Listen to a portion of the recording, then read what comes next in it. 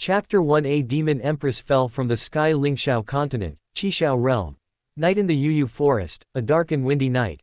A dazzling divine rainbow suddenly appeared above the forest, streaking across the sky like a shooting star, disappearing into the distant horizon in the blink of an eye. However, just a few breaths later, 5 more divine rainbows sped across the night, seemingly chasing the previous divine light. Ha ha ha. The spirit sealing seal has fully taken effect. The Demon Emperor can't hold on any longer. Chase after him. One of the divine rainbows shouted with overjoyed excitement. With these words, the 5 divine rainbows accelerated, racing forward at breakneck speed. Sure enough, as the person had predicted, the divine rainbow ahead gradually slowed down, and the figure of a woman in black with white hair vaguely appeared within its light. She seemed to have suffered a severe injury. Her aura was chaotic, and she swayed precariously. Not long after, the 5 figures caught up. Demon Emperor, die. Today I will avenge my master. A voice came from behind the woman, filled with both grief and joy. Immediately afterward, the 5 attacked simultaneously without hesitation, their combined strike possessing astonishing power. Seeing no way to dodge, Jiang Mengli could only hold the jade flute she had been clutching tightly in front of her, desperately trying to defend herself. But just then, as if sensing her use of spiritual power, a mysterious rune suddenly flashed within her dantian. In an instant, her aura plummeted as if she were falling off a cliff. Clang! The divine light attack unleashed by the 5 struck the jade flute heavily, the jade artifact emitting a metallic clanging sound.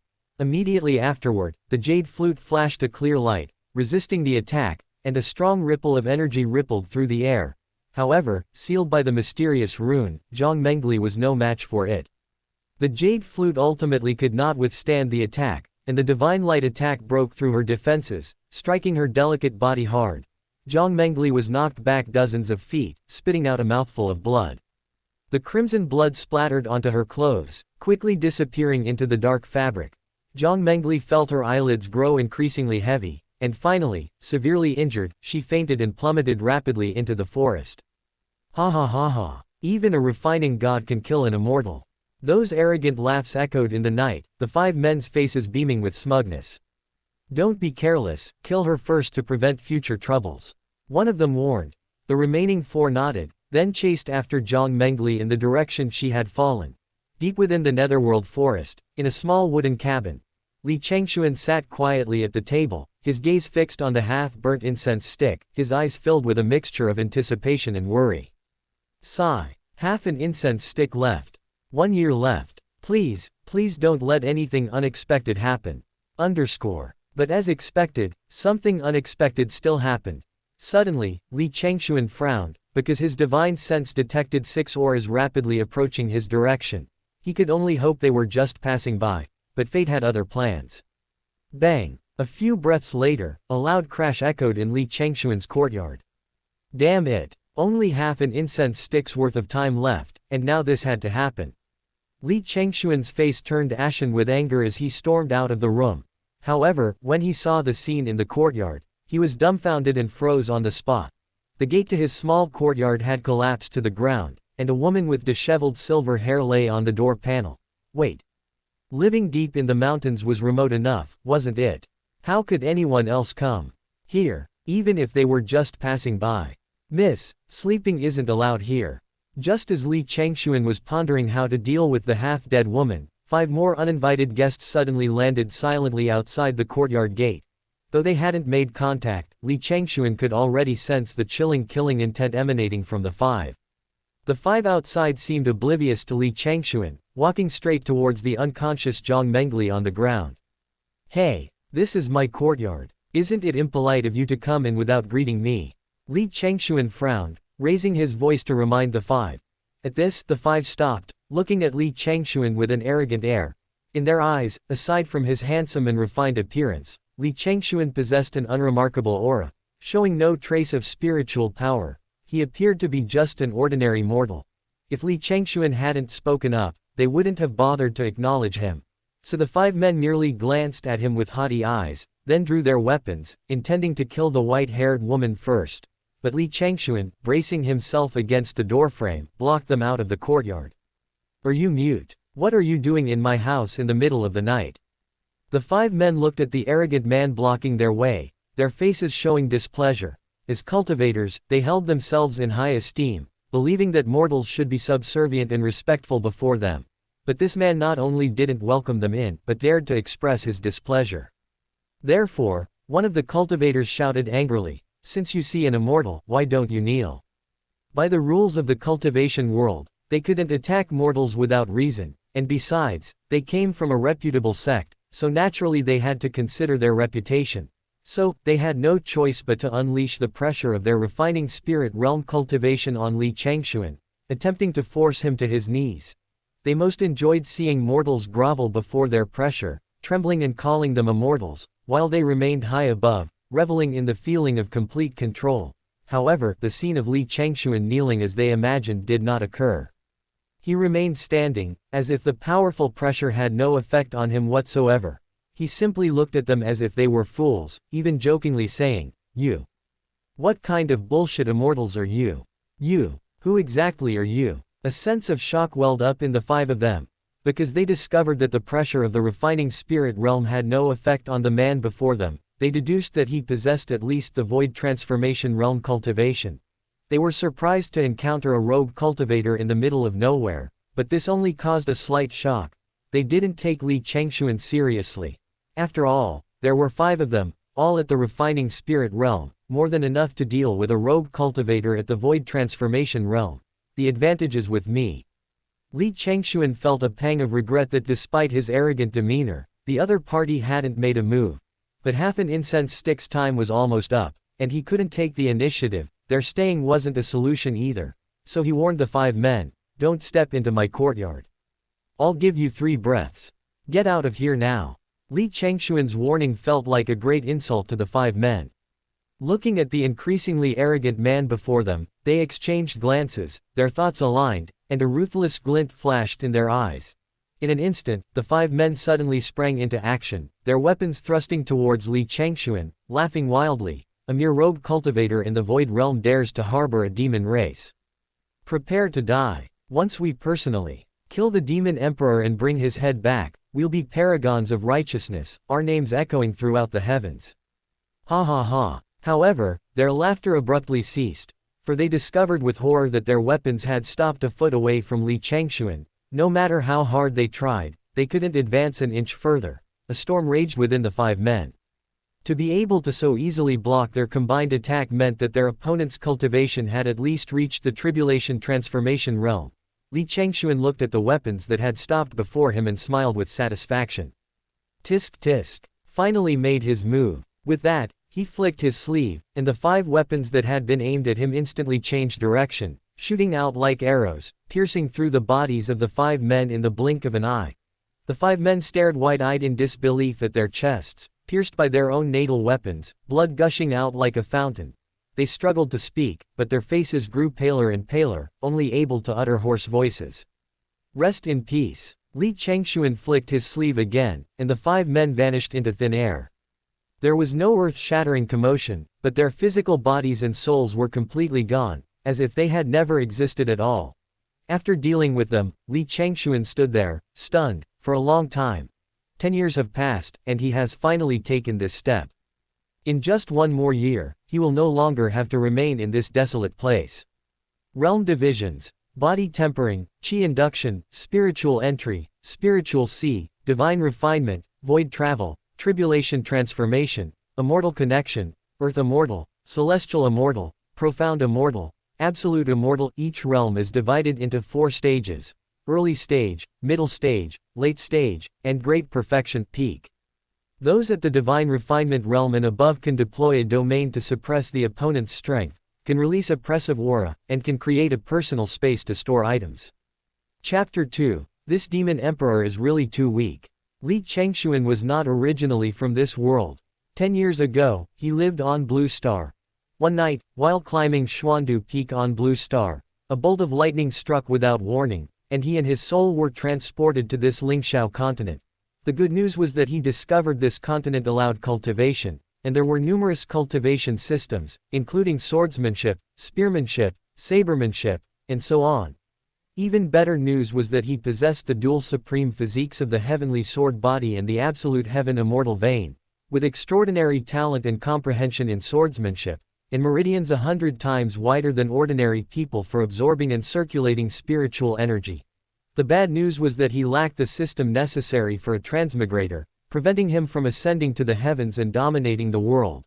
Even worse was that the people of Blue Star differed from those here. They lacked a chi-si within their bodies, making cultivation impossible, which prevented him from joining any cultivation sect. Just when he was feeling disheartened, he encountered an old Taoist priest with white eyebrows who said he could teach him a special cultivation method. Li Changxuan immediately wanted to become the old Taoist's disciple, but the white-browed Taoist refused. Full of doubt, Li Changxuan was about to ask why when the old Taoist said it was against cause and effect. Then, with a touch of divine inspiration, he imprinted the cultivation method deeply into Li Changxuan's mind. Afterward, he drifted away and never appeared again for 10 years. Before leaving, the old Taoist specifically instructed Li Changxuan not to take the initiative to act within 10 years, or he would be erased by the rules of heaven. As for the reason, the old Taoist didn't tell him. Furthermore, because of the special nature of his physique and meridians, he needed to be refined through the cultivation method taught by the old Taoist, gradually transforming into a native body during the cultivation process. 10 years was a crucial period. Once it expired, the cultivation method would automatically activate, helping him build a new chi-si and repair his Tao foundation. After tonight, his Earth Immortal cultivation would enter a 1-year period of silence. That's why, when facing the 5 men with ill intentions, Li Changxuan deliberately provoked them repeatedly, forcing them to strike first.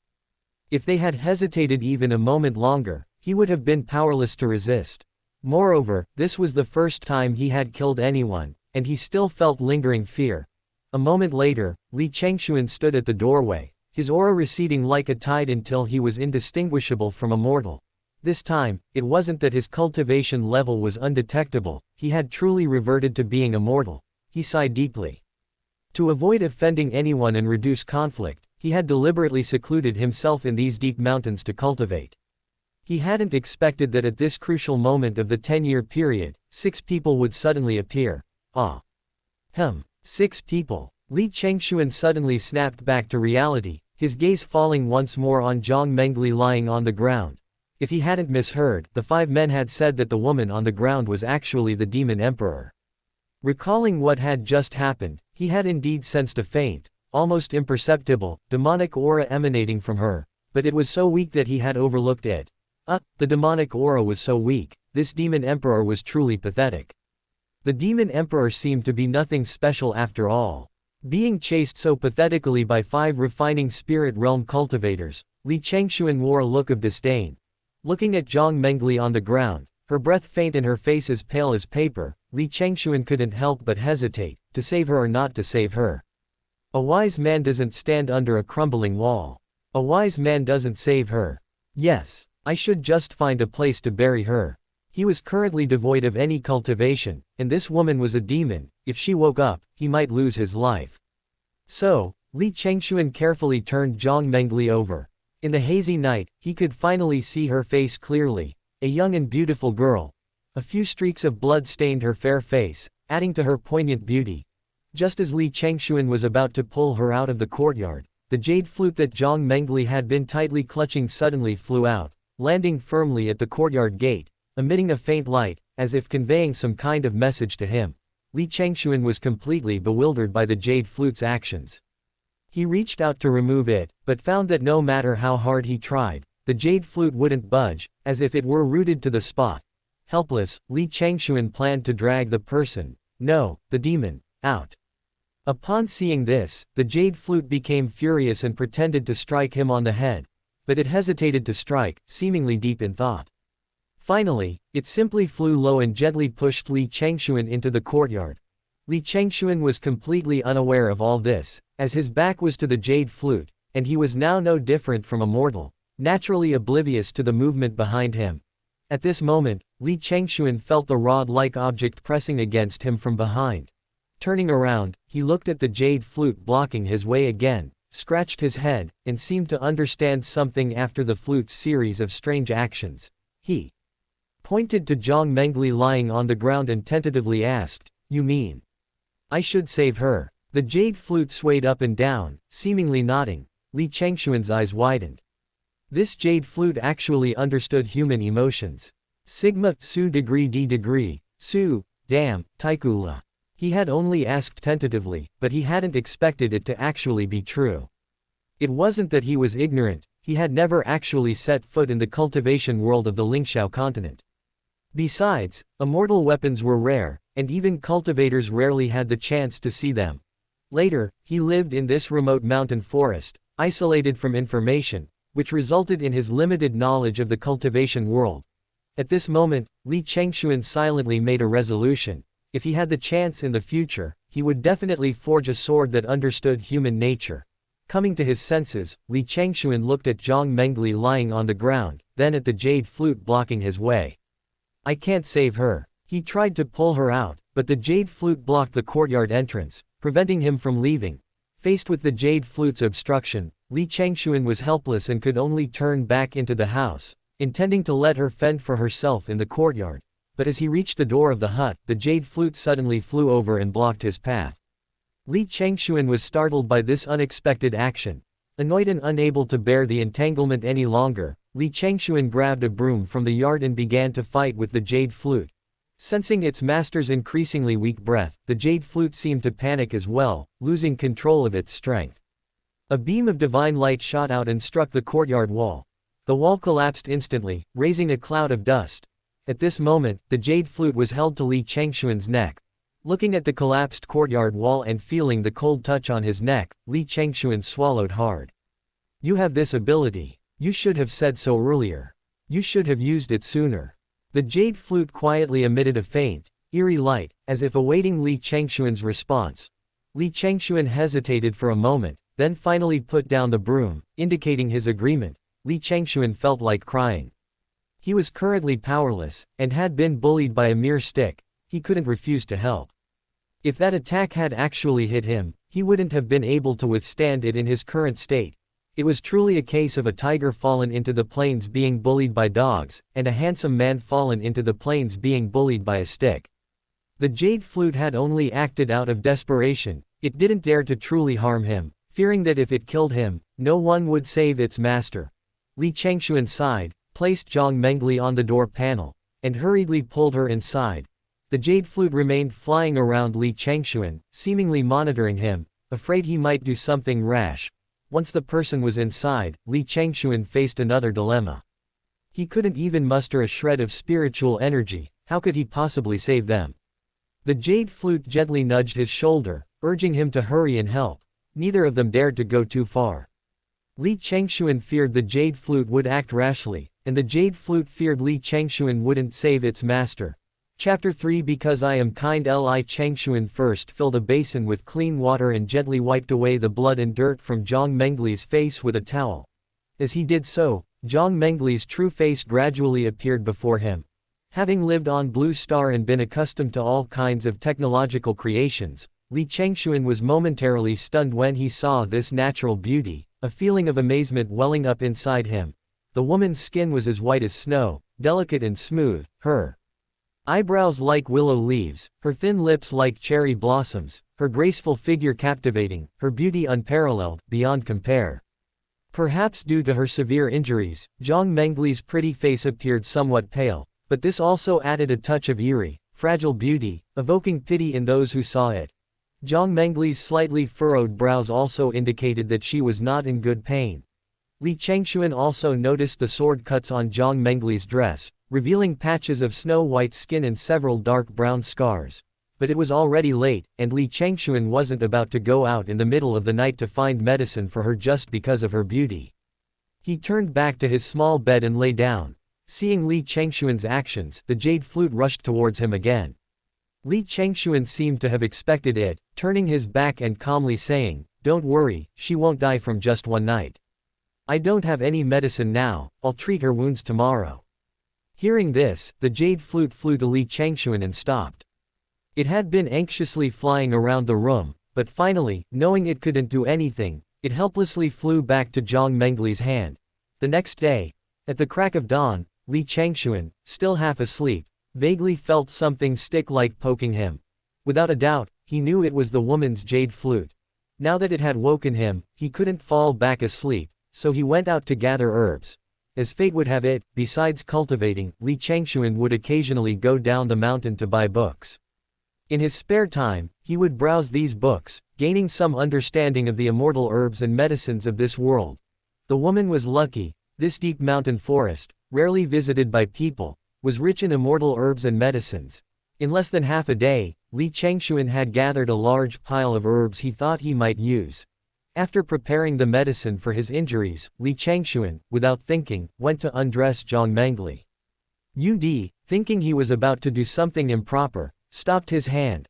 Already having slept poorly, and now being repeatedly stopped by a flute, Li Changxuan couldn't help but feel a surge of resentment. He struck the jade flute hard, angrily saying, "Do you still want me to save you?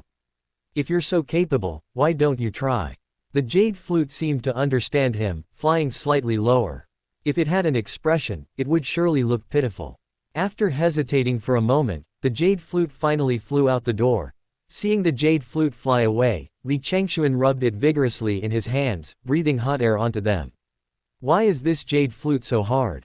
My mortal body is actually hurting from the blow." After a short while, Li Changxuan cleanly and efficiently removed Jiang Mengli's outer garment. Looking at the woman lying on the bed, wearing only a black undergarment, her exquisite figure was fully revealed.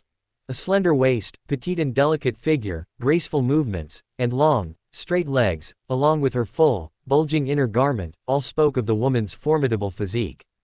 Ahem. Coming to his senses, Li Changxuan quickly coughed twice. He had almost become mesmerized. He hadn't even gotten to the important matter yet. He couldn't look any longer, another glance would easily distract him. So, Li Changxuan slightly enlarged the tear in her inner garment to make it easier to treat the wound and apply medicine. Fortunately, there weren't many wounds, only 2 or 3, and none of them were in any crucial, private areas. Li Changxuan quickly finished treating them. After treating her, he casually covered her with her outer garment, and Jiang Mengli's tightly furrowed brows relaxed somewhat. However, one thing puzzled Li Changxuan: wasn't she the Demon Emperor? Why hadn't these superficial wounds healed for so long, and why hadn't she shown any signs of waking up after a whole night? Logically, cultivators should recover from injuries quickly, but now that he had lost his cultivation, he couldn't investigate the reason at all. Now he increasingly suspected that the 5 people had lied. Was this really a Demon Empress? If he weren't currently in a mortal body, he would have wanted to find out what realm this Demon Empress was at. Why did she seem so weak? Thus, 3 days passed, and Jiang Mengli lay on the door plank for 3 whole days. Until the 4th day, rays of sunlight shone through the window onto Jiang Mengli's exquisite face. Jiang Mengli's eyelashes trembled slightly, and she slowly opened her watery eyes, a hint of confusion and doubt in them. She slightly raised her head and looked around. What came into view was a simple and elegant room, not luxurious, but extremely pleasing to the eye and calming to the mind. She was lying on a wooden plank, and there was a bed on the other side of the room. Jiang Mengli gently rubbed her slender waist, feeling a wave of soreness wash over her. Sleeping on this hard wooden plank was bound to be uncomfortable. Then, she smelled a strong medicinal odor on herself, realizing she was only wearing an undergarment and that her wounds were covered in an unpleasant-smelling ointment. The jade flute, noticing its master was awake, swiftly flew into Jiang Mengli's hands. Jiang Mengli took the flute, feeling slightly more at ease. She put on the outer skirt covering her and then cautiously surveyed her surroundings. Just then, the door creaked open, and Li Changxuan pushed it open and entered. Seeing Jiang Mengli awake in the room, their eyes met instantly, both silently scrutinizing each other. A moment of silence fell over the room. Li Changxuan looked at Jiang Mengli, who had already risen. Her brows were like distant mountains, her eyes like autumn water, her skin like ice and jade, her aura ethereal. She truly possessed a regal air. Jiang Mengli, meanwhile, sized up the handsome, jade-like faced human youth at the doorway. Seeing no trace of spiritual energy emanating from him, she concluded that Li Changxuan was merely a mortal and posed no threat, thus slightly lowering her guard. "Are you all right?" Li Changxuan broke the silence first. "Did you save me?" Jiang Mengli didn't answer his question, but instead coldly retorted with a stern expression. Hearing this, Li Changxuan raised an eyebrow, took a few steps closer to her, and said calmly, isn't it obvious? Why did you save me? Jiang Mengli didn't believe anyone would be so kind. In her mind, whether cultivator or mortal, everyone wanted to kill her. Why would this mortal save her for no reason? Li Changxuan paused for a moment. He couldn't very well say he was threatened by her weapon, could he? That would be too embarrassing. Because I'm kind. Jiang Mengli's eyes flashed with suspicion, but she didn't dwell on the question. After all, survival was the most important thing. So she changed the subject and asked, then who removed my outer robe? This is the desolate wilderness, and I'm all alone. Of course, it was me. Jiang Mengli's brows furrowed slightly, a hint of killing intent flashing in her eyes. A mere lowly human dared to touch her. Under normal circumstances, she would have been reduced to ashes long ago. But considering this person had saved her life and even spared her inner garment, she had no choice but to suppress her anger and shame. Chapter 4. Do I look like a fool to you? Hearing that he was alone, Jiang Mengli suddenly recalled the 5 people who had chased him that night. In an instant, her eyes blazed with fury, her killing intent surging like a tidal wave, 100 times stronger than before. The temperature in the room seemed to drop. Even Li Changxuan felt a chill. At the same time, doubt began to creep into her heart. Why was she still unharmed? That night, she had thought she was truly going to perish at the hands of a few nascent soul cultivators. Where are the 5? Jiang Mengli asked coldly again. They left. Li Changxuan wasn't sure if the Demon Emperor would harm him, so he casually lied. But Jiang Mengli was clearly not easily fooled. In her view, killing the Demon Emperor was a golden opportunity to make a name for himself among human cultivators. No cultivator would easily give it up. Ningxie. Jiang Mengli saw through Li Changxuan's lie at a glance. The jade flute in her hand flew out with her voice, and in the blink of an eye, it was once again pressed against Li Changxuan's neck. You only have one chance. Tell the truth. Jiang Mengli's voice was icy cold, as if it could freeze the surrounding air. Li Changxuan had no choice. His current mortal body couldn't withstand the blow of the jade flute, so he had to tell the truth. I killed him. Upon hearing this answer, Jiang Mengli was visibly stunned for a moment, her beautiful eyes filled with disbelief, as if she couldn't believe what she had heard. She stared blankly at Li Changxuan, her expression becoming very strange, as if saying, do I look like a fool to you? Don't think that just because you saved my life, I won't dare to kill you. Jiang Mengli frowned, her face showing displeasure, her tone cold and fierce. For a moment, Li Changxuan was at a loss for words. She wouldn't believe him if he told the truth, and lying wouldn't work either. He was truly in a dilemma. Li Changxuan remained silent, standing there quietly, since he was powerless to resist. Seeing Li Changxuan standing there speechless, Jiang Mengli couldn't help but consider whether to teach him a small lesson. However, the Fox Demon clan always repaid kindness, and she couldn't truly harm him. Besides, her injuries weren't fully healed, and she needed to stay there to recover. She had no choice but to give up on the idea. You'd better not try anything funny with me. Jiang Mengli warned sweetly, and Ningxie flew back into her hand and disappeared. Afterwards, Jiang Mengli examined herself internally. Sure enough, as she had expected, her qi had been sealed. Now, she could only exert the strength of the body-tempering realm.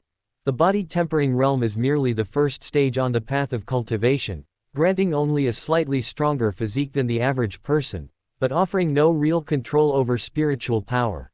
If it weren't for the immortal artifact she possessed, she probably wouldn't have posed the slightest threat to Li Changxuan. Li Changxuan, however, remained unperturbed. He leisurely walked to the table, sat down with an air of nonchalance, poured himself a cup of tea, and drank it as if no one else was there. Li Changxuan's demeanor aroused Jiang Mengli's suspicion. Do you know who I am? Li Changxuan took a sip of tea and said calmly, aren't you the Demon Emperor? Aren't you afraid of me? What's so scary about you? Li Changxuan's answer remained as calm as still water. Jiang Mengli was incredulous. She knew that in the outside world, the mere mention of the title, Demon Emperor, was enough to send shivers down the spines of anyone, human or demon alike. Since ascending to the throne of the demon clan, she had ruthlessly suppressed both internal and external forces, killing so many that demons dared not disobey and human cultivators trembled in fear. 3 years ago, she single-handedly massacred the beast-taming sect, leaving no survivors. This battle shocked the entire Lingxiao continent. Everyone, mortal or cultivator, knew of it. Jiang Mengli never expected that the title, Demon Emperor, a name that struck fear into the hearts of countless people, would be uttered so easily by Li Changxuan.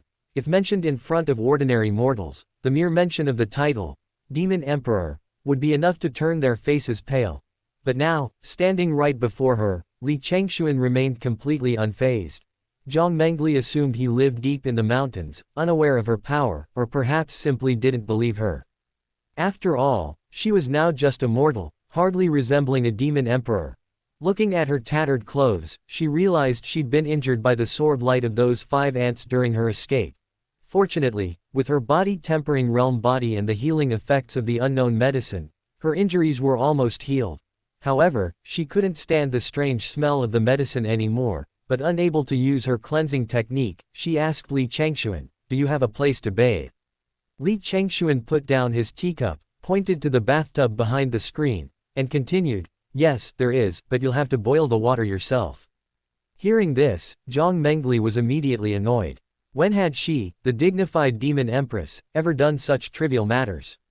So, she imperiously ordered Li Changxuan, "You, go and boil a bucket of hot water for me. Are you healed?" Li Changxuan didn't answer her question, but asked again. Jiang Mengli slowly walked a few steps on the ground, feeling fine, and said smugly, "This little injury can't hurt me." Li Changxuan really wanted to roll his eyes at this moment, thinking to himself, "You've been lying in bed for 3 days already. Even a mortal would have healed from that superficial injury by now, and you still call yourself a demon empress." He wasn't there to serve her, saving her life was already more than enough. So, he immediately refused without hesitation, "Whoever wants to bathe can go.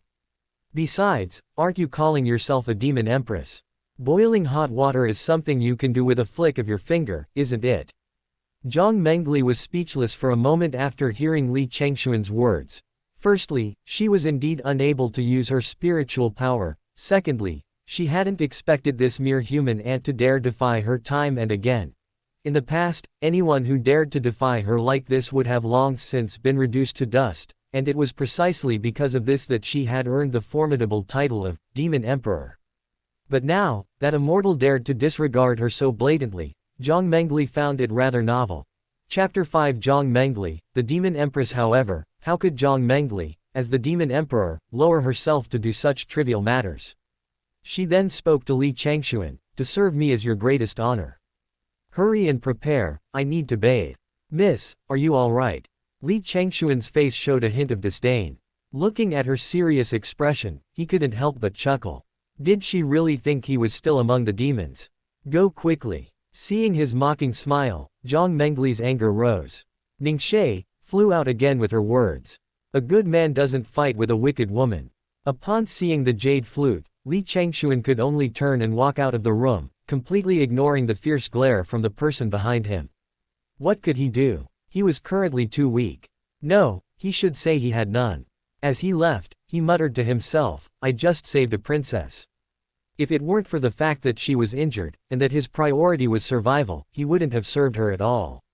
After Li Changxuan left the room, Jiang Mengli finally showed a satisfied expression and began to wander around the room, examining the strange objects with great interest. Not long after, Li Changxuan had prepared the bathwater.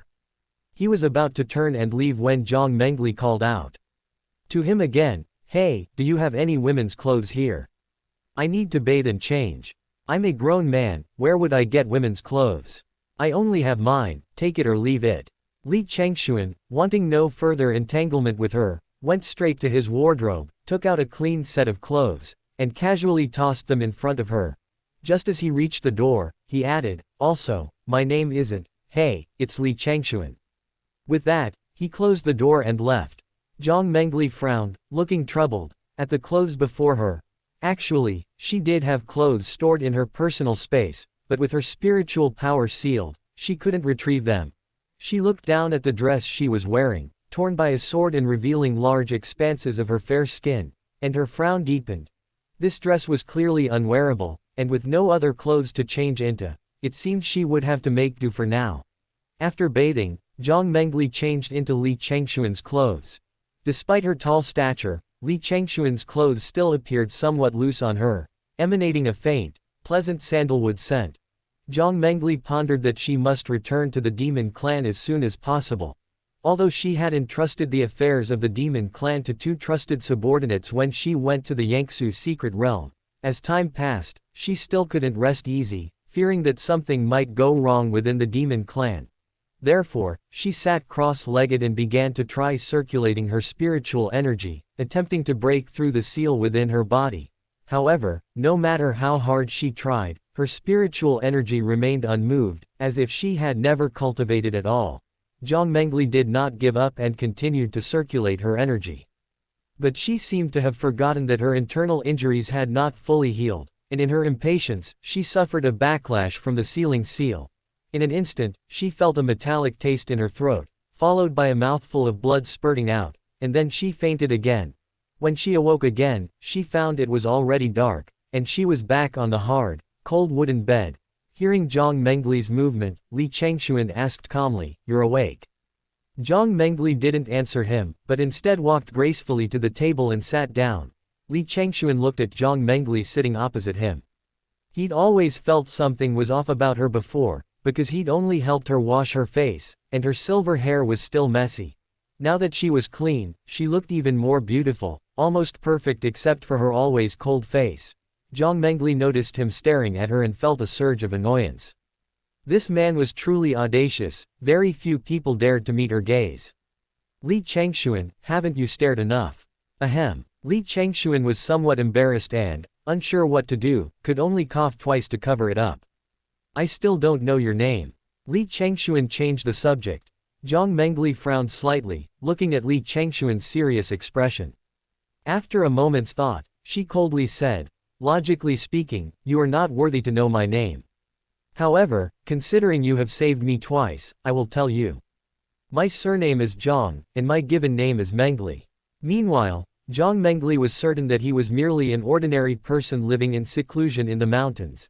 After all, the name of the Demon Empress Jiang Mengli was known to everyone in the outside world, even those in the mortal realm had heard of her title. Jiang Mengli, Li Changxuan murmured to himself. Jiang Mengli felt somewhat uncomfortable hearing him call her by her name. After all, who would dare to address her by her given name in public? So she made a request to Li Changxuan. "Although I have told you my name, you must not call me by it in public.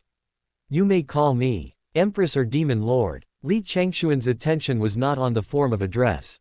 Hearing the word, "in public," he asked in confusion, "Aren't your injuries already healed? You can leave tomorrow. I don't need you to repay any favors." Li Changxuan recalled the events of that night and felt it was dangerous to keep a demon empress by his side.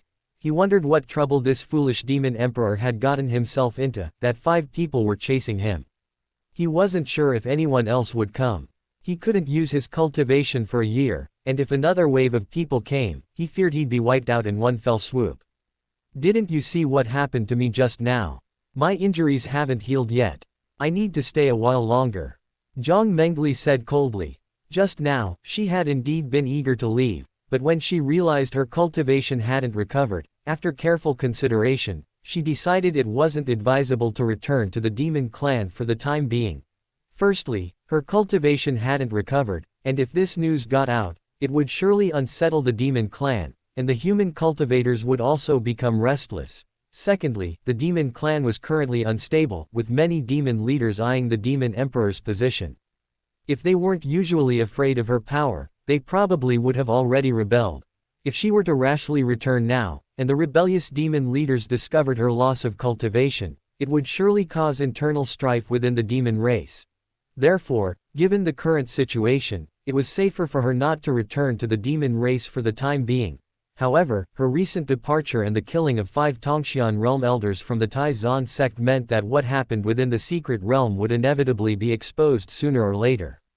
She could only hope that the human cultivators would learn of the news later, ideally after her cultivation had recovered. Furthermore, the 5 core disciples of the Taizan sect that night were now missing, so she had to remove the hateful spirit sealing seal as soon as possible. Upon hearing that she still didn't intend to leave, Li Changxuan was only worried that she would attract her enemies.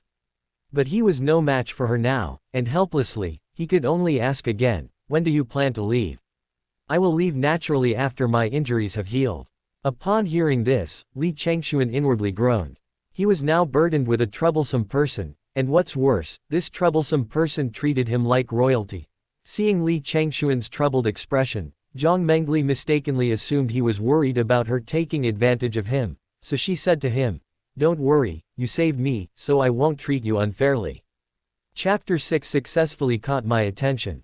"No need. Please recover from your injuries and leave as soon as possible," Li Changxuan said irritably, his tone full of reluctance. Jiang Mengli didn't care about Li Changxuan's attitude at all. The initiative was in her hands. Thinking this, she glanced at the snow condensation in her hand, which shimmered with a cold, eerie light in the candlelight. A moment later, a clear, commanding voice suddenly rang out in the room. "I need to rest.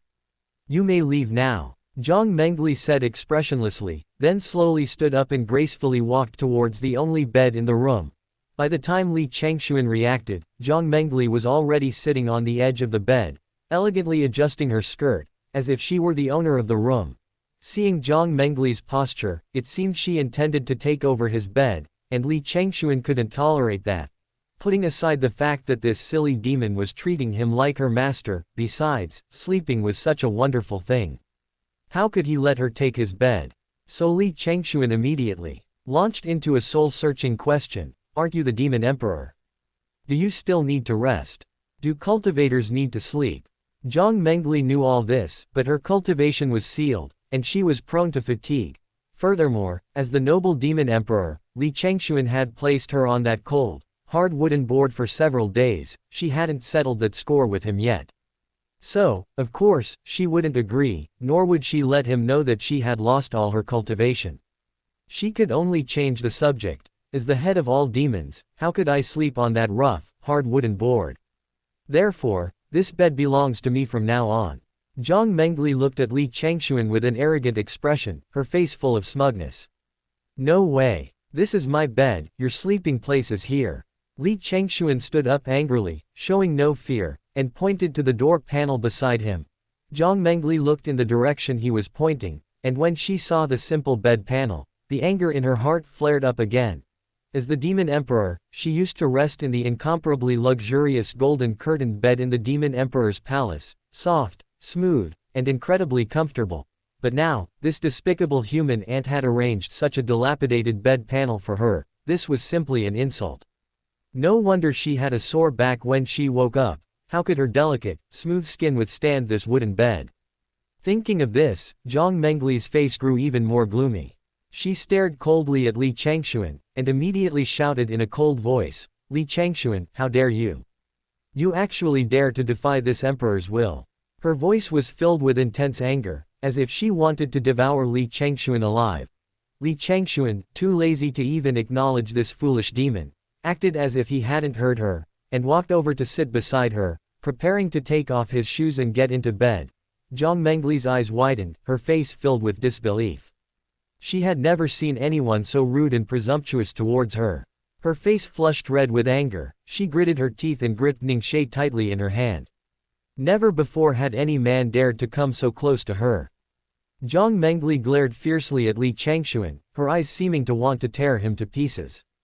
However, Li Changxuan remained completely oblivious to her gaze, leisurely taking off his shoes, preparing to climb into bed. Jiang Mengli's anger was now uncontrollable.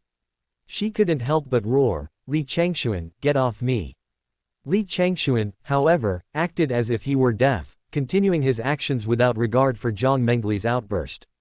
He even deliberately yawned a few times, indicating he was tired and sleepy. Finally, Jiang Mengli could no longer bear it.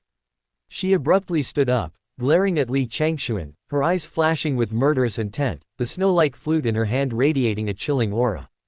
"Jiang Mengli, if you have the guts, don't use that broken flute of yours." Seeing Jiang Mengli's angry face, fearing she would threaten him again, Li Changxuan quickly used his ultimate technique. At this moment, Jiang Mengli's pretty face was flushed red with anger. In her 30-plus years of cultivation, this was the first time she had encountered such a bold person. Since Li Changxuan had already spoken, Jiang Mengli had no choice but to abandon her plan to use Ning Shui, a magical technique, gritting her teeth as she said, "I told you not to call me by my name." Jiang Mengli. Jiang Mengli. Jiang Mengli. Li Changxuan, however, seemed to be deliberately trying to provoke her, calling her name again and again, his tone full of provocation. He had noticed something was wrong with this foolish demon. He had become suspicious earlier. After several verifications, he concluded that for some reason, this foolish demon emperor seemed only able to use her, Ningxie. He had never seen her use a trace of spiritual power. It seemed that the only thing that posed a threat to him now was that broken flute. Hearing Li Changxuan call her name repeatedly, Jiang Mengli's ample bosom heaved.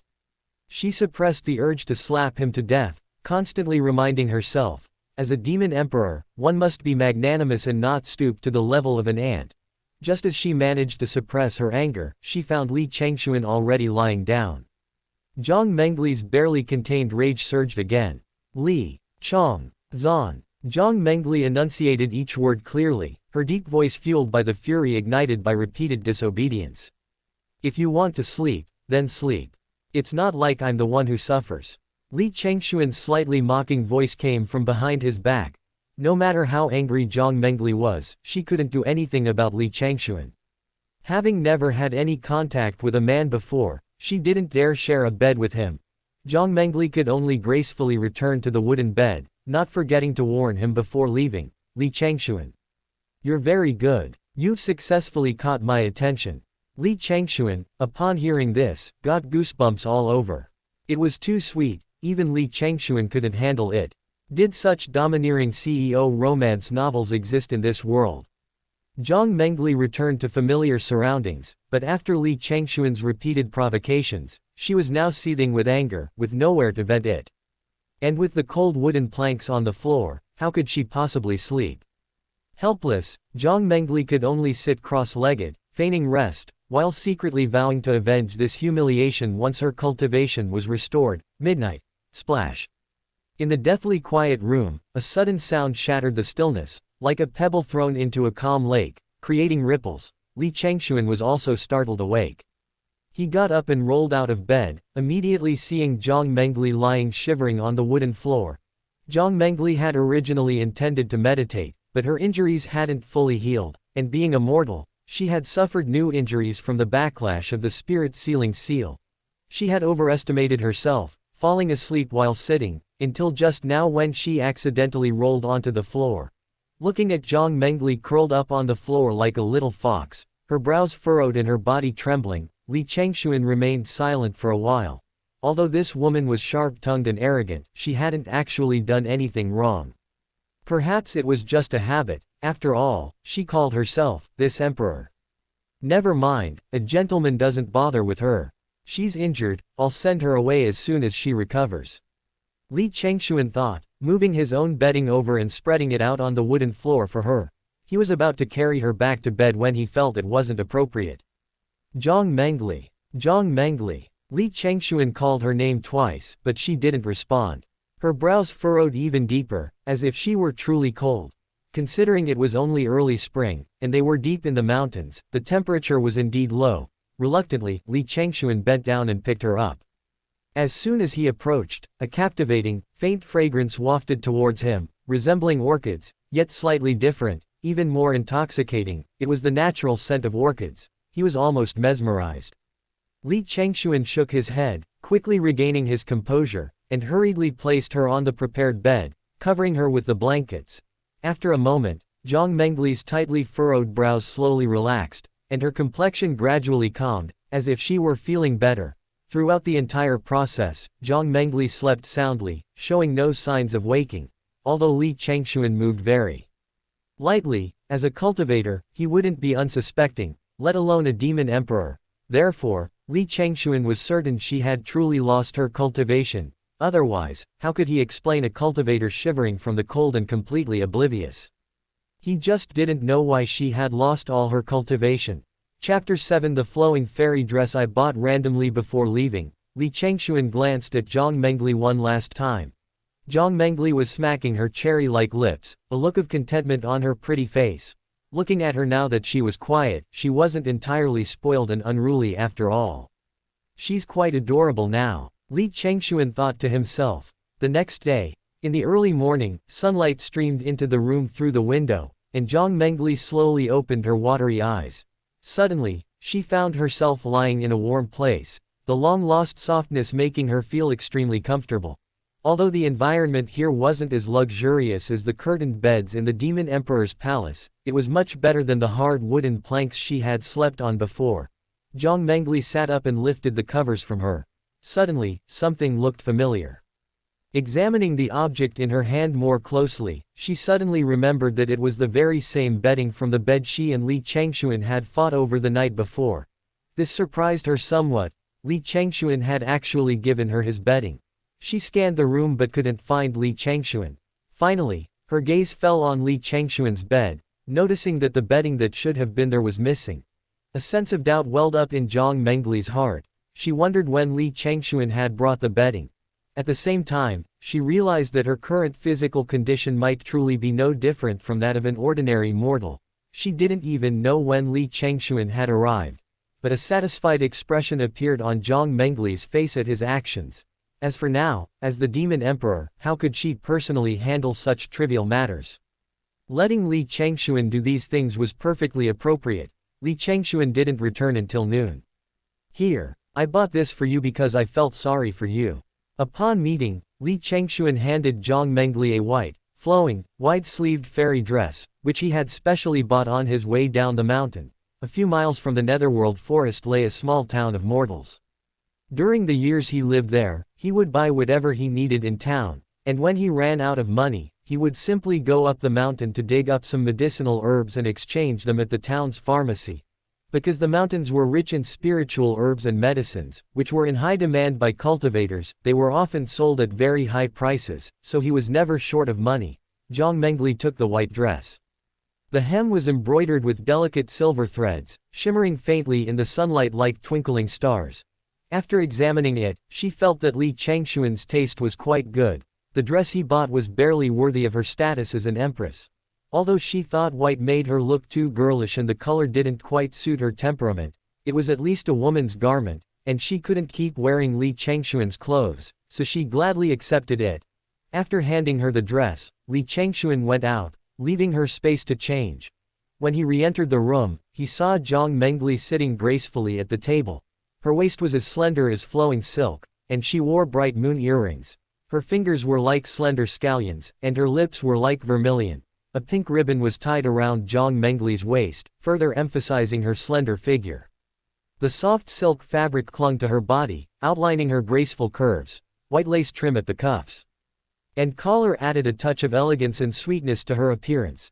The soft hem of her skirt fluttered in the gentle breeze that drifted in as the door opened, like a wisp of smoke under the moonlight, dreamlike and ethereal. It must be said that Jiang Mengli, in her new dress, possessed a unique charm. Her graceful and alluring figure, coupled with a cool and aloof demeanor, gave her a touch of asceticism. Li Changxuan was lost in thought again. Jiang Mengli, when are you leaving? My little temple can't accommodate such a great Buddha as you. After snapping out of his reverie, Li Changxuan quickly changed the subject, acting as if nothing had happened. This time, being so captivated by her in front of her, even he, a pure-hearted young man, couldn't help but feel a little shy. Although Li Changxuan's reaction was quick, Jiang Mengli's attention was entirely on him, so how could it escape her notice? Jiang Mengli couldn't help but scoff inwardly, he's just bewitched by my beauty. She was quite confident in her looks. If it weren't for her formidable reputation, she'd probably have no shortage of suitors. Besides, Li Changxuan was just a mortal, living in this remote mountain area. He probably hadn't even seen many women. So his behavior just now wasn't surprising, Jiang Mengli thought naturally. I've already said I won't mistreat you. You'll leave once your injuries heal. As a reward, I can teach you cultivation methods. If you have aptitude, you might even reach the qi refining realm. That way, living an extra 60 years wouldn't be a problem. Jiang Mengli said coldly, because judging from Li Changxuan's room, he shouldn't be short of money. Although it was only one room, the interior decoration was extremely unique, elegant and naturally refined, a style uncommon in ordinary homes.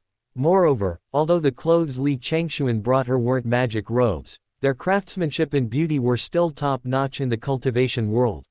Therefore, she guessed that Li Changxuan was a young master whose aptitude was too poor to cultivate, thus choosing to live in seclusion in the mountains. Upon hearing that this demon emperor wanted to teach him cultivation, Li Changxuan couldn't help but feel a surge of interest. Although he was already capable of cultivation, it was all based on methods he had in his mind, and he wasn't sure how reliable the old man's teachings were. His only real combat experience was against the 5 people a few nights ago. Now, he could let her teach him and see which method was stronger. So, Li Changxuan nodded and agreed, "Fine, but I won't become your disciple." "You want to become my disciple?" "I don't want to." Jiang Mengli coldly snorted. Since ancient times, she was probably the first demon to teach a human cultivation methods. However, she only intended to teach him some basic qi guiding techniques. Afterwards, Jiang Mengli casually taught him a few incantations and let him try them out. She didn't know if the demon race's cultivation methods would work on humans. Li Changxuan tried it and could indeed feel the fluctuations of spiritual energy in the world, but it was vastly different from the cultivation method in his mind. He even had difficulty absorbing spiritual energy. Therefore, Li Changxuan decisively gave up. His own method was still the best. Seeing this, Jiang Mengli simply assumed that he was too poor to guide qi into his body. As for the body tempering realm, it wasn't even considered a realm of cultivation, so she didn't teach him any body tempering methods. Jiang Mengli had thought he would cherish this hard-won opportunity, but he gave up after just one try, which puzzled her. "Give up already?" Li Changxuan simply chuckled and waved his hand. "Forget it. I'm not practicing anymore. Anyway, by the time I leave this forest, I should be invincible." Li Changxuan's tone was unrestrained and carefree, not like he was joking. Hearing Li Changxuan's words, Jiang Mengli was stunned for a moment. Has he gone mad from wanting to cultivate but failing? After confirming she wasn't mistaken, Jiang Mengli didn't try to persuade him further. She had already told him the cultivation method, which was a way of repaying his kindness. After all, for mortals, a qi-inducing technique could extend their life by 60 years, allowing them to seek their immortal destiny again. A favor akin to being reborn, something that would normally be treated with the utmost respect. Chapter 8 Keeping a Mistress 4 days later. Jiang Mengli was still recuperating in her room. By now, her internal injuries were almost completely healed, and she could circulate some spiritual energy through her meridians. She believed that once she fully recovered, reaching the mid-stage of the qi refining realm wouldn't be a problem. In the courtyard, Li Changxuan was comfortably reclining on a self-made chair, enjoying the warm sunshine. "Brother Li, why is your gate broken?" A young, slightly immature voice pulled Li Changxuan from his half-asleep state. Looking up, he saw a young man walking briskly into the courtyard. "Xiao Chen, what brings you here? Where is your mother?" "Oh, my mother caught a cold recently and is still recovering." The young man called Xiao Chen replied. His real name was Zhao Chen, and he was a resident of Baoping town, a few miles outside the Yuyu forest. 5 years ago, Zhao Chen's mother went into the mountains to gather herbs and was unfortunately injured by wild animals. She happened to escape to the gate of Li Changxuan's courtyard. Seeing that she was just a mortal, Li Changxuan took pity on her and rescued her. Therefore, whenever Li went into the mountains to gather herbs, she would come here to bring Li Changxuan some daily necessities, and Zhao Chen would often accompany her. Over time, Li Changxuan became acquainted with Zhao Chen and his mother. They were the only people he knew well since arriving on the Lingxiao continent. "Brother Li, why is this door broken? Let me fix it for you. There are many wild animals in the mountains, you can't do without a gate," Zhao Chen said as he walked into the courtyard. "Then I'll leave it to you." Li Changxuan nodded, speaking lazily. He lay on the recliner, not intending to get up, because it was too comfortable. He didn't want to move. After receiving Li Changxuan's permission, Zhao Chen busied himself in the courtyard, the sounds of his work filling the air. For an ordinary person like him, repairing a gate was a piece of cake. He finished in no time and sat down beside Li Changxuan. Li Changxuan, his face covered by a palm leaf fan, heard him sit down and poured him a cup of tea, saying unhurriedly, "What? Weren't you supposed to be gathering herbs in the mountains today?" Zhao Chen, panting, quickly drank some tea, caught his breath, and then smiled, saying, "Brother Li, I came up the mountain today for your sake." Li Changxuan remained relaxed, not removing the fan from his face, and said calmly, "What is it?" "Your life's most important matter, of course." Zhao Chen's voice rose a few decibels. Huh. Hearing this, the previously listless Li Changxuan finally sat up straight, removed the fan from his face, and looked at him with a puzzled expression. Zhao Chen smiled broadly and continued to explain. "My mother said she's known you for 5 years now, and she knows you're still unmarried, so she's been looking for a few suitable girls for you in town. That's why she specifically called me here today to ask for your opinion." Li Changxuan was speechless for a moment. Zhao Chen's mother was really enthusiastic. "Little Chen, go home. And tell your mother not to worry about this. I have my own plans," Li Changxuan said, half laughing, half crying. He had been single since birth on Blue Star, and on the Lingxiao continent, he had met even fewer people. In his view, such things should be left to nature, and there was no need to rush, so he politely declined Zhao Chen's mother's kind offer. However, the people here didn't see it that way, and Zhao Chen couldn't help but wonder. "I remember 5 years ago, Brother Li, you were already 20 years old. Now you should be 25. Why aren't you in a hurry?"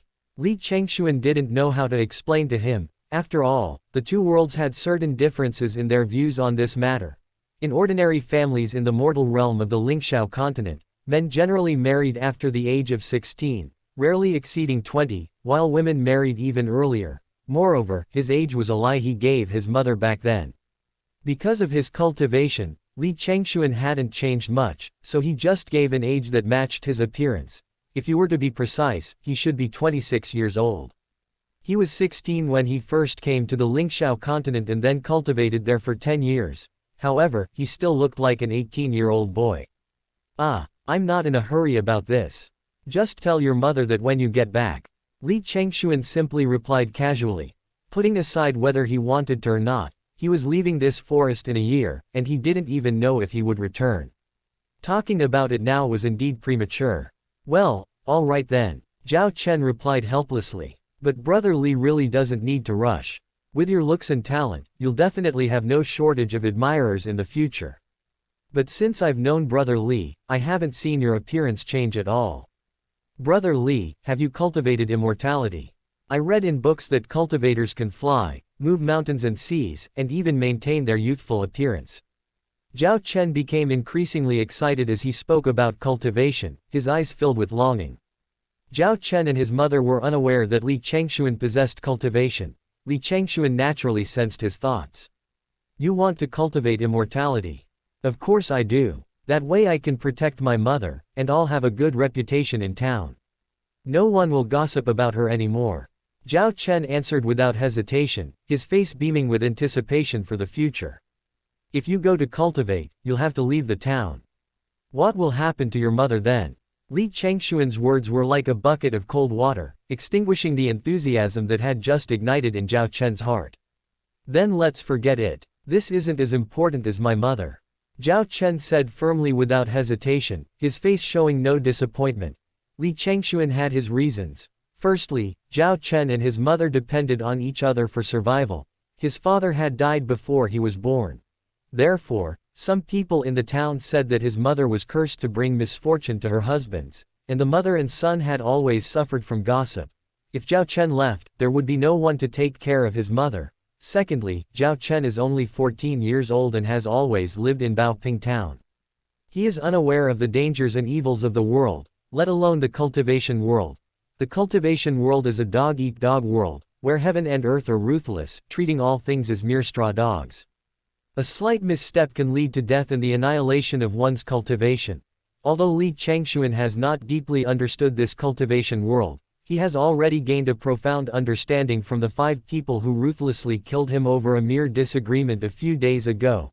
Therefore, he felt that Zhao Chen's condition wasn't suitable for cultivation, otherwise, with his innate talent, he wouldn't fare too badly. For a moment, the courtyard fell into a brief silence, broken only by the rustling of leaves in the breeze. "Li Changxuan, I'm hungry.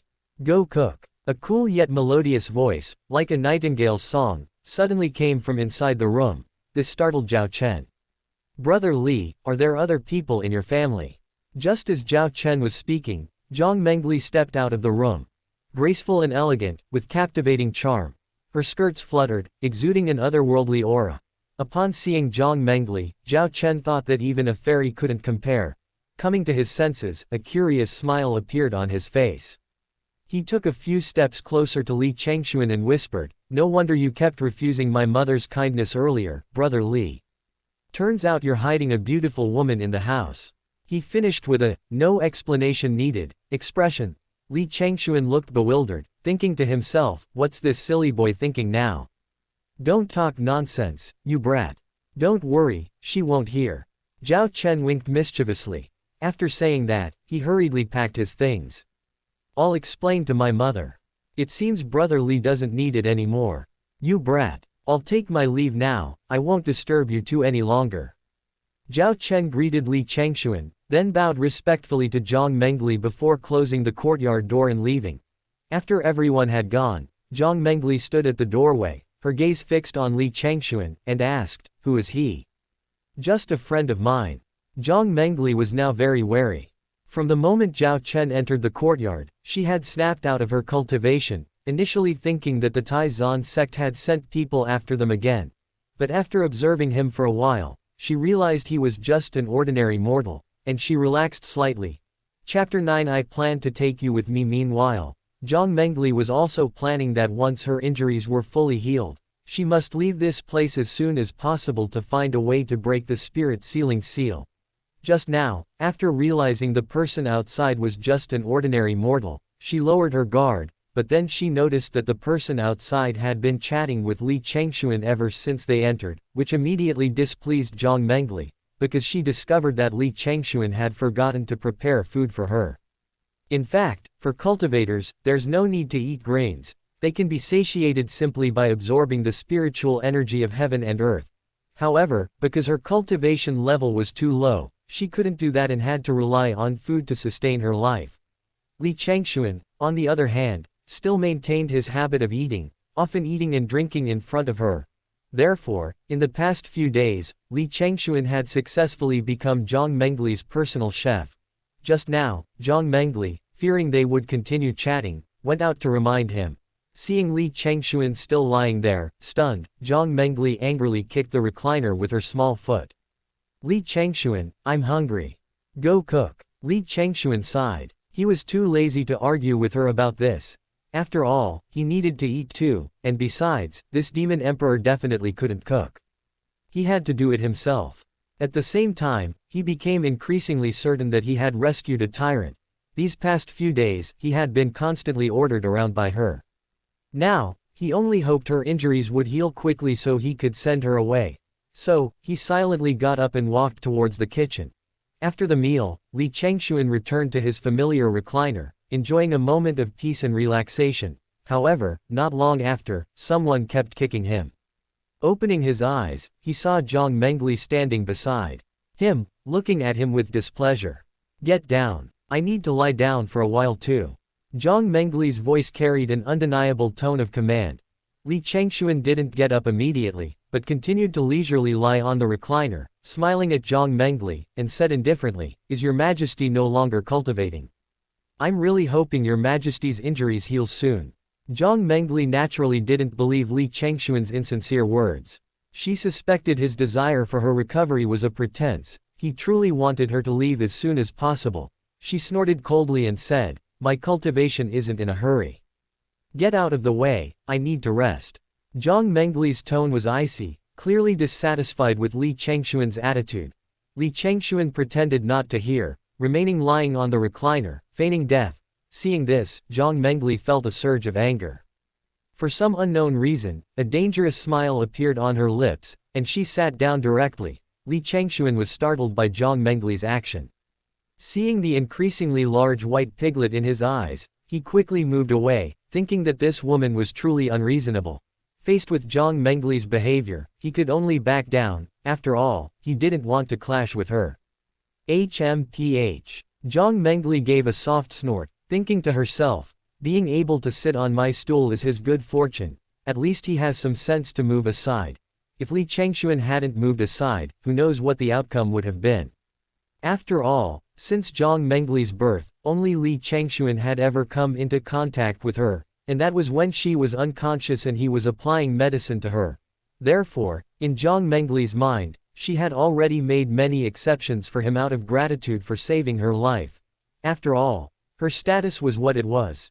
Since she began her cultivation, she had progressed smoothly through her decisive and ruthless methods, only suffering setbacks in the Yangtze secret realm. This experience had shaped her proud personality. Meanwhile, Li Changxuan was still thinking that with the demoness's weight, sitting on him would be quite pleasant, fragrant and soft. He had moved aside not out of gentlemanly conduct, but because he had sensed a fleeting killing intent in Jiang Mengli. He truly couldn't understand this foolish demoness. How could she change her attitude so suddenly? He had no choice but to return to his room. Jiang Mengli lay leisurely in Li Changxuan's spot, feeling extremely comfortable. Several days ago, she noticed Li Changxuan dozing off on this thing every day, but she hadn't tried to take it from him because she was busy healing her injuries. She had never seen this thing before among the demon race. Now, lying on it and experiencing it, she found it quite pleasant. No wonder Li Changxuan lay on it every day after meals, basking in the sun and drinking tea. Besides the recliner, there were other strange and unusual items in the room that Jiang Mengli had never seen before on the Lingxiao continent. Actually, they were all made by Li Changxuan based on things from Blue Star, so she naturally didn't recognize them. 3 more days passed. Jiang Mengli sat cross-legged, several wisps of blue energy swirling around her, floating and winding like silk ribbons. That was the spiritual energy of heaven and earth, which was being continuously absorbed into Jiang Mengli's body. Suddenly, Jiang Mengli opened her eyes, a dazzling golden light flashing within them. A slight smile played on her lips, her cool tone barely concealing a hint of joy. It's done. After several days of recuperation, her injuries had fully healed. However, the Taizan forbidden technique was simply too domineering. Even at the peak of the immortal realm, she could only exert the strength of the mid-stage Qi induction realm, but that was enough for her. This meant she was about to leave. But what should she do with Li Changxuan? Jiang Mengli pondered this silently, her heart filled with conflict. Should she kill him now? Aside from being a bit sarcastic and frequently offending her, this mortal seemed to have no other flaws. Moreover, he had not only saved her but also bought her clothes and cooked for her. Considering all this, sparing his life wasn't out of the question. After careful consideration, Jiang Mengli decided to spare his life for the time being. She would need a caretaker on her journey to find the method to unseal the spirit. Even if she didn't take him with her, considering he had saved her life, she should let him leave. Otherwise, if the Taizan sect came looking for him, he would truly have no way out.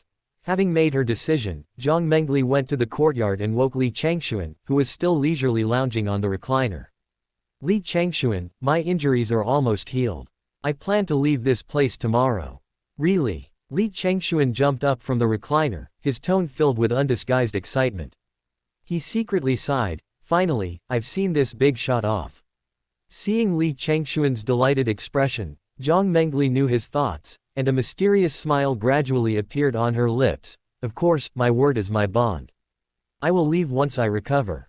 But you seem quite pleased to hear I'm leaving. How could I? Am I? Li Changxuan said seriously.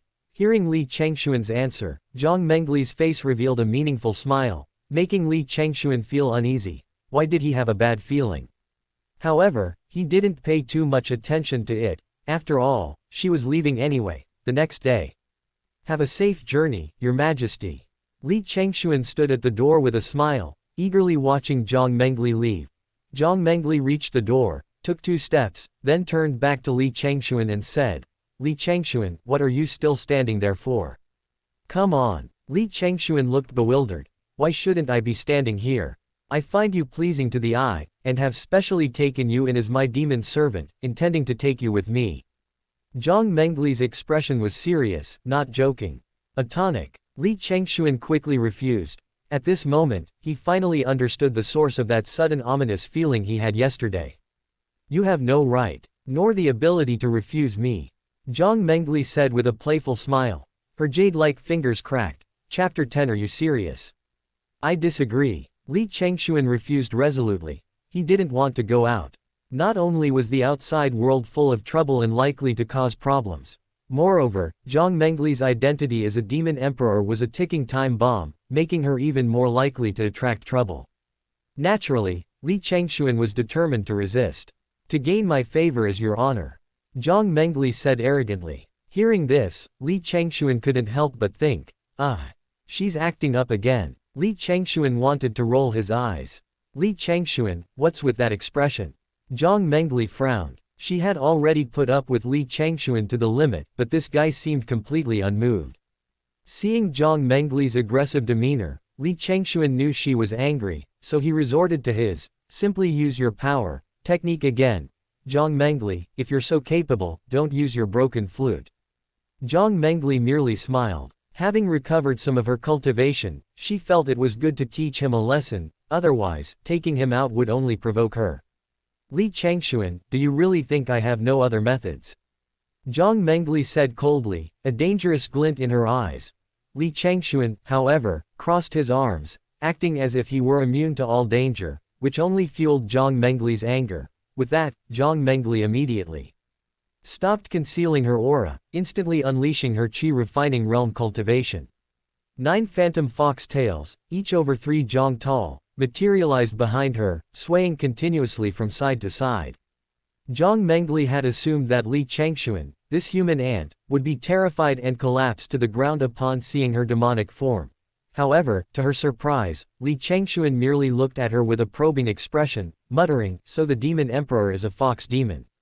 Li Changxuan's composed demeanor made Jiang Mengli feel greatly slighted, fueling her anger even more. In an instant, Jiang Mengli vanished, and before Li Changxuan crouched a gigantic 9-tailed fox demon, baring its fangs and glaring fiercely at him. However, it wasn't a physical form, but merely a phantom image, while a small fox crouched on the ground, identical to the phantom, moving in sync with it.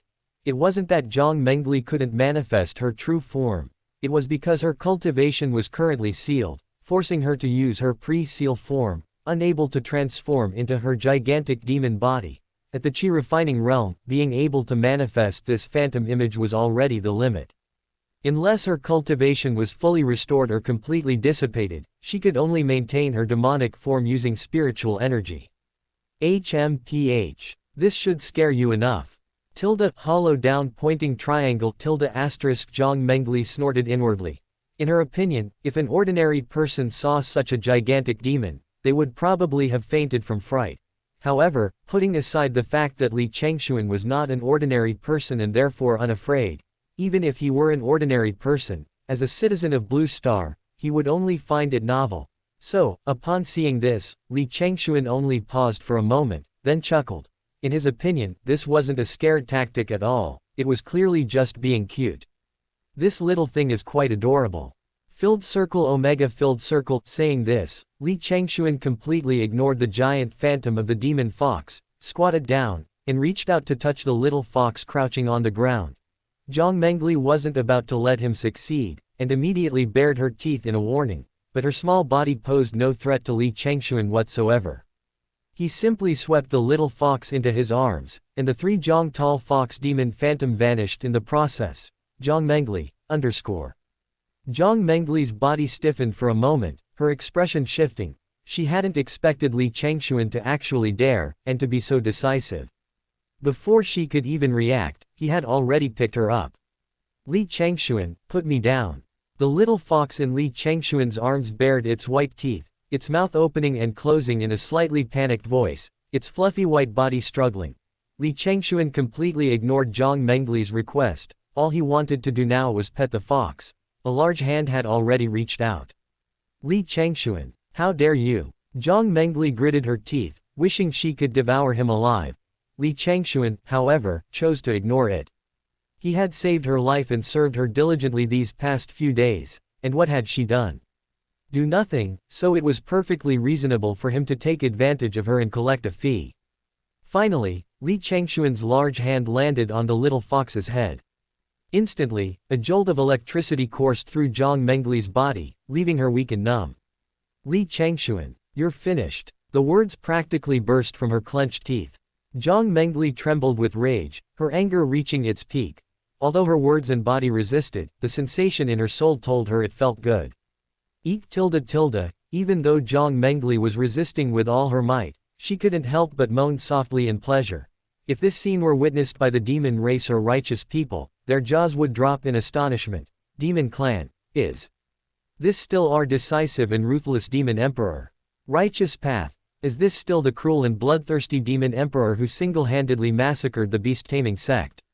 How did the legendary demon emperor become a little fox, whimpering in the arms of a mortal? Li Changxuan was also momentarily stunned by the little fox's whimpering. Jiang Mengli quickly seized the opportunity before being petted and bit Li Changxuan's hand. Li Changxuan felt a sharp pain in his hand, and in the blink of an eye, a fragrant and soft body appeared in his arms. It turned out that Jiang Mengli's newly recovered cultivation couldn't sustain the heavenly fox demon form for too long, and she directly transformed back into human form. Jiang Mengli's face was flushed red, from embarrassment and shyness. Li Changxuan quickly put her down, feeling somewhat awkward. He didn't understand why she had transformed back so suddenly, and he didn't know what to say. Jiang Mengli, on the other hand, stared intently at him with a murderous gaze. Li Changxuan, you're dead. Jiang Mengli roared furiously, summoning Ningxie and launching a vicious attack at Li Changxuan. How dare he belittle her and defy the emperor's authority? She only wanted to smash Li Changxuan into a pulp. Fortunately, Li Changxuan reacted quickly, ducking to avoid the blow. With a deafening crash, another cloud of dust rose as another section of the courtyard wall collapsed. Li Changxuan stared at the ruins, a lingering fear in his heart. If that blow had landed on him, he'd be covered in bruises. Jiang Mengli, are you serious? I told you not to call me by my name. And who's playing with you? Jiang Mengli spoke fiercely as she attacked again. Li Changxuan knew he had truly angered her this time, and dared not provoke her further, only able to dodge. Fortunately, Li Changxuan's agility was not bad, and he dodged all of Jiang Mengli's attacks. But Jiang Mengli was relentless, as if she wouldn't stop until she beat Li Changxuan to death. Even with his superior agility, Li Changxuan's cultivation level was far inferior to Jiang Mengli's, and he quickly ran out of energy. Helpless, he could only plead in a low voice, "Your Majesty, I was wrong, please spare my life. Go tell the King of Hell in the underworld." Jiang Mengli showed no sign of stopping. She was certain that Li Changxuan must have practiced agility before, otherwise he couldn't have dodged so many of her attacks. Helpless, Li Changxuan feared he might really die here, and then forget about waiting a year. He had no choice but to use his superior agility to swiftly grab Jiang Mengli's wrist, which held the jade flute, and plead softly, "I'll go with you, okay? Stop hitting me. No need." Jiang Mengli was furious and ignored Li Changxuan's pleas. She raised her other hand and slapped Li Changxuan in the chest. Li Changxuan neither dodged nor evaded, taking the blow head-on. Chapter 11 The reason for Jiang Mengli's decline in cultivation. I'm alright. A moment later, Li Changxuan felt no pain, only a slight ache where she had struck him. He touched his body, he was unharmed.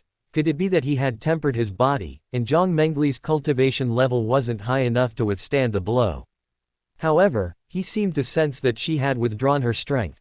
Jiang Mengli also stopped, her beautiful face expressionless as she coldly stared at him, her face showing confusion. "Why didn't you dodge? Did you really think I wouldn't dare kill you?" She hadn't expected Li Changxuan to not dodge. Fortunately, she had withdrawn some of her strength just before striking him, preventing him from being injured. "If I hadn't taken that blow, you probably would have truly wanted to kill me." Cough cough. Li Changxuan feigned weakness, but his face showed no panic, and his body showed no sign of pain. "If there's a next time, it won't be as simple as one blow," Jiang Mengli warned coldly. At this moment, her anger subsided slightly. She thought that teaching him a lesson was enough, otherwise, if he were truly injured, he would be a burden on the road. Yes. Li Changxuan dared not contradict her now.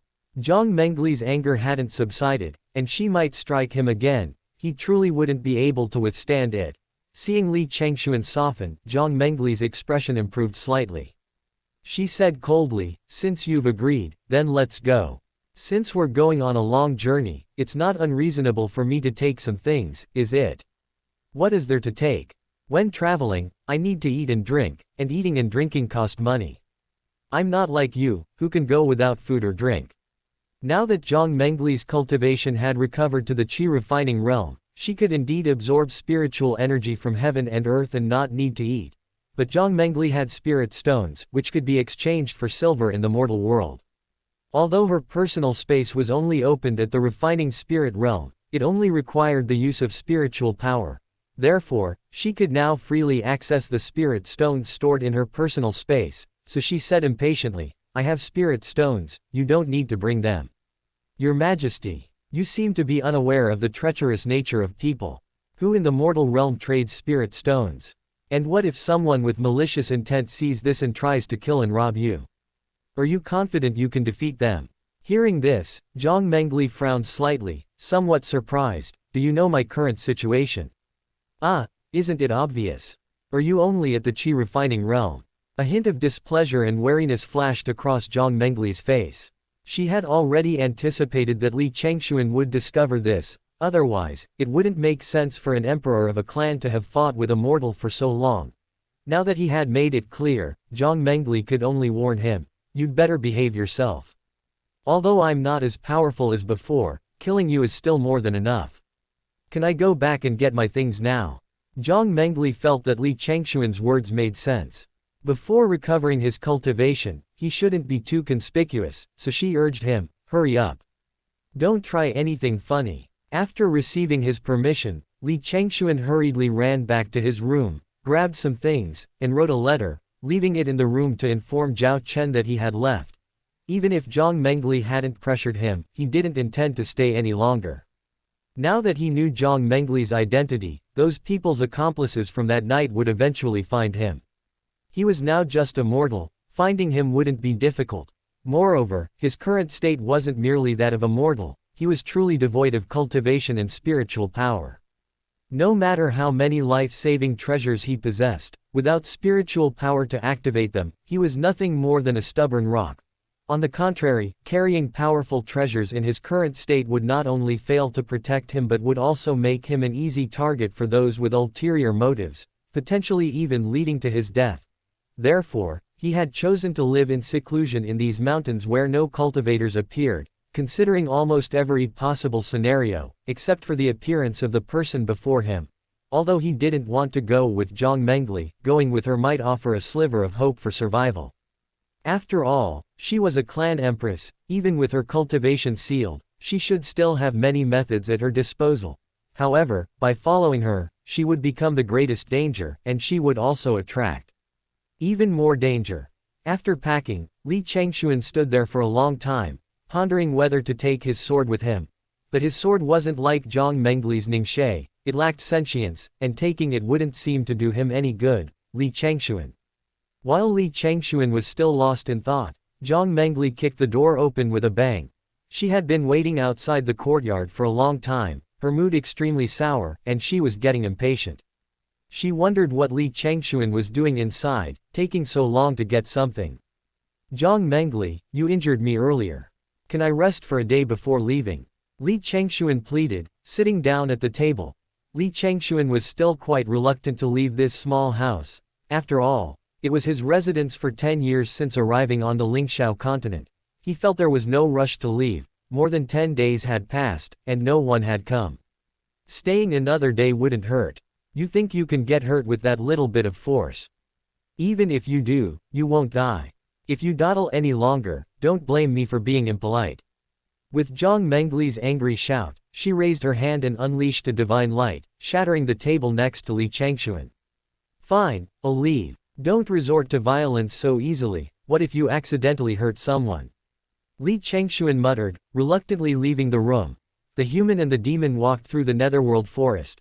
Because only those who reached the spirit sea realm could fly, Jiang Mengli had no choice but to walk with Li Changxuan. Jiang Mengli walked in front, Li Changxuan following closely behind. "Jiang Mengli, are we going back to the demon clan? What use am I anyway? Why do you have to take me along?"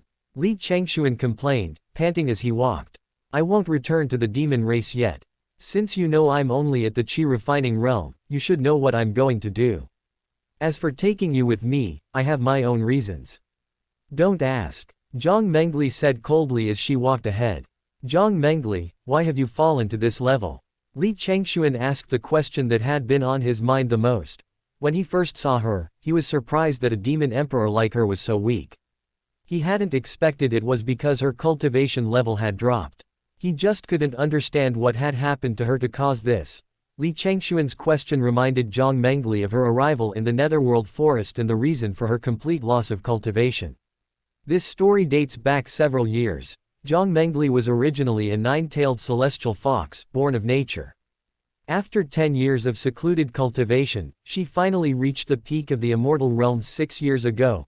Subsequently, she broke free, turning the tide, saving the demon race from disaster, repelling the invading human cultivators, and successfully ascending to the throne of the Demon Emperor. However, during these 6 years, she found herself unable to break through. Frustrated, she remained stagnant at the peak of the immortal realm for 6 years, desperately searching for a way to break through. Finally, a month ago, she received news that a strange phenomenon, the chaotic purple lotus, had appeared in the Yangtze secret realm of the Crimson Sky realm.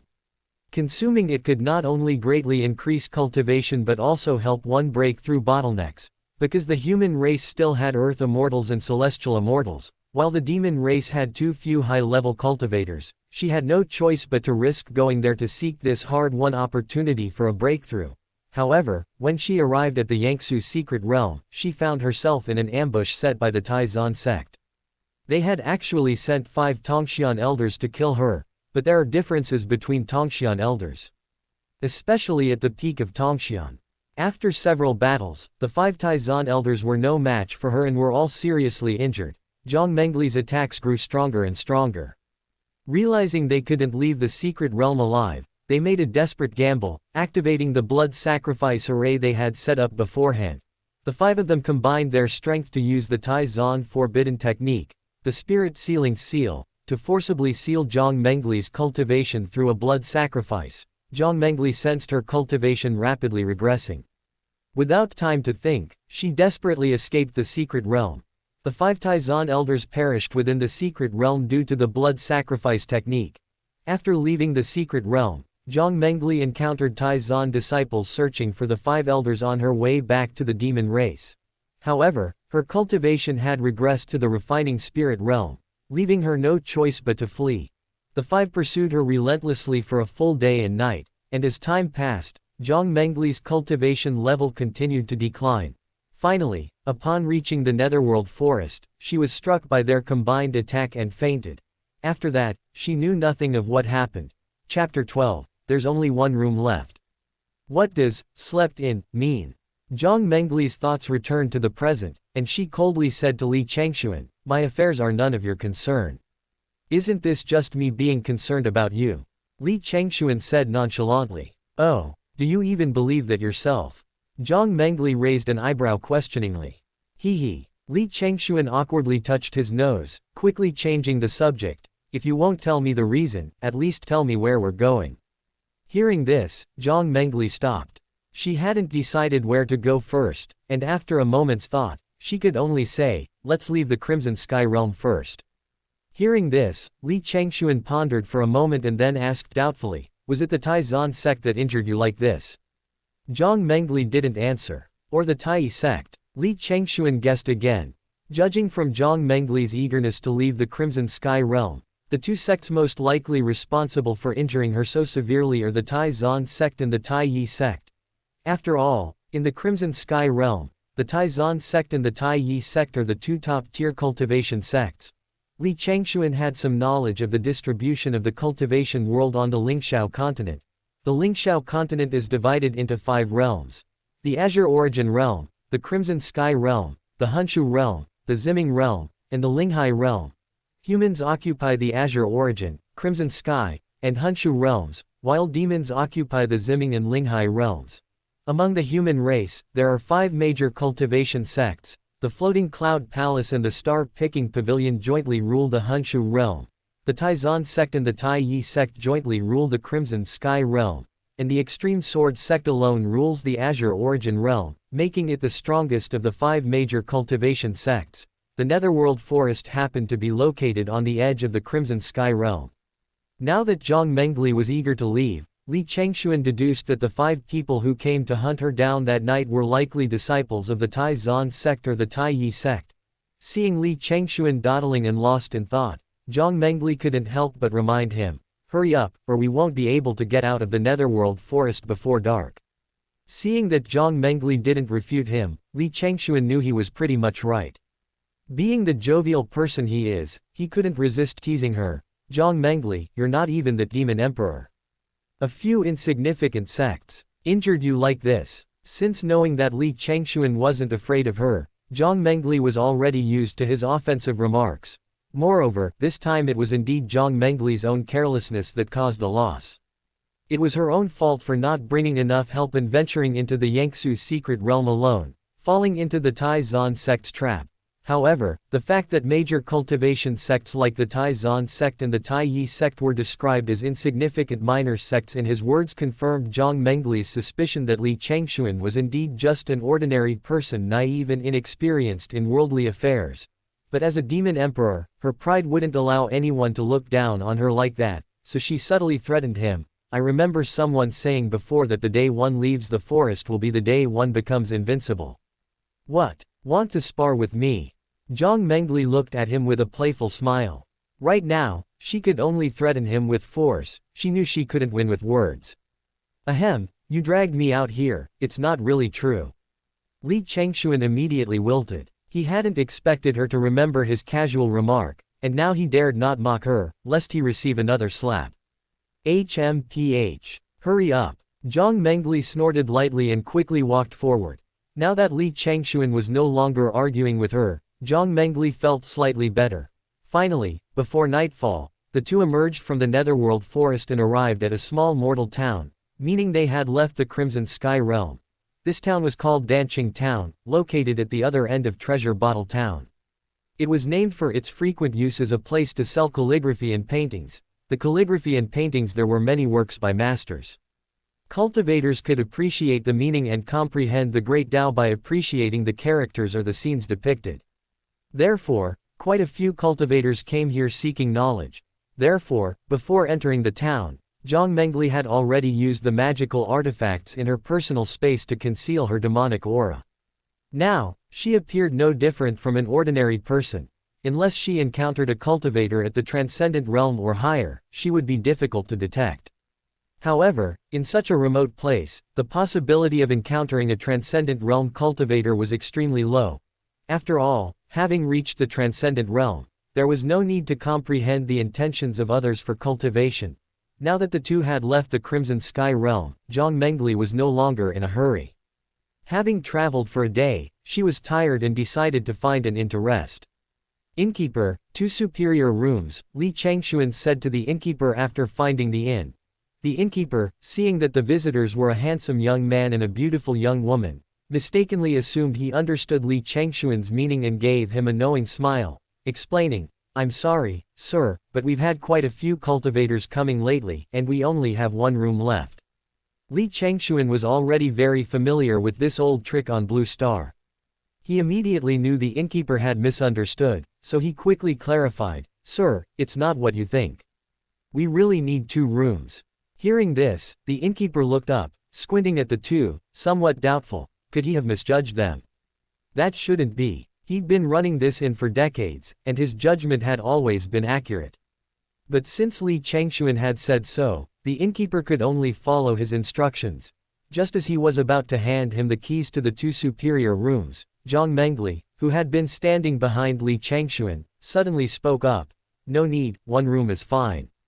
This unexpected turn of events left Li Changxuan completely bewildered, not understanding what Jiang Mengli was up to.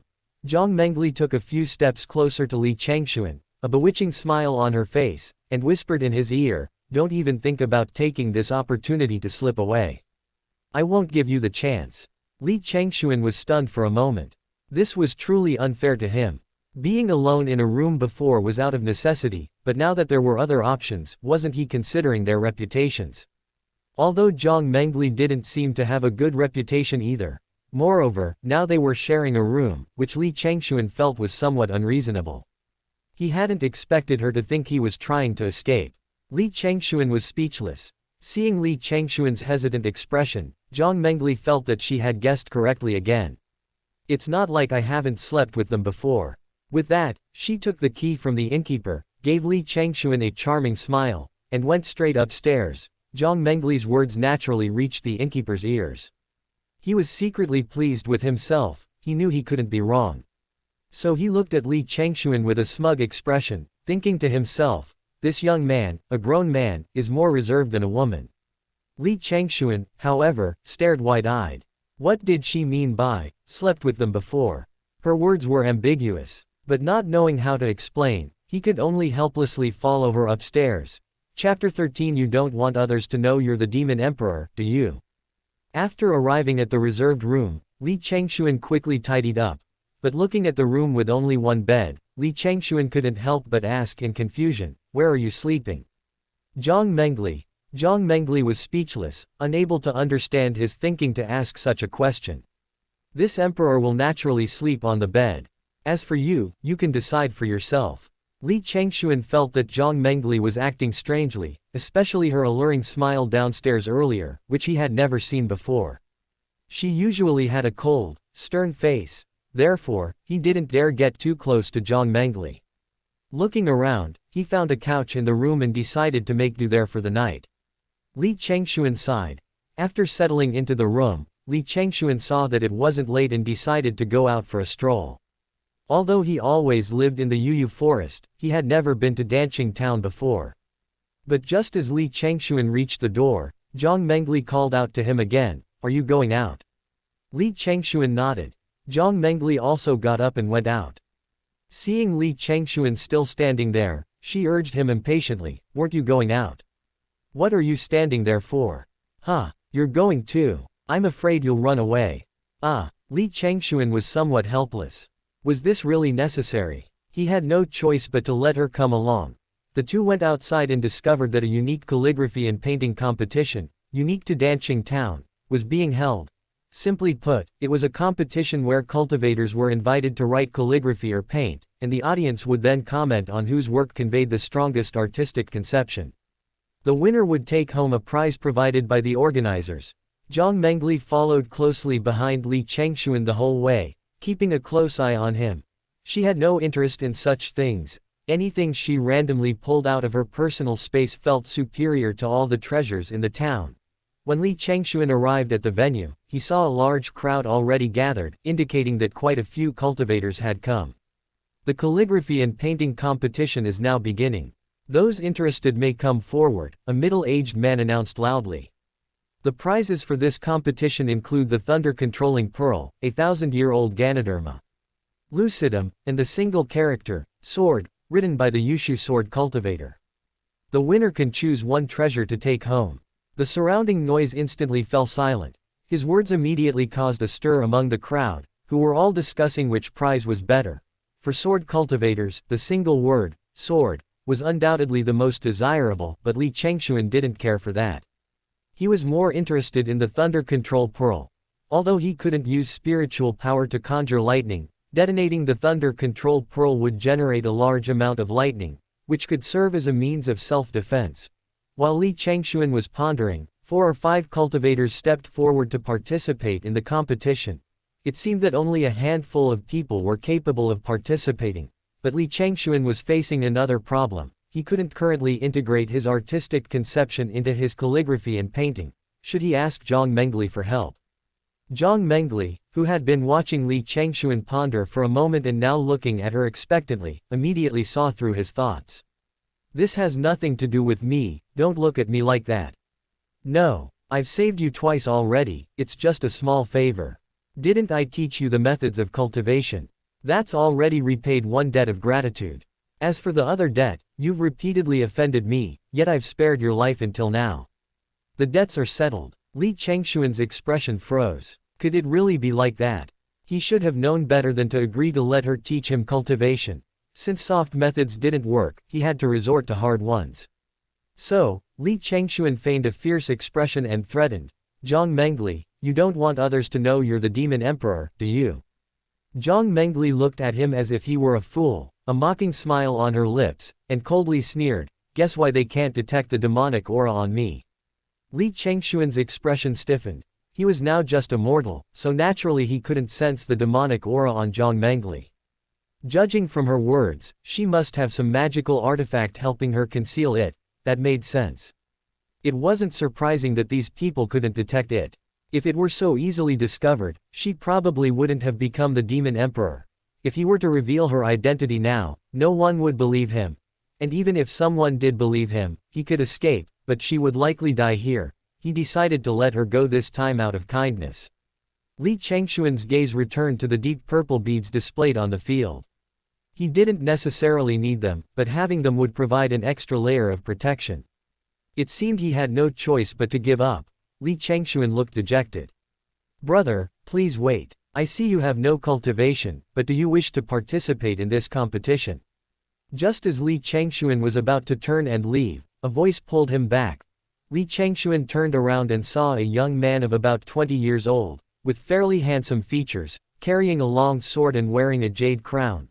This was the first time Li Changxuan had encountered such a polite cultivator, and not wanting to refuse him, he relaxed his brow and said calmly, "What can I do for you, sir?" Although he answered his question, his tone wasn't as obsequious as an ordinary person would to a cultivator. The man, seeing Li Changxuan's courage, flashed a hint of delight in his eyes, immediately feeling he hadn't chosen the wrong person, and quickly said, "I can help you get the things on the stage." Li Changxuan frowned upon hearing this. He understood the principle that there's no such thing as a free lunch, so he frowned and asked, "What do you want me to do?" This gentleman is very straightforward. I do indeed need your help with something. Li Changxuan's face showed a hint of wariness and doubt. What could a cultivator need the help of a mortal like himself? He had a feeling this matter was not simple. So Li Changxuan tentatively asked, "Tell me what it is first, and I'll decide whether to help." "Ah, it's nothing major, but I need you to come with me to the mass grave at midnight tonight." Hearing this, Li Changxuan frowned even more deeply. Going to the mass grave in the middle of the night, there must be something sinister there. Seeing Li Changxuan's hesitant look, the man continued with a confident assurance, "I need your help to lure out a ghost, but don't worry, I am a disciple of the Extreme Sword Sect, and I can guarantee your safety." He was a disciple of the Extreme Sword Sect, and this time, according to sect rules, he had gone down the mountain for 3 years of training. When they left the sect, they were given a task to capture 5 yin creatures of the 5 elements and bring them back.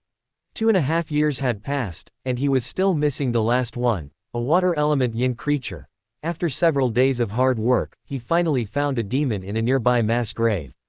However, demons are timid and agile by nature, and cultivators would be frightened away as soon as they approached. He had also asked for help in the town, but people refused outright as soon as they heard it involved going to the mass grave at night, avoiding it like the plague. Later, he learned that the mass grave had been an ancient battlefield, and locals often heard the howling of ghostly soldiers and the deafening sounds of battle echoing from it at night. Therefore, ordinary people avoided the place like the plague, let alone going there at night. Just now, he had only been trying his luck, but unexpectedly, Li Changxuan did not show the same fear as those before him, so he immediately felt there was hope. Chapter 14 Wraiths, the Extreme Sword Sect. Li Changxuan hadn't expected to encounter a disciple of the Extreme Sword Sect, so far away. No wonder it was the #1 sect in the world. Moreover, the man's eyes were clear and honest, unlike a petty person, and he didn't speak with an arrogant attitude. Li Changxuan felt somewhat reassured. "How about it? I guarantee you won't suffer." The man looked at him expectantly, seemingly waiting for Li Changxuan's affirmative answer. Li Changxuan was about to reply when Jiang Mengli, who had been listening for a long time, suddenly walked over and said coldly, "Okay, but besides helping us get what we want, you also have to do us a favor." Li Changxuan was about to speak when Jiang Mengli's cold glare made him swallow his words.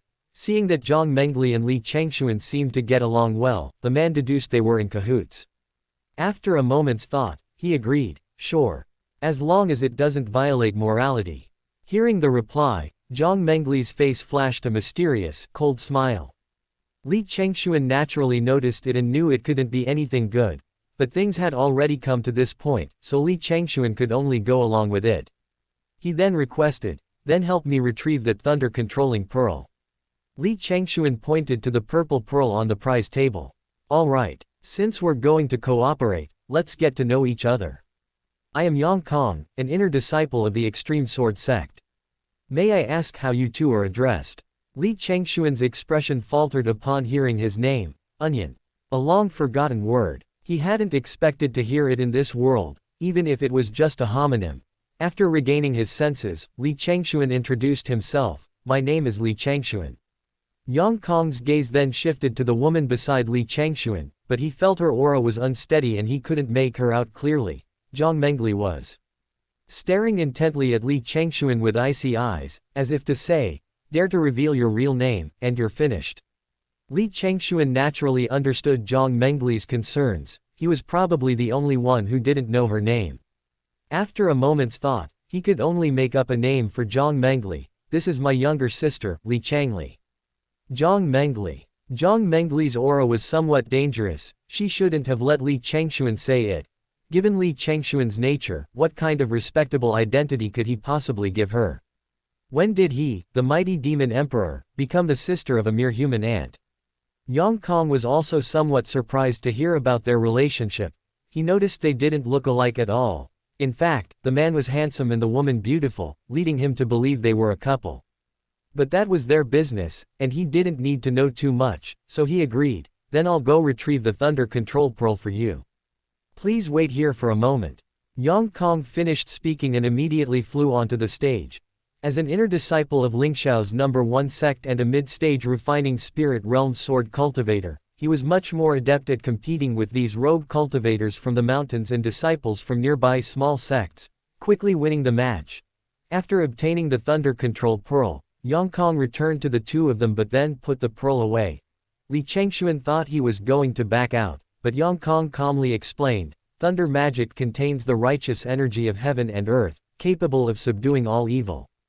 If you carry the thunder-controlling pearl with you now, the ghost won't be able to be lured out later. Li Changxuan was quite puzzled as to what kind of ghost he wanted to capture. He wanted an ordinary person, yet the person couldn't carry the thunder-controlling pearl, but what he said made sense. So he asked, then you have to give me something for self-defense. Of course, I'll give it to you later. Yang Kong quickly agreed. Actually, capturing the demon was basically something Li Changxuan had to do alone, because before he could capture it, the demon would immediately flee as soon as it sensed Yang Kong approaching. He didn't have any magical artifacts to conceal his aura, so he had to rely on someone else. It's already quite late, and the mass grave is still some distance from the town. Why don't we go now? We can arrive before midnight. Yang Kong suggested. Li Changxuan and Jiang Mengli exchanged a glance. Okay. In the darkness, the three moved through the grove. Yang Kong had initially wanted to dissuade Jiang Mengli from going, as he knew it was impossible for a girl not to be afraid going to a mass grave. However, he hadn't expected Jiang Mengli to possess some cultivation, though not at a high level. Cultivation was prevalent on the Lingxiao continent, and many families possessed cultivation methods. Yang Kong, seeing their attire, assumed it was their family's tradition, so he didn't think much of it. Because Li Changxuan had no cultivation, and Jiang Mengli's level was low, and it was still early, Yang Kong wasn't in a hurry to go. He didn't fly over, but landed and strolled with them, chatting casually. During the walk, he learned that Li Changxuan's siblings were from the nearby Baoping town. However, he noticed that Li Changxuan's sister seemed rather quiet, only occasionally exchanging a few words with him. And whether it was his imagination or not, just looking at Li Changli made him feel a tightness in his chest and shortness of breath, as if he were under a powerful pressure. He sensed an inexplicable oppressive aura emanating from his sister, Li Changxuan, so he only chatted with her briefly. After all, he had promised to help them again. If he captured this demon, he would have completed the mission assigned by his sect, and he could travel for another 6 months. Otherwise, he might not have had time to help them. A little over an hour later, the three arrived at the mass grave Yang Kong had mentioned. It wasn't midnight yet, but a chilling wind was already blowing, sending goosebumps down Li Changxuan's spine. The three waited near the mass grave for a while, until almost midnight. Yang Kong handed Li Changxuan a talisman and instructed him, when the demon gets close, Brother Li, just stick this talisman on it. I'll be hiding nearby and will be there soon. Brother Li, don't be afraid. In Yang Kong's eyes, Li Changxuan was just an ordinary person, so he kept reassuring him, afraid that Li Changxuan would run away in fear. Li Changxuan simply nodded, his heart unmoved. He thought to himself, so they're trying to catch a demon. I wonder what a cultivation sect would do with such a sinister creature. They're not ghost cultivators. After the two had gone some distance, Li Changxuan quietly began to wait in place. As soon as midnight arrived, a sudden gust of cold wind blew up, even stronger and colder than before. A dark cloud, seemingly appearing out of nowhere, obscured the moonlight, plunging the mass grave into darkness. A moment passed. The wind died down. The mass grave fell silent again, shrouded in darkness, save for Li Changxuan's white figure and steady breathing. Suddenly, a cold wind blew behind Li Changxuan. He sensed something approaching. He knew it was a demon. He'd never seen a demon before, so he began to wait patiently. A moment later, the sound of dripping water could be heard behind Li Changxuan. A demon is a water ghost. But now was the perfect opportunity. Li Changxuan had no time to think. He quickly turned around and cast a talisman. Ah! A ghostly howl rang out. A humanoid, shadowy phantom, its body emanating black mist, appeared to be severely injured and trying to escape. The talisman affixed to it instantly transformed into a red light, completely enveloping the ghost. The ghost crashed into the red light and let out another miserable howl, wisps of black smoke rising from its body once more. Collect. Yang Kong, who had arrived just in time, uttered a single incantation, then used a small gourd in his hand to collect the ghost. After carefully storing the gourd, Yang Kong breathed a sigh of relief, secretly pleased that he had finally completed the sect's mission. Chapter 15 Ghost Soldiers Throughout, Li Changxuan coldly observed everything. An ordinary person would have been terrified, but Li Changxuan possessed an unwavering composure, as if even a mountain collapsing before him wouldn't falter. This surprised Yang Kong. It seemed he hadn't chosen the wrong person. The matter is settled, then let's go back. Li Changxuan walked to Yang Kong's side and said calmly. Having traveled all day and then been busy here until now, Li Changxuan was already feeling sleepy. Brother Li, the Thunder Control Pearl. Yang Kong tossed the Thunder Control Pearl to Li Changxuan and clasped his hands in thanks. Thank you very much. Li Changxuan caught the Thunder Control Pearl and put it in his sleeve. He sighed inwardly. He thought, when it comes to helping Jiang Mengli, you probably won't be so polite. I wonder what Jiang Mengli is planning. After finding Jiang Mengli outside the mass grave, the two were about to leave. Suddenly, a chilling wind swept through the forest, causing the trees to sway violently. The shadows cast on the ground crisscrossed, like ghostly hands tearing at each other. Immediately afterward, the ground began to tremble slightly. An earthquake. Li Changxuan was surprised. No, they're ghost soldiers. Jiang Mengli, who hadn't spoken much all night, suddenly exclaimed, her gaze warily fixed on a direction in the forest. Yang Kong had naturally told Li Changxuan about this ancient battlefield on the way here, and Jiang Mengli had overheard it. Sure enough, a moment later, a patch of black mist suddenly appeared about 300 paces in the direction Jiang Mengli was staring at. Within the black mist was a series of blurry black figures, their heads moving in neat rows. As they drew closer, Li Changxuan finally made out their figures. It was an army, hundreds upon hundreds of ghostly figures, each clad in incomplete black armor, with wisps of black, malevolent energy emanating from the gaps in their armor. This malevolent energy was clearly the result of excessive killing intent, transformed by years of yin energy erosion. Moreover, the armor worn by the ghostly soldiers was indistinguishable from its era, suggesting they had died violently here long ago, their bodies left unclaimed. This extremely yin place had ultimately nurtured this group of ghostly soldiers. Just as the three recognized them, they also recognized them, drawing their swords and halberds and charging towards them. The ghostly soldiers roared, their mournful cries shaking the heavens, a scene of divine lamentation and ghostly wailing. Li Changxuan was startled. Huh? Why did these ghostly soldiers suddenly become so aggressive without him even doing anything? He turned to Jiang Mengli and asked, can we defeat them? What do you think? Jiang Mengli replied coldly. You still expect me to guess? If you can't win, run. In desperation, Li Changxuan unintentionally grabbed Jiang Mengli's wrist and ran in the opposite direction from the yin soldiers.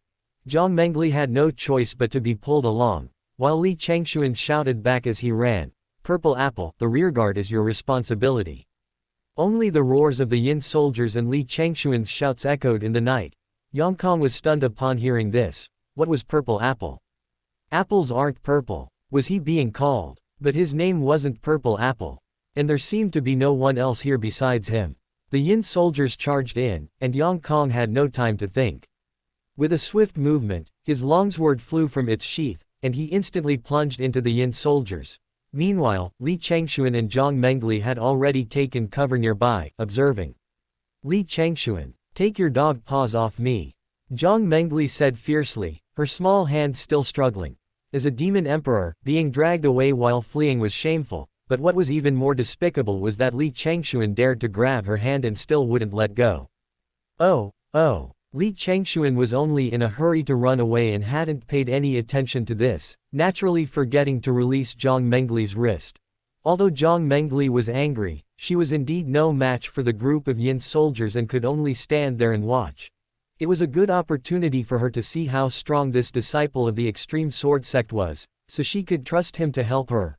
Meanwhile, Yang Kong's figure was constantly weaving through the black mist, ghostly figures flickering within the wisps of black mist, the sounds of metal clashing constantly emanating from them. He was constantly fighting among the Yin soldiers, but before long, he realized that he couldn't kill them at all. His longsword struck the armor of the Yin soldiers, only sending sparks flying and leaving scratches, unable to penetrate their defenses. It seemed the Yin energy here had refined the armor, rendering ordinary longswords ineffective. Desperate, Yang Kong could only imbue his sword with spiritual power, which had some effect, allowing him to slay them. But there were simply too many Yin soldiers, cutting them down one by one was too draining on his spiritual energy. He guessed that these Yin soldiers had been nurtured for at least 1,000 years, otherwise, how could they be so difficult to deal with? After a short while, he realized that this couldn't continue. He would eventually exhaust himself. While the Yin soldiers seemed endless, impossible to kill, he couldn't escape either. He was surrounded by Yin soldiers on all sides, with nowhere to go. Li Changxuan, of course, also noticed the situation on the battlefield. Considering that Purple Apple was a decent person and spoke to him politely, Li Changxuan decided to help him out. Purple Apple, catch! Li Changxuan's shout made Yang Kong turn around quickly, only to see a purple bead hurtling towards him, a thunder control bead. Yang Kong caught the bead steadily. Yin soldiers are evil beings, and thunder magic is their nemesis. Unexpectedly, the treasure Li Changxuan chose had inadvertently helped him. Without further hesitation, Yang Kong immediately poured his spiritual power into the thunder control bead. In an instant, the thunder control bead emitted a purple divine light, accompanied by wisps of lightning. Then, the thunder control bead flew above the Yin soldier formation, instantly accumulating a pool of thunder. Immediately afterward, several bolts of purple lightning struck down from the sky, slithering through the ranks of the ghostly soldiers like purple serpents. Wherever they passed, the ghostly soldiers vanished without a trace. Indeed, everything has its counter. The group of ghosts he had just been struggling against were instantly reduced to ashes in the lightning. The scene erupted in wails and howls once more. Half an hour later, hundreds upon hundreds of ghostly soldiers had dissipated into the world under the power of the lightning, as if they had never existed. Brother Li, thank you for your thunder-controlling pearl. After confirming their safety, Yang Kong thanked him and returned the thunder-controlling pearl to Li Changxuan. He had assumed the two had already fled far away, since neither of them were a match for the ghostly soldiers. He hadn't expected them to return and save his life. If it weren't for Li Changxuan's thunder control pearl, he would surely have died from exhaustion. After all, the 1,000-year Yin soldiers were not weak, and there were many of them. Brother Yang, you're too kind. Li Changxuan felt embarrassed that the two of them had almost escaped without lifting a finger, yet Yang Kong was still so polite. But Yang Kong once again solemnly clasped his hands in thanks. Ah. You're mistaken. Brother Li has saved my life this time. If you ever need anything in the future, just let me know, and I will do my utmost. Oh, I just hope you'll do your best when you help. Jiang Mengli suddenly spoke up. Her voice was cold as ice, showing no politeness whatsoever. Of course. Yang Kong thought that helping Li Changxuan's sister was also repaying Li Changxuan's kindness, so he quickly agreed. Yang Kong's attitude made Li Changxuan feel even more guilty. However, he also realized that not everyone in the cultivation world was like the 5 who died at his hands. There were still honest and kind-hearted people. Chapter 16. Only when the reins were in his own hands did he dare to doze off for a while. The next day, Jiang Mengli and Li Changxuan came to the gate of Danqing town, only to see that Yang Kong had been waiting here for a long time. "Miss Li, can you ask what you are going to do?" When the people approached, Yang Kong asked cautiously, with a hint of doubt in his eyes. On the way back to town last night, Jiang Mengli only told him to wait at the gate of the town, but did not elaborate on what he needed to help with. Jiang Mengli's mysterious appearance made Yang Kong very curious. As for Li Changxuan, he didn't have to think about it, he guessed it, he must have gone to find a way to let her restore her cultivation.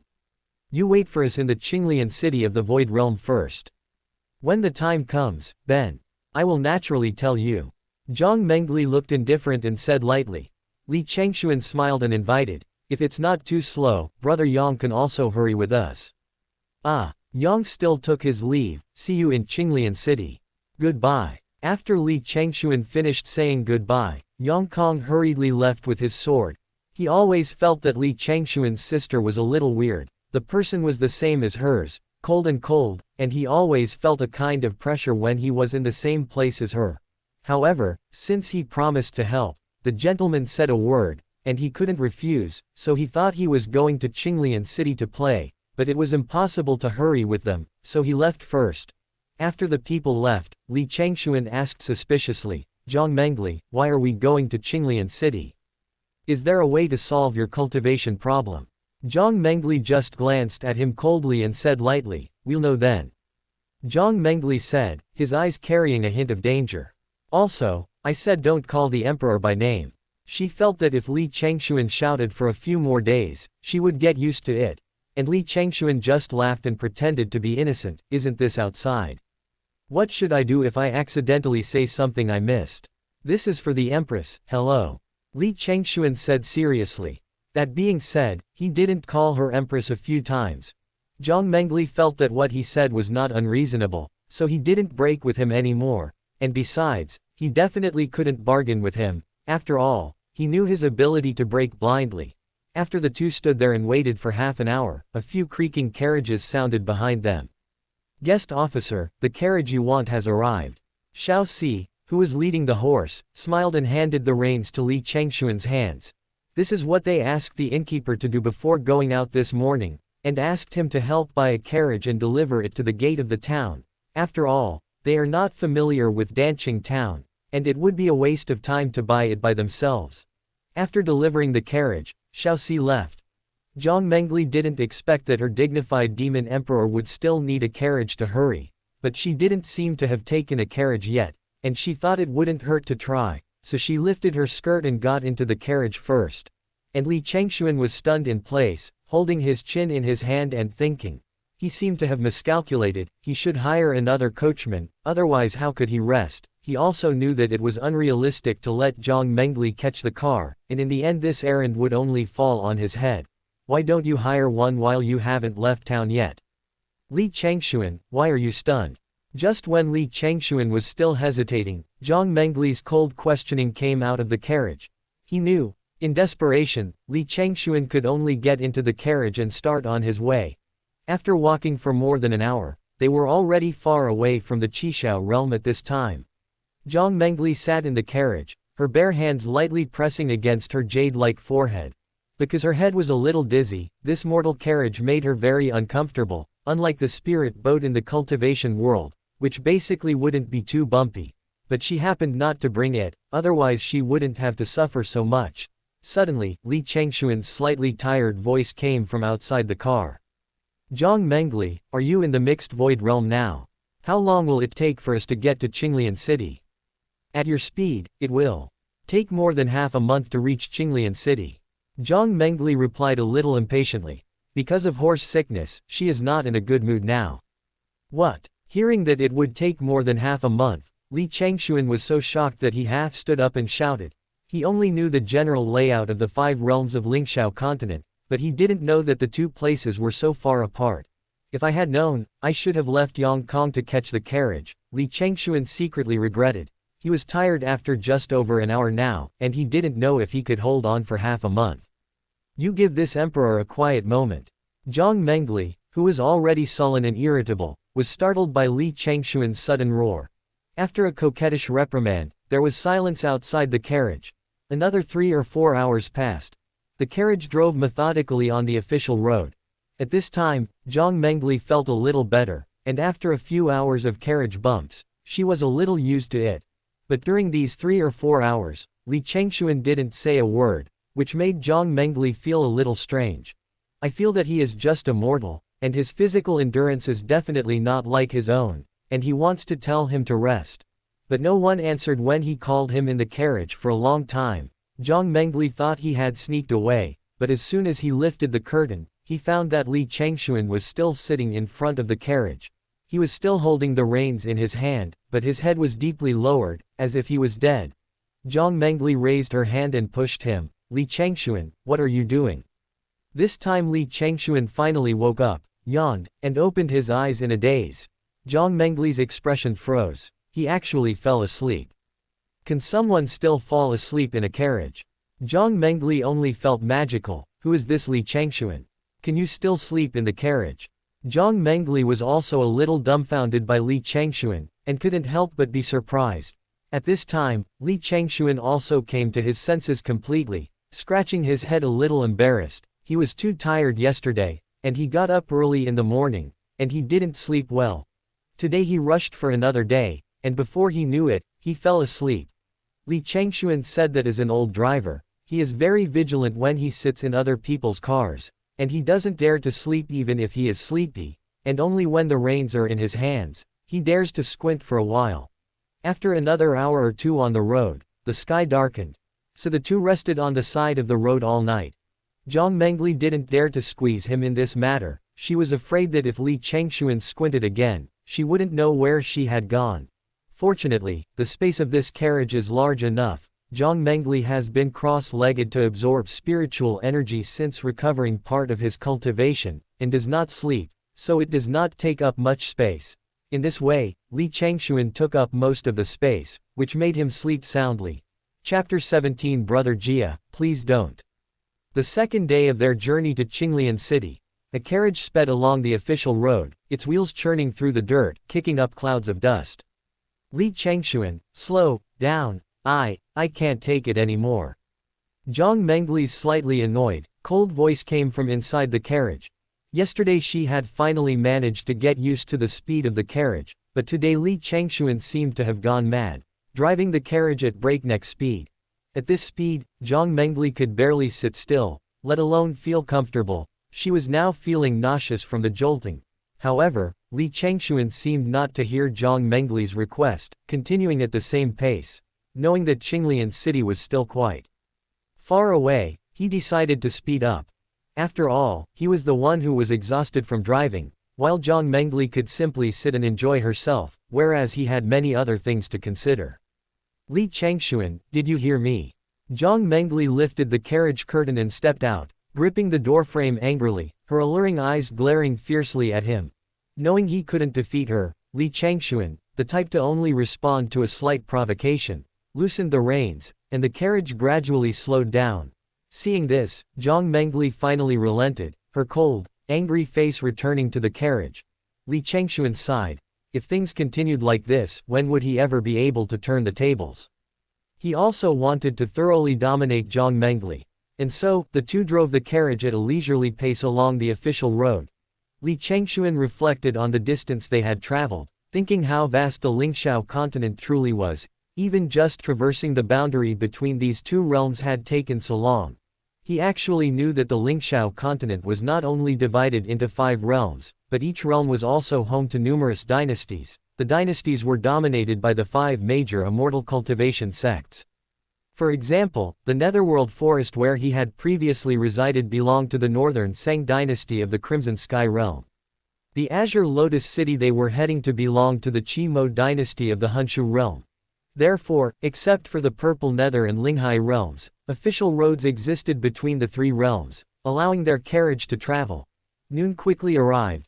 The blazing sun hung high in the sky, scorching the earth, causing wisps of heat to rise from the ground and distort space itself. Li Changxuan was also drenched in sweat from the heat. It seemed they were quite far from the Crimson Sky realm, as the temperature had noticeably changed. Just as the carriage entered a valley, Li Changxuan suddenly seemed to vaguely see several figures directly ahead. Upon closer inspection, he realized they were several burly men wielding various weapons, firmly blocking the road. Li Changxuan immediately slammed on the brakes, bringing the carriage to a stop. Jiang Mengli, who was sitting cross-legged absorbing spiritual energy inside the carriage, was thrown onto the carriage by inertia, eliciting a soft cry. Li Changxuan. Jiang Mengli snorted coldly and lifted the curtain to step out. When she saw the several fierce-looking burly men in front of her, she was momentarily stunned. What's going on?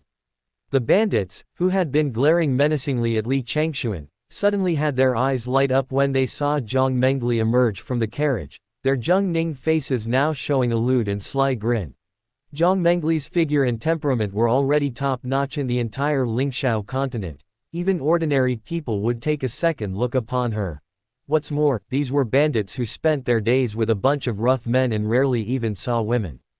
They couldn't wait to rush forward and feast on them.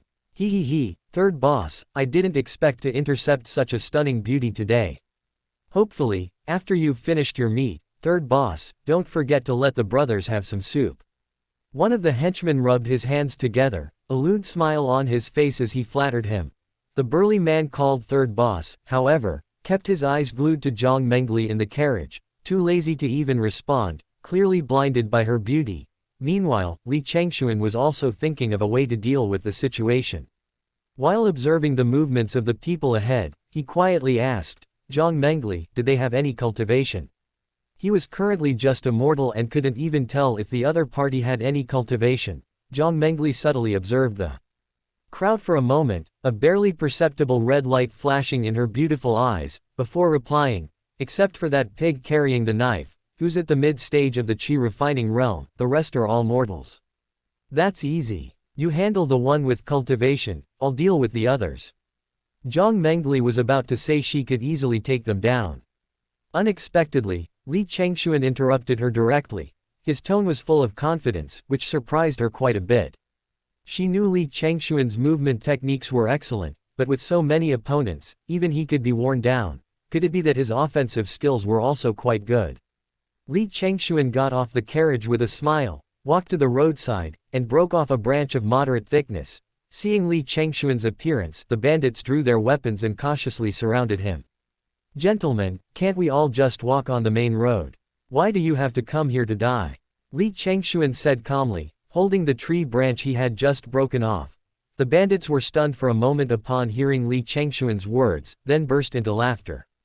Kid, are you planning to use your tree branch to block my big knife? Look at his weak and foolish appearance. I think that kid is scared out of his wits. I could whip him naked on the butt with that branch, and it wouldn't even hurt him. Ha ha ha ha. Another string of unrestrained laughter followed. They thought Li Changxuan had gone mad and was talking nonsense. As for cultivators, they never thought they would encounter them.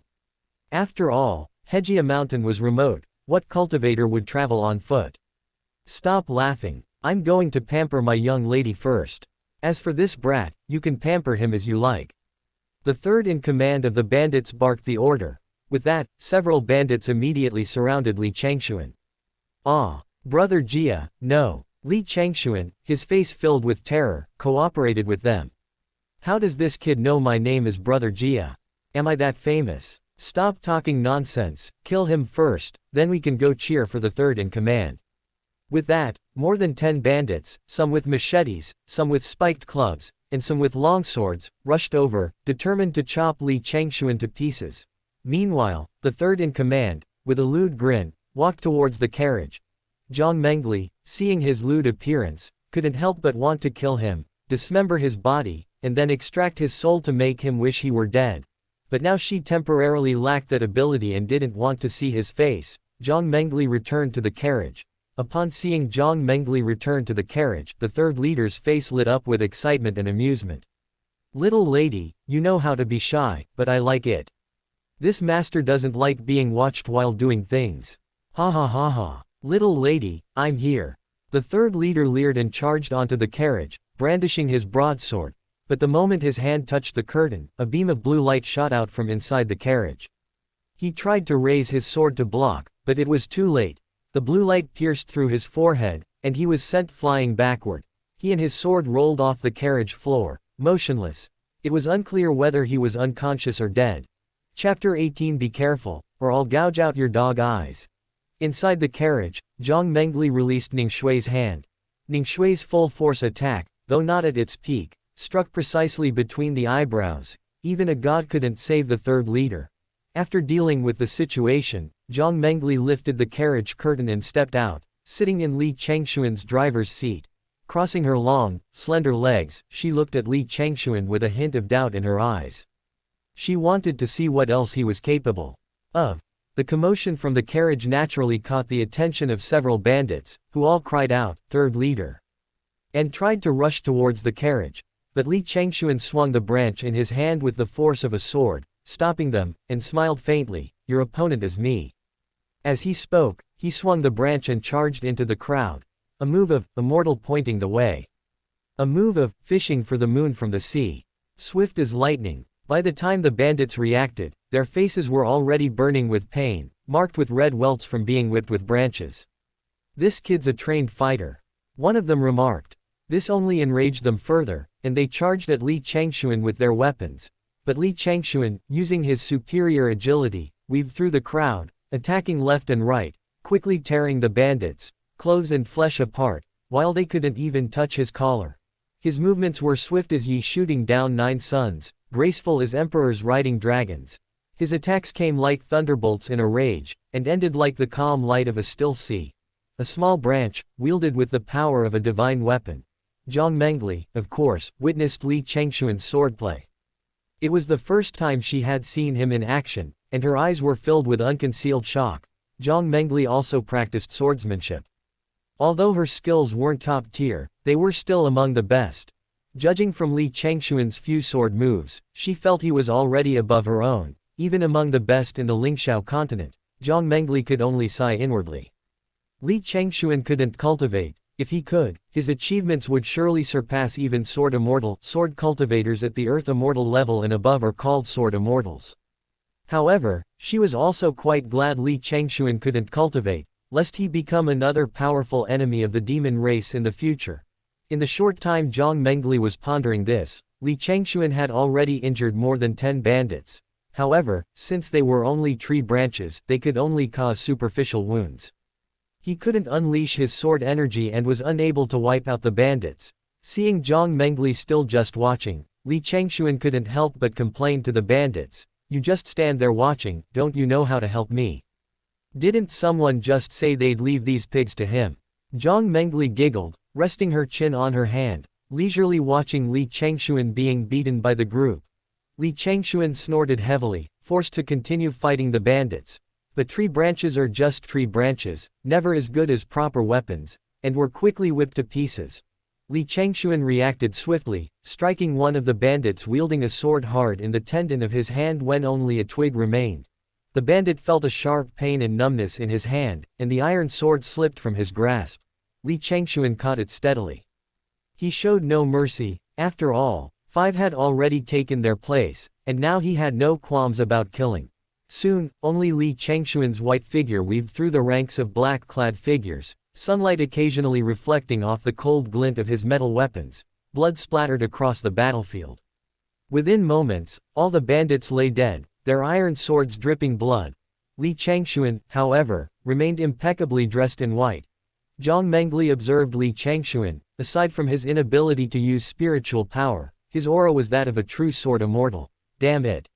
He fooled me. It seems Li Changxuan is quite skilled in martial arts besides his agility, Jiang Mengli thought.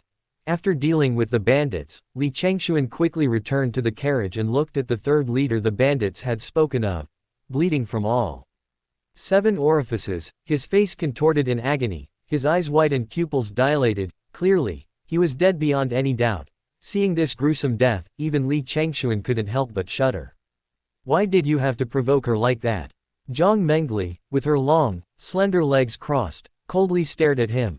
Because of her movement, the hem of her skirt was slightly blown open by the breeze, revealing a pair of fair, slender legs, faintly visible beneath the white gauze skirt. Li Changxuan stared, momentarily stunned, then calmly looked away, not forgetting to remind her, "Ahem, be careful not to expose yourself." Hearing this, Jiang Mengli's usually cold face instantly flushed crimson. "Look again. I'll gouge your eyes out." Li Changxuan simply shrugged, indicating that he hadn't looked anymore. "Stop standing there, let's go," Jiang Mengli urged coldly before returning to the carriage. Then Li Changxuan quickly climbed into the carriage and drove away. The two men had overheard the bandits' conversation. The dead man was only the third leader, meaning there were still a first and second leader. This third bandit leader was at the mid-stage of the qi refining realm. Logically, the other two would be even stronger. Li Changxuan wasn't sure if Jiang Mengli could handle the situation, nor did he know where their hideout was. But being discovered was inevitable, so he could only flee as quickly as possible, hoping they wouldn't catch up. Jiang Mengli sat in the carriage absorbing the spiritual energy of heaven and earth. She realized her current cultivation level was far from sufficient and she needed to recover it quickly. Although she could kill the third leader today even without the advantage of a magical artifact, it would definitely take several exchanges. Before, killing ants of this level was as easy as crushing an ant. Therefore, the current sense of disparity made her very irritable and frustrated, and at the same time, she firmly remembered the Taizan sect. She was always clear about her grudges and resentments. If someone glared at her, she would retaliate without hesitation. Therefore, she was determined to avenge the grudge against the Taizan sect. Coincidentally, she was currently at the Changxuan realm, making the Taizan forbidden technique, the spirit sealing seal, effective against her. If her cultivation were any higher, reaching the earth immortal realm, the spirit sealing seal would be completely ineffective. This is because the essence of the spirit sealing seal is to seal the qi si, preventing the spiritual energy within from being used or circulated. The earth immortal realm is a watershed moment. The Changxuan realm only represents touching the threshold of the immortal realm. Only those who have entered the earth immortal realm are truly in the immortal realm.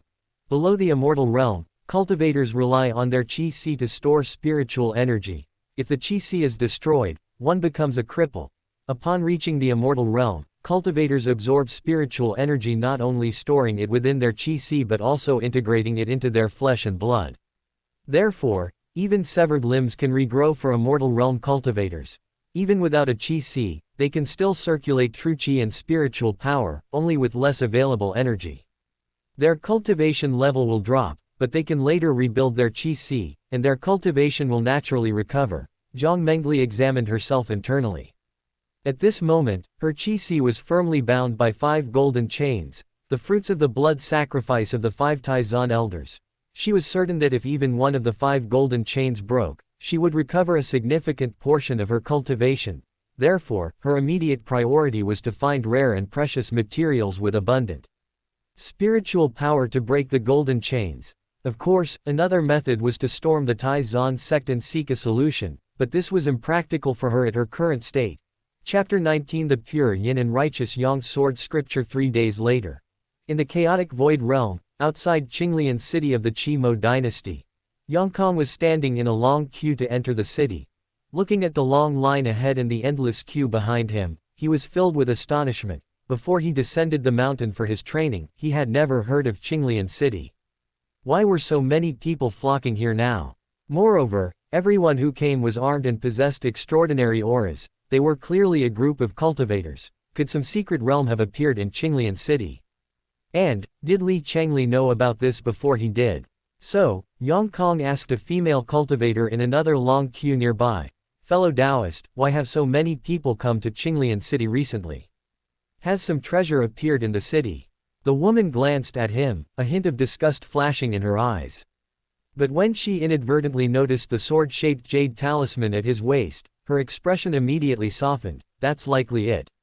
I heard that a month ago, a pillar of azure light shot into the sky from Qinglian city, illuminating the entire city.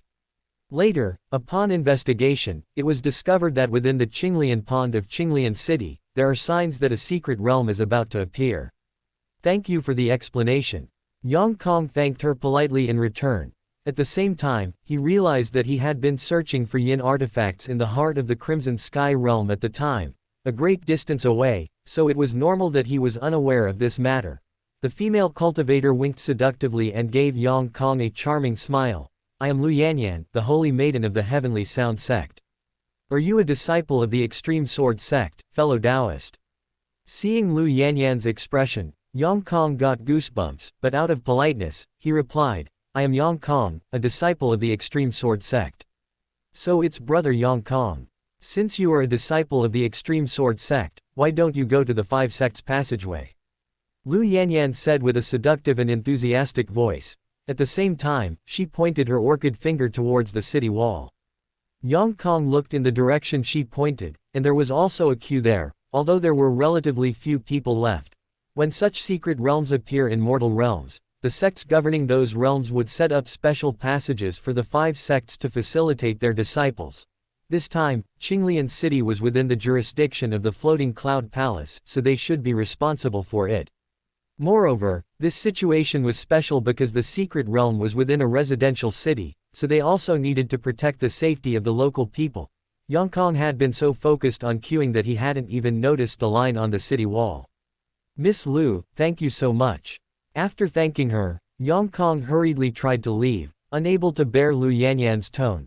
But just as he was about to turn and fly towards the city wall, he found Lu Yanyan grabbing his hand, pulling him closer as she did so. Brother Yang Kong, you're too kind. Just call me Sister Yanyan. Before Yang Kong could agree, Lu Yanyan began to sob. Could you take Sister Yanyan with you? Sister Yanyan has been standing for so long, her legs are numb. When the secret realm opens, we can enter together and look after each other. With that, Lu Yanyan feigned weakness, leaning towards Yang Kong, and intentionally or unintentionally tugged at her skirt, revealing a pair of long, slender legs. The male cultivators queuing nearby stared wide-eyed at the scene. Their throats bobbing, practically drooling. Seeing this, Yang Kong was startled and quickly dodged, hurriedly flying towards the city wall. No, thank you. Miss Lu, we'll meet again someday. Only Yang Kong's words lingered in the air. Lu Yanyan, caught off guard by his sudden dodge, stumbled and nearly fell. Several male cultivators nearby saw this opportunity and rushed forward to help her, simultaneously trying to take advantage of the situation. Lu Yanyan, already furious at her thwarted plan, felt nothing but disgust at the people rushing towards her, so she steadied herself and used her spiritual energy to send everyone flying. Get lost. Don't you even know who you are? Lu Yanyan stomped her feet in anger. She, a dignified holy maiden, was being forced to wait in line with these people. She had originally thought she could become a disciple of the Extreme Sword sect, but Yang Kong was clearly oblivious to her charms. It infuriated her. Yang Kong hurriedly arrived at the city wall, presented his sword-shaped jade talisman to verify his identity, and was then led into the city by the people of Floating Cloud Palace. To avoid disturbing the daily lives of the city's inhabitants, Floating Cloud Palace specifically stipulated, cultivators entering the city are forbidden from flying, attacking mortals, or fighting among themselves. As for battles within the mind realm, that was none of their concern. Walking through the city streets, Yang Kong noticed that most of the cultivators present were couples, men and women.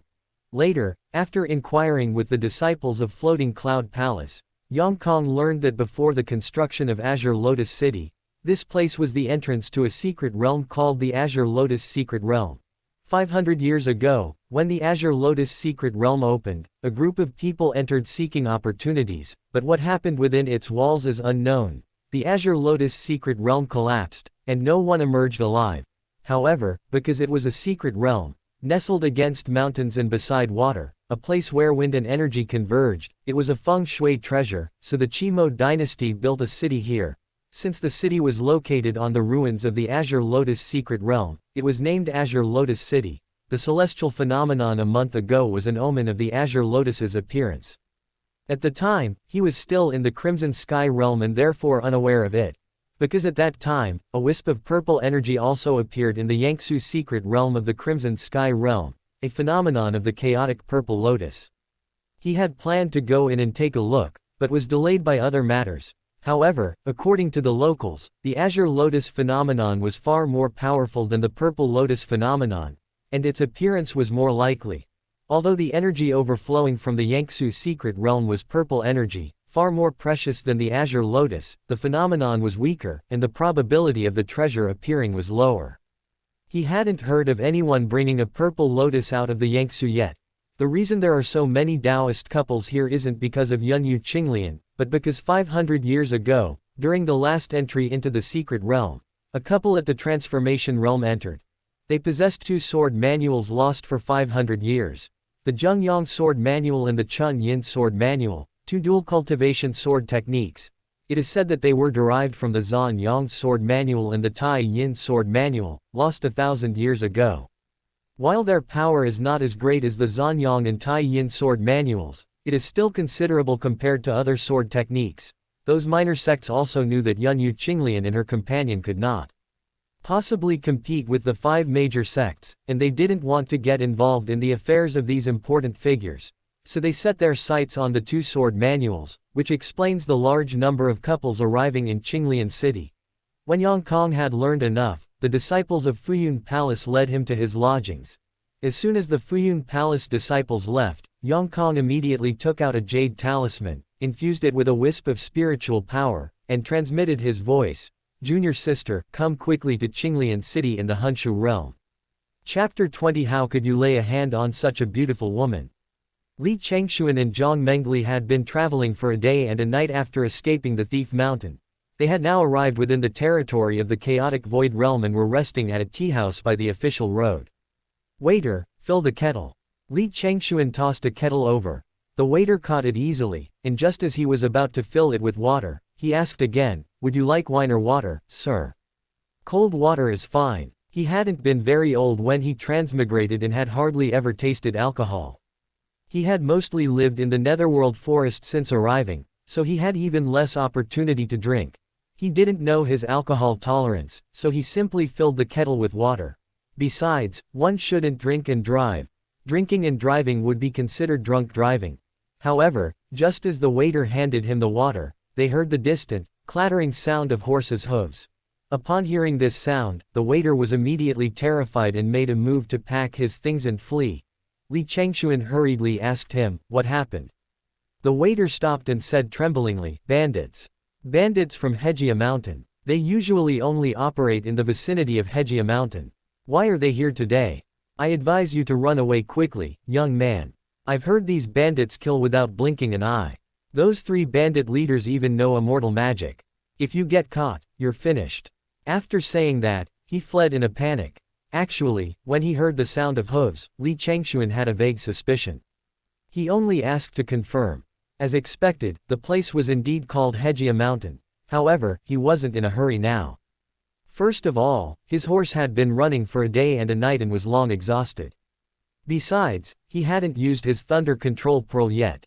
Although he could only use it once now, the damage unleashed when the thunder control pearl was destroyed was enough to severely injure a spirit sea realm cultivator. He didn't believe that a few bandits could possess the strength of a spirit sea realm cultivator. So, Li Changxuan leisurely returned to the carriage. Jiang Mengli also stepped out of the carriage. Seeing Li Changxuan's nonchalant demeanor, she was somewhat puzzled. Why aren't you running anymore? These aren't ordinary people chasing us this time. Can you still fight them?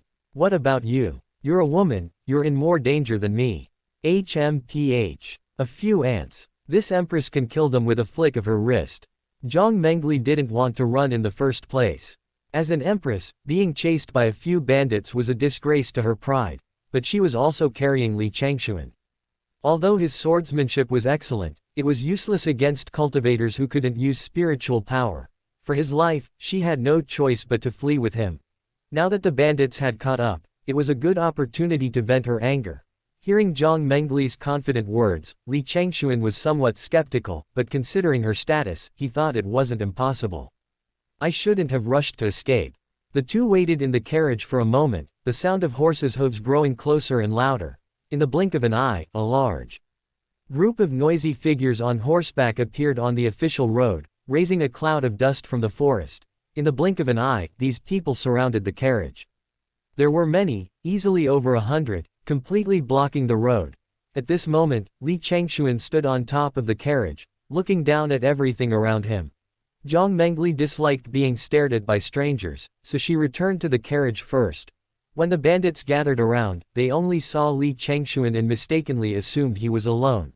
One bandit kicked the carriage hard, shouting, "Boy, get out." Li Changxuan drew the longsword he had previously seized, his eyes coldly fixed on the bandits before him. Seeing the weapon in his hand, the bandits retreated a few steps.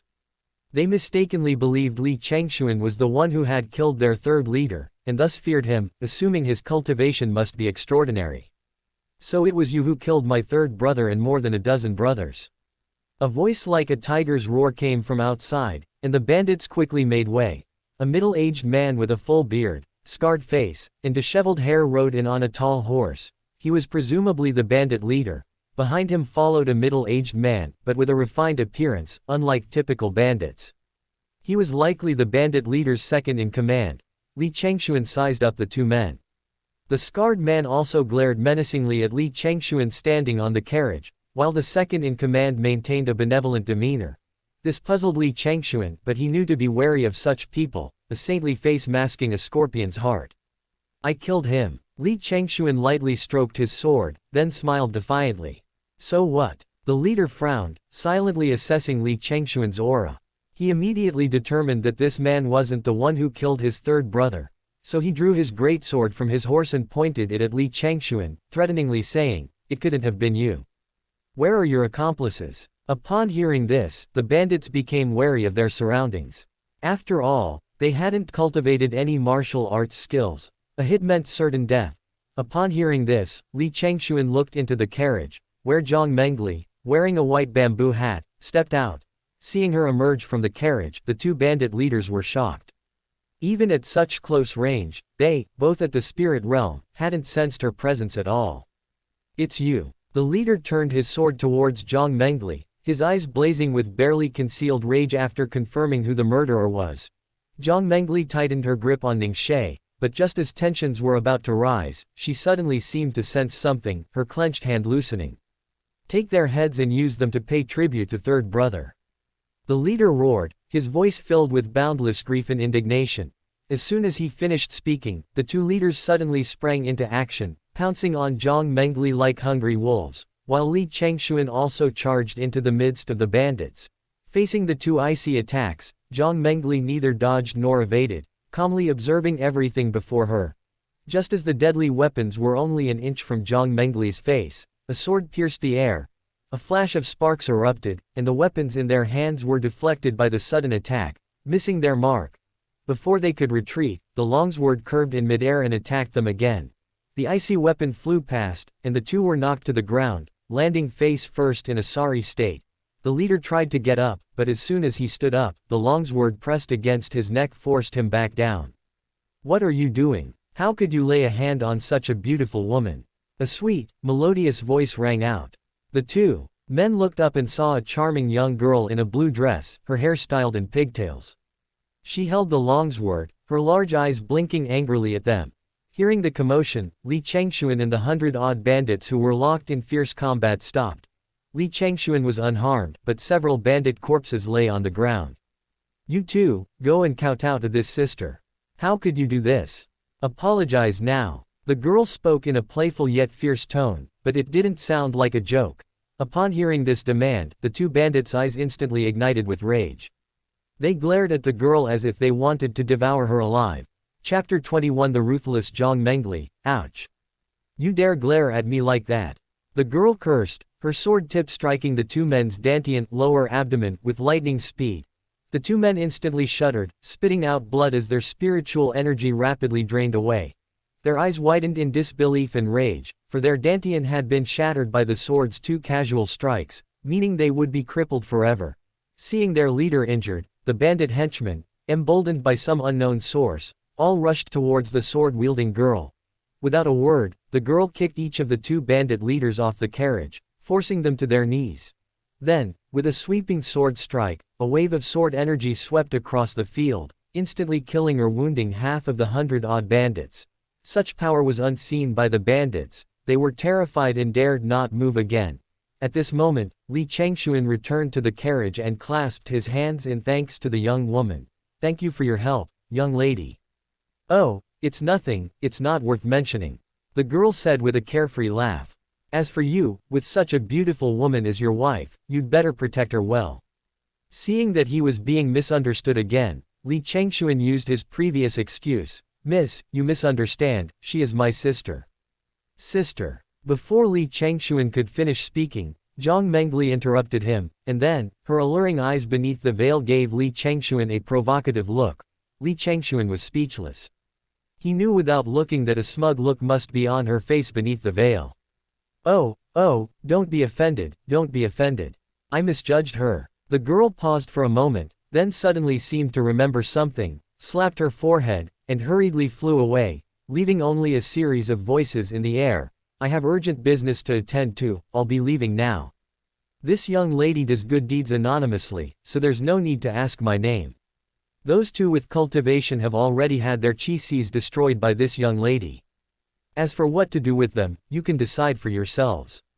The girl had already discerned that Jiang Mengli possessed some cultivation, and she had also witnessed the sharpness of Li Changxuan's swordsmanship, so she left with peace of mind. Seeing the girl leave so abruptly, Li Changxuan and Jiang Mengli were both stunned for a moment. This girl was truly naive and carefree. Coming to his senses, Li Changxuan stared at the two men who had just stood up, and said with a mocking smile, So, are you still going to avenge your third brother? The refined-looking man, now somewhat disheveled from the beating, rolled his eyes upon hearing Li Changxuan's words, then said with a fawning smile, No, we're not brothers. Besides, we've disliked that brat for a long time. He's unlucky to have offended you two gentlemen. We only hope you two gentlemen will be magnanimous and spare us brothers. We will definitely reform and never do this banditry again. Having sworn this out, he knelt down before Li Changxuan. The second-in-command's appearance filled the bandits with disappointment and disbelief, while the leader's eyes flickered, lost in thought. Li Changxuan ignored him and instead looked at Jiang Mengli, asking for her opinion. A hint of excitement flashed in Jiang Mengli's eyes, and a playful smile curled at the corner of her lips, though it was hidden by the light veil. If any demon saw her with that smile, they would probably be so frightened that they would kneel down on the spot. After a moment, Jiang Mengli said calmly, Then release them. These words shocked not only the bandits but also Li Changxuan. Would this enchantress be so kind? The two bandit leaders, hearing they were released, couldn't hide their joy. Once they returned to the mountain, they would have plenty of ways to deal with them. Thank you, Grandma. Thank you, Grandma. The two bandit leaders kowtowed repeatedly in gratitude, but a hint of killing intent gradually crept into their eyes. The other bandits, seeing their leader's state, froze on the spot. What had happened to their leader? But they knew their lives were already in her hands. After all, having cultivation and not having cultivation were two completely different things. Just like the girl before, she had casually killed dozens of their brothers with a single sword strike, possibly even after she had stopped, while they were powerless to resist. Left with no other choice, they returned to the mountain after their leader expressed his deepest gratitude, their hearts filled with mixed emotions. Watching the receding crowd, Li Changxuan frowned. He knew the principle of not letting a tiger return to the mountain. He couldn't believe Jiang Mengli didn't understand. But turning around, he saw Jiang Mengli had already leapt onto the roof of the carriage. Her skirts fluttered, and she began to play a flute. What? She still had the mind to play music. But he quickly realized he was wrong. As Jiang Mengli uttered melodious notes, a gentle and beautiful flute tune resounded through the deep forest. Waves of blue energy surged from the frozen snow with Jiang Mengli's playing, like silken ribbons, like flowing water, instantly dispersing among the fleeing bandits. Though the flute music was melodious and sweet, like the warbling of a nightingale, to the bandits' ears, it suddenly became a death knell. Upon hearing the music, their heads throbbed with excruciating pain, as if 1,000 worms were crawling inside them, or 10,000 silver needles were churning within. It was a fate worse than death. Instantly, the entire forest was filled with the sound of the flute and countless screams of agony, heart-wrenching cries echoing across the land. Many bandits, unable to endure the pain, took up their knives and slit their own throats. Others smashed their heads against trees, only to die from broken skulls. A few survivors, though writhing in agony, turned and repeatedly kowtowed towards Jiang Mengli, covering their ears and begging for her mercy. They kowtowed until their skin was torn and their flesh was raw, revealing their white bones. Jiang Mengli did indeed pause for a moment. They thought they had escaped with their lives, secretly relieved. But seeing their hopeful expressions, Jiang Mengli smiled coldly, then played the snowfall flute again. This time, the music was no longer melodious and gentle, but rapid and turbulent. Sound waves crashed against the remaining group like surging tides, causing the trees in the forest to rustle and bend. Under this demonic sound, the group tried to struggle for a moment, but the instant the music entered their ears, their heads exploded, leaving a pool of red and white blood on the ground. The flute music stopped abruptly. At this moment, Li Changxuan stood frozen in place. A cold sweat ran down his back. Was this really the Jiang Mengli he knew? Too brutal. Although the bandits deserved to die. If it were him, he would have ended them with a single sword strike. Jiang Mengli's method of killing was utterly inhuman. First, she gave them a glimmer of hope, then extinguished it with her own hands. Next, she gave them a ray of light, then plunged them into eternal darkness. This truly befits the title of Demon Emperor. Or perhaps he had misjudged her before. This was her true nature as a Demon Emperor. This was also the first time he had witnessed Jiang Mengli truly in action.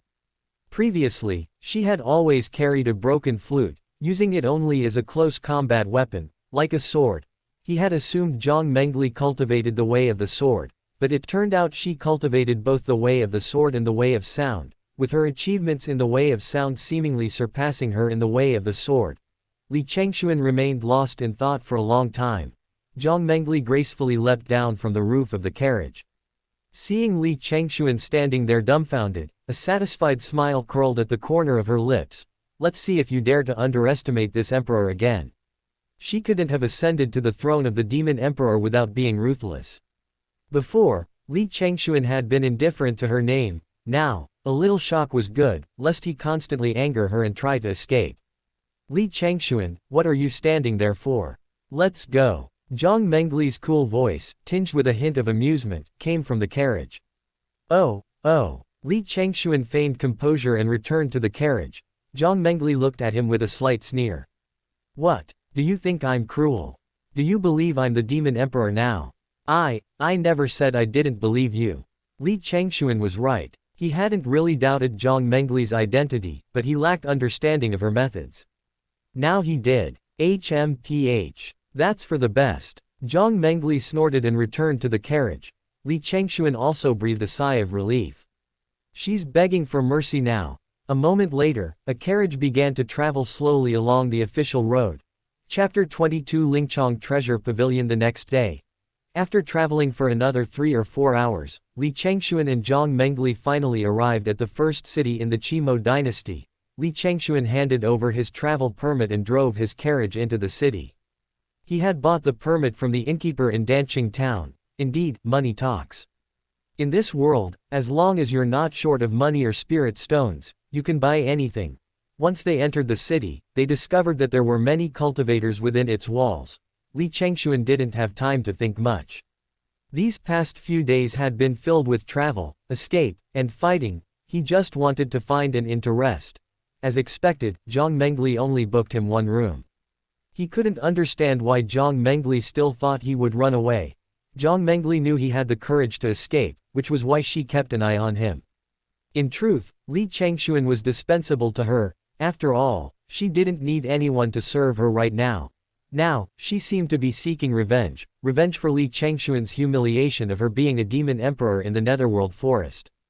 The more embarrassed Li Changxuan was, the happier she became. After booking his room, Li Changxuan inquired with the innkeeper about the journey to Qinglian City and the city's situation, as he had noticed an increase in the number of cultivators upon entering. He learned that a pill refining sect, the Yundan sect, lived nearby and held auctions in the city. This eventually attracted the Lingchong Treasure Pavilion to open a branch there. The Lingchong Treasure Pavilion was specifically located in a place frequented by cultivators, selling elixirs, magical artifacts, and talismans. They also handled auctions, holding daily auctions of cultivator supplies, attracting a constant stream of cultivators. When Li Changxuan first transmigrated, he hadn't traveled much before retreating to the Netherworld forest to live in seclusion. Therefore, he was now interested in everything and wanted to see and experience everything. Since the auction venue wasn't far from the inn, he went back to discuss it with Jiang Mengli. Hearing that he wanted to go to the auction house, Jiang Mengli found it somewhat amusing. Li Changxuan, you know the currency in the cultivation world is spirit stones, right? Do you have any? Li Changxuan's face immediately fell. He truly didn't have any. While money and spirit stones could be exchanged, aside from the limitations, the exchange rate was simply too high. Even if he exchanged all the money he had brought, he probably wouldn't get 10 spirit stones. Li Changxuan couldn't think of a solution for a moment. Suddenly, as if remembering something, a sly glint flashed in Li Changxuan's eyes. If he remembered correctly, Jiang Mengli had mentioned that she had brought spirit stones. So, Li Changxuan immediately retorted shamelessly, I'm fine, you have some, don't you? Besides, I'm just going to take a look, I might not even buy anything. Jiang Mengli's eyes widened, somewhat incredulous, not because Li Changxuan wanted to spend her spirit stones, but because of his sudden change in attitude. After witnessing Jiang Mengli's performance yesterday, he had been extremely respectful to her for a long time, but only for half a day. Now his attitude towards her had reverted to its previous state. Jiang Mengli hadn't expected that even her fierceness wouldn't scare him. She truly couldn't understand whether Li Changxuan was even a normal person. Seeing that Jiang Mengli didn't respond for a long time, Li Changxuan simply turned and left. Suit yourself, I'm going, come or not. He was just going to take a look, not buy anything, so surely he could get into the auction house. But as soon as he reached the entrance, he was stopped because there was an entrance fee of 10 blue spirit stones. It seemed he really couldn't get in. Li Changxuan didn't have even half a spirit stone, let alone 10. Li Changxuan hesitated. Should he go back and beg that vixen? No, it's just an auction. He could just not go, begging her would be too humiliating. Given that vixen's arrogance and wickedness, she might even use it to mock him. After making his decision, Li Changxuan turned around and looked back. He saw a tall, slender figure in a flowing white dress with wide sleeves, wearing a white veiled hat, gracefully walking towards him.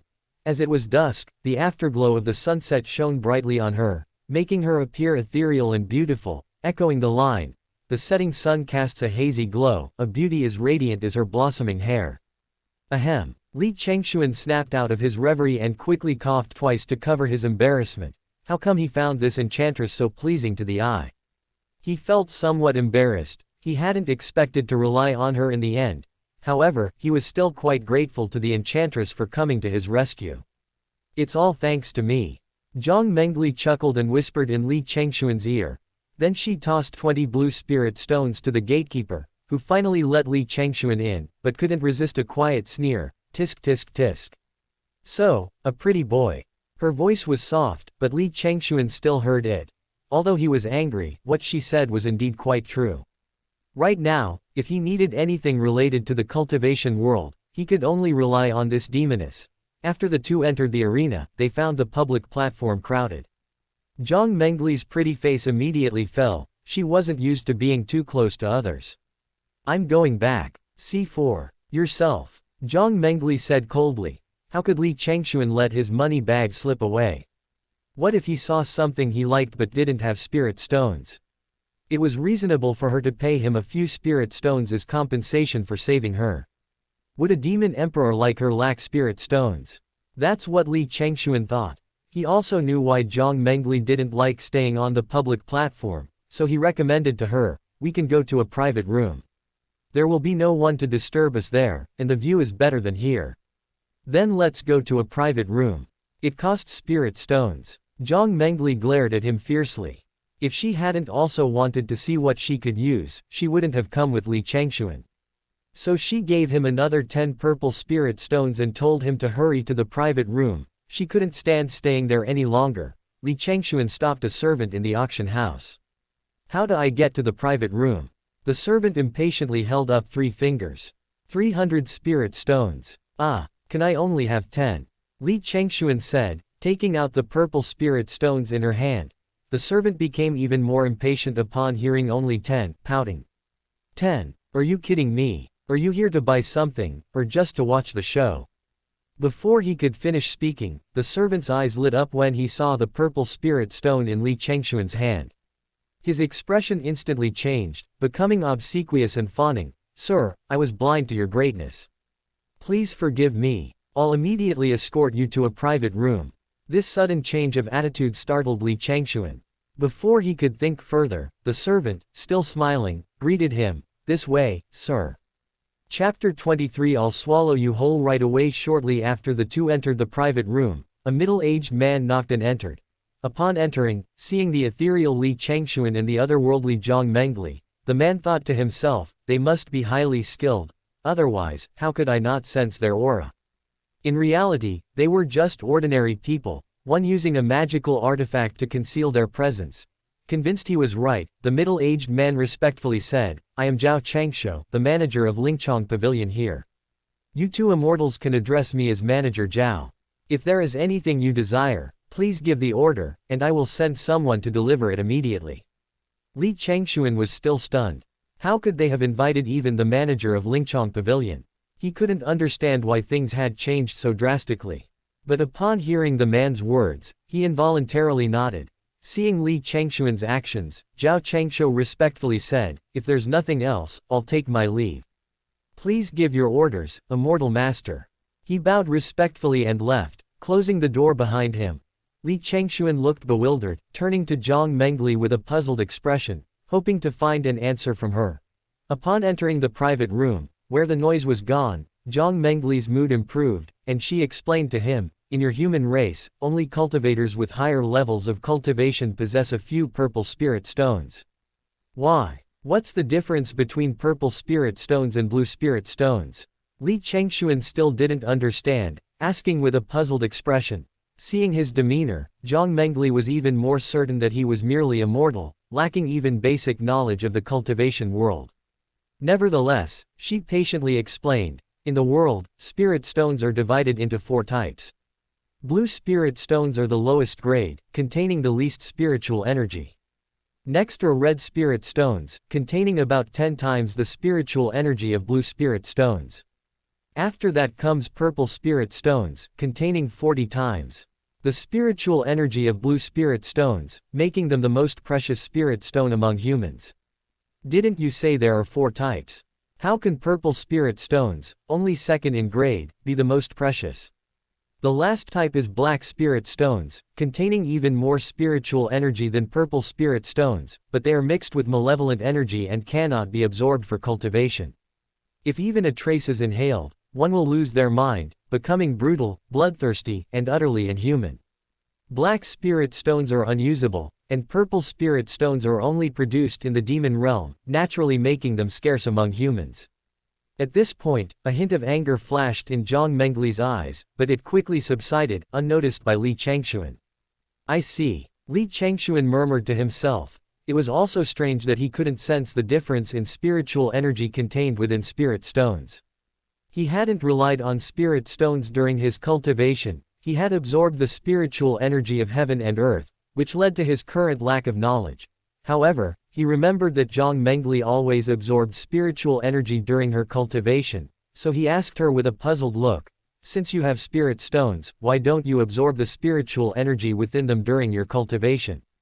"Because the spiritual energy within spirit stones doesn't circulate between heaven and earth, lacking a trace of the great Tao of heaven and earth.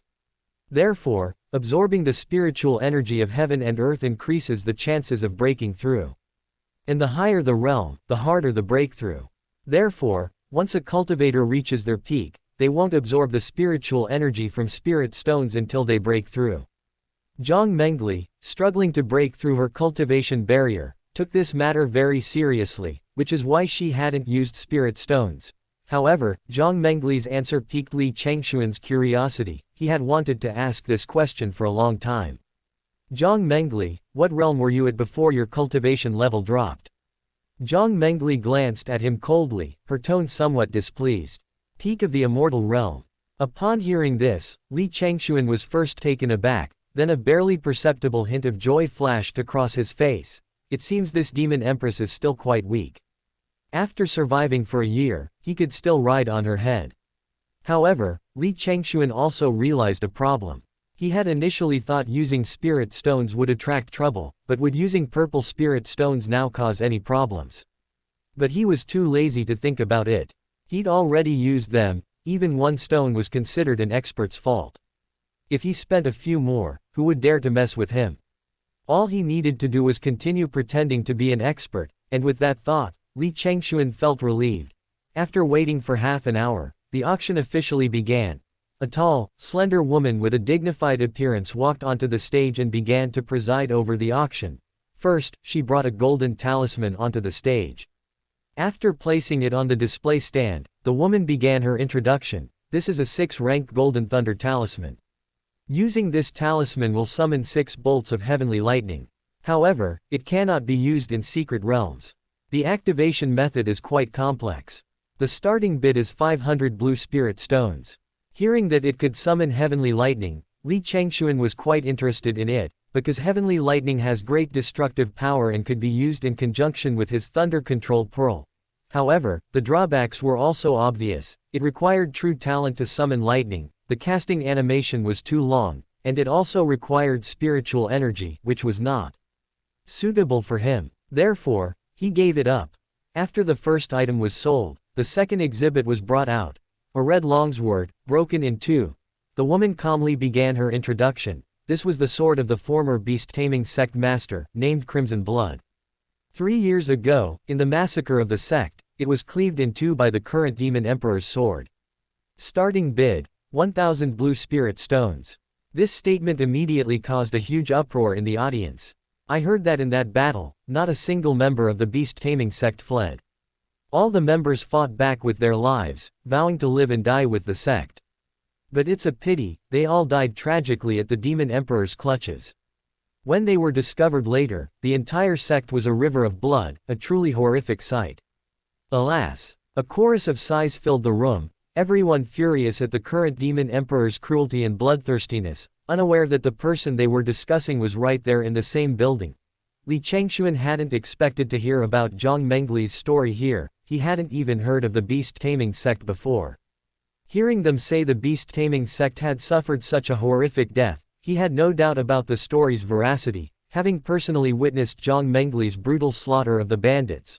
Li Changxuan couldn't help but feel curious and directly asked the person involved. Jiang Mengli, was it really as tragic as they say?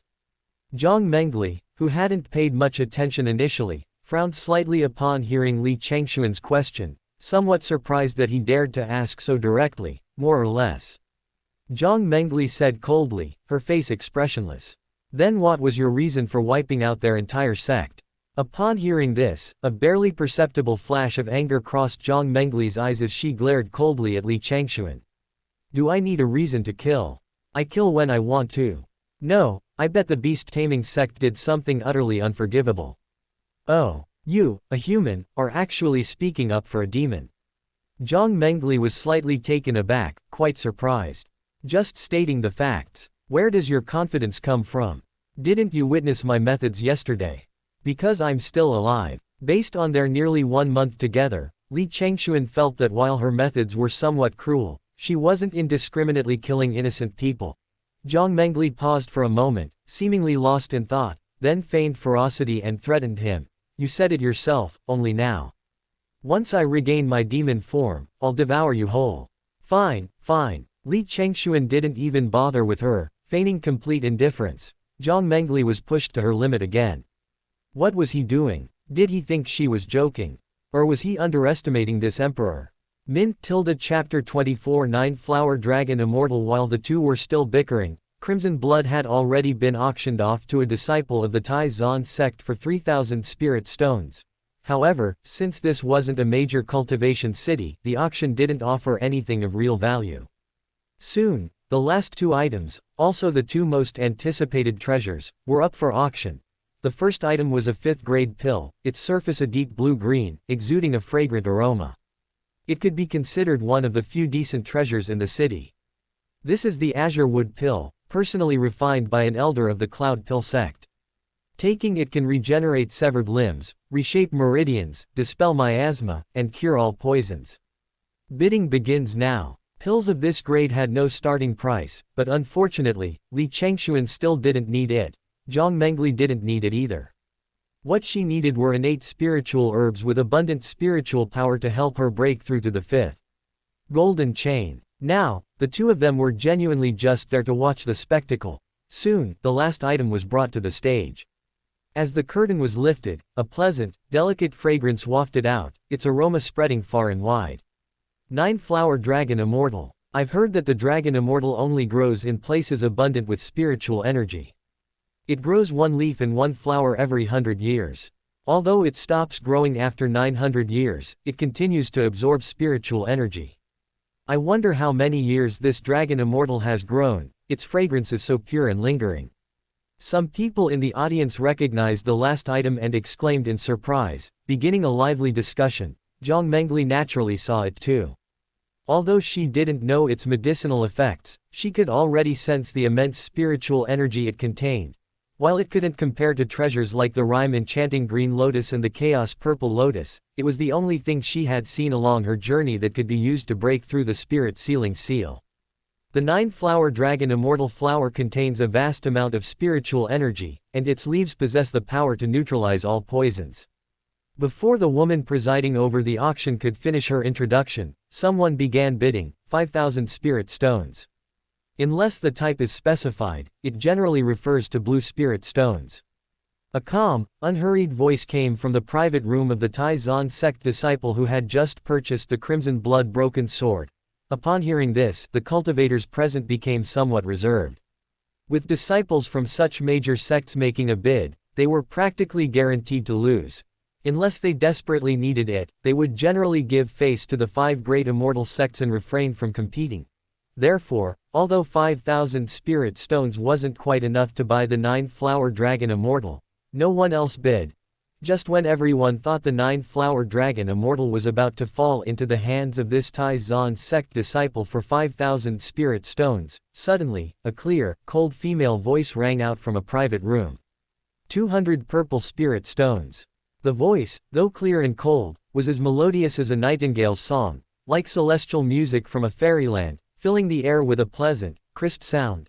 Everyone was startled, not by the woman's voice, but by the 200 purple spirit stones she mentioned. In another private room, Lu Zhengchen, a core disciple of the Taizan sect, was also taken aback, his heart filled with doubt and uncertainty. He had come specifically to buy the crimson blood sword, intending to use it as a gift for the elders of the Taizan sect. Buying the wandering dragon immortal was a spur-of-the-moment decision. Nearly a month ago, 5 elders of their Taizan sect had died with their soul tablets shattered, and a day later, 4 core disciples and 1 true disciple had perished. The Taizan sect has yet to find the bodies of the 5 disciples, while the bodies of the 5 elders were found within the Yangtze secret realm. The cause of death is a secret kept by the Taizan sect master. However, with some dead, the positions of 4 core disciples and 1 true disciple are now vacant. He wanted to advance from a core disciple to a true disciple, and he knew that Elder Lu Shang, who was missing a true disciple, was the father of Lu Ran, the former sect master of the beast-taming sect. The crimson blood sword was the heirloom of his son that Lu Shang was searching for, which is why he went to great lengths to find out about this lost sword of the beast-taming sect master and came specifically to bid for it, intending it as a stepping stone to becoming a true disciple. This 9-flower wandering dragon immortal was an unexpected gain. However, the sudden appearance of 200 purple spirit stones made him hesitate. Someone who could produce 200 purple spirit stones must have a high status. If he continued to bid against her, he might offend her and end up worse off. Lu Zhengchen thought to himself, why not give her face and make a friend? So he politely approached Jiang Mengli in her private room and said, "Fellow Taoist, how about I buy this immortal herb and give it to you? You won't need to spend those 200 purple spirit stones." "No need." A cold voice, laced with anger, rang out. Jiang Mengli already harbored resentment towards the Taizan sect, but given her current situation, otherwise she would have rushed over and killed him the moment she learned he was a member of the Taizan sect. However, she wasn't in a hurry. The Taizan sect was in the Crimson Sky realm anyway, they couldn't escape. Sooner or later, she would storm the Taizan sect. She was more than experienced in wiping out entire sects. Meanwhile, in another private room, Lu Zhengchen, having been publicly humiliated, felt resentful but couldn't vent his anger. He didn't even know who the other person was.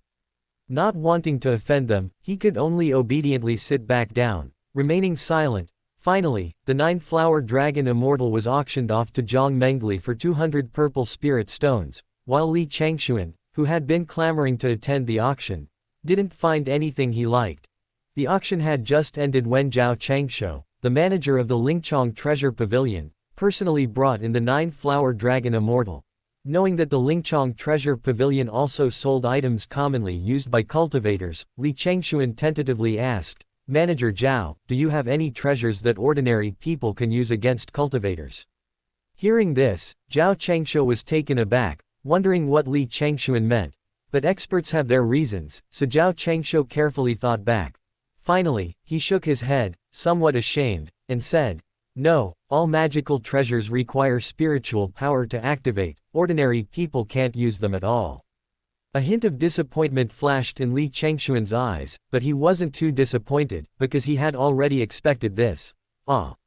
I've got it." Suddenly, Zhao Changshou seemed to remember something, and his face lit up with joy. "It seems there really is something here. I wonder if it could help you, Immortal Master." "What?" Li Changxuan seemed quite excited. "The Lingchong Treasure Pavilion sells spirit storage pills.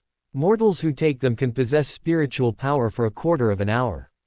They come in 2nd and 5th grades. Taking a 2nd grade pill will allow one to reach the mid-stage of the Qi induction realm, while taking a 5th grade pill will grant one the strength of the mid-stage of the Spirit Sea realm. Then I want the 5th grade spirit storage pills. Give me 100 first." Li Changxuan said excitedly, unable to wait any longer. Having no cultivation level and still following Jiang Mengli around was incredibly frustrating for him. Danger lurked everywhere. Last time it was bandits, which he could manage a few times. But if it were a cultivator, even just a Qi refining realm cultivator, he wouldn't be able to handle them easily. Jiang Mengli, hearing Li Changxuan's words, couldn't help but smile. "Are you going to eat this? You need so many. Even if you could buy them, you'd have to be alive to use them." "That's right. Immortal Master." Zhao Changshou quickly chimed in. "Spirit storage pills are certainly good, but every advantage has its disadvantages. Otherwise, there's no need to cultivate, just take pills every day, right?" Chapter 25. Drinking soup is such a wonderful thing. "No, Immortal Master. Even a 2nd grade spirit storage pill will deplete your qi and blood, damaging your meridians if taken by a mortal. If an ordinary person takes a 5th grade spirit storage pill, the massive amount of spiritual energy within will surge out. Their meridians simply cannot withstand it, they will surely die within a quarter of an hour." Zhao Changshou hurriedly explained. He guessed that the pill was given by Li Changxuan to someone important to him, and he couldn't bear the responsibility if anything went wrong, so he had to explain the pill's side effects clearly. Li Changxuan was silent for a moment. He hadn't expected it to be so serious. However, he suddenly remembered that he possessed the heavenly immortal vein, so circulating his spiritual energy shouldn't be a problem. He then asked Zhao Changshou, "How many spirit storage pills are left?"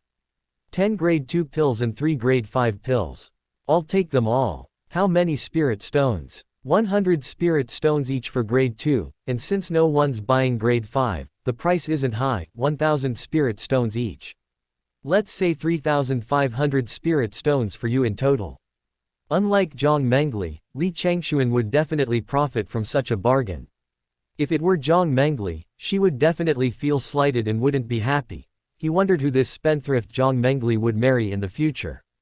She'd suffer then. But then he thought, the Demon Emperor certainly doesn't lack spirit stones.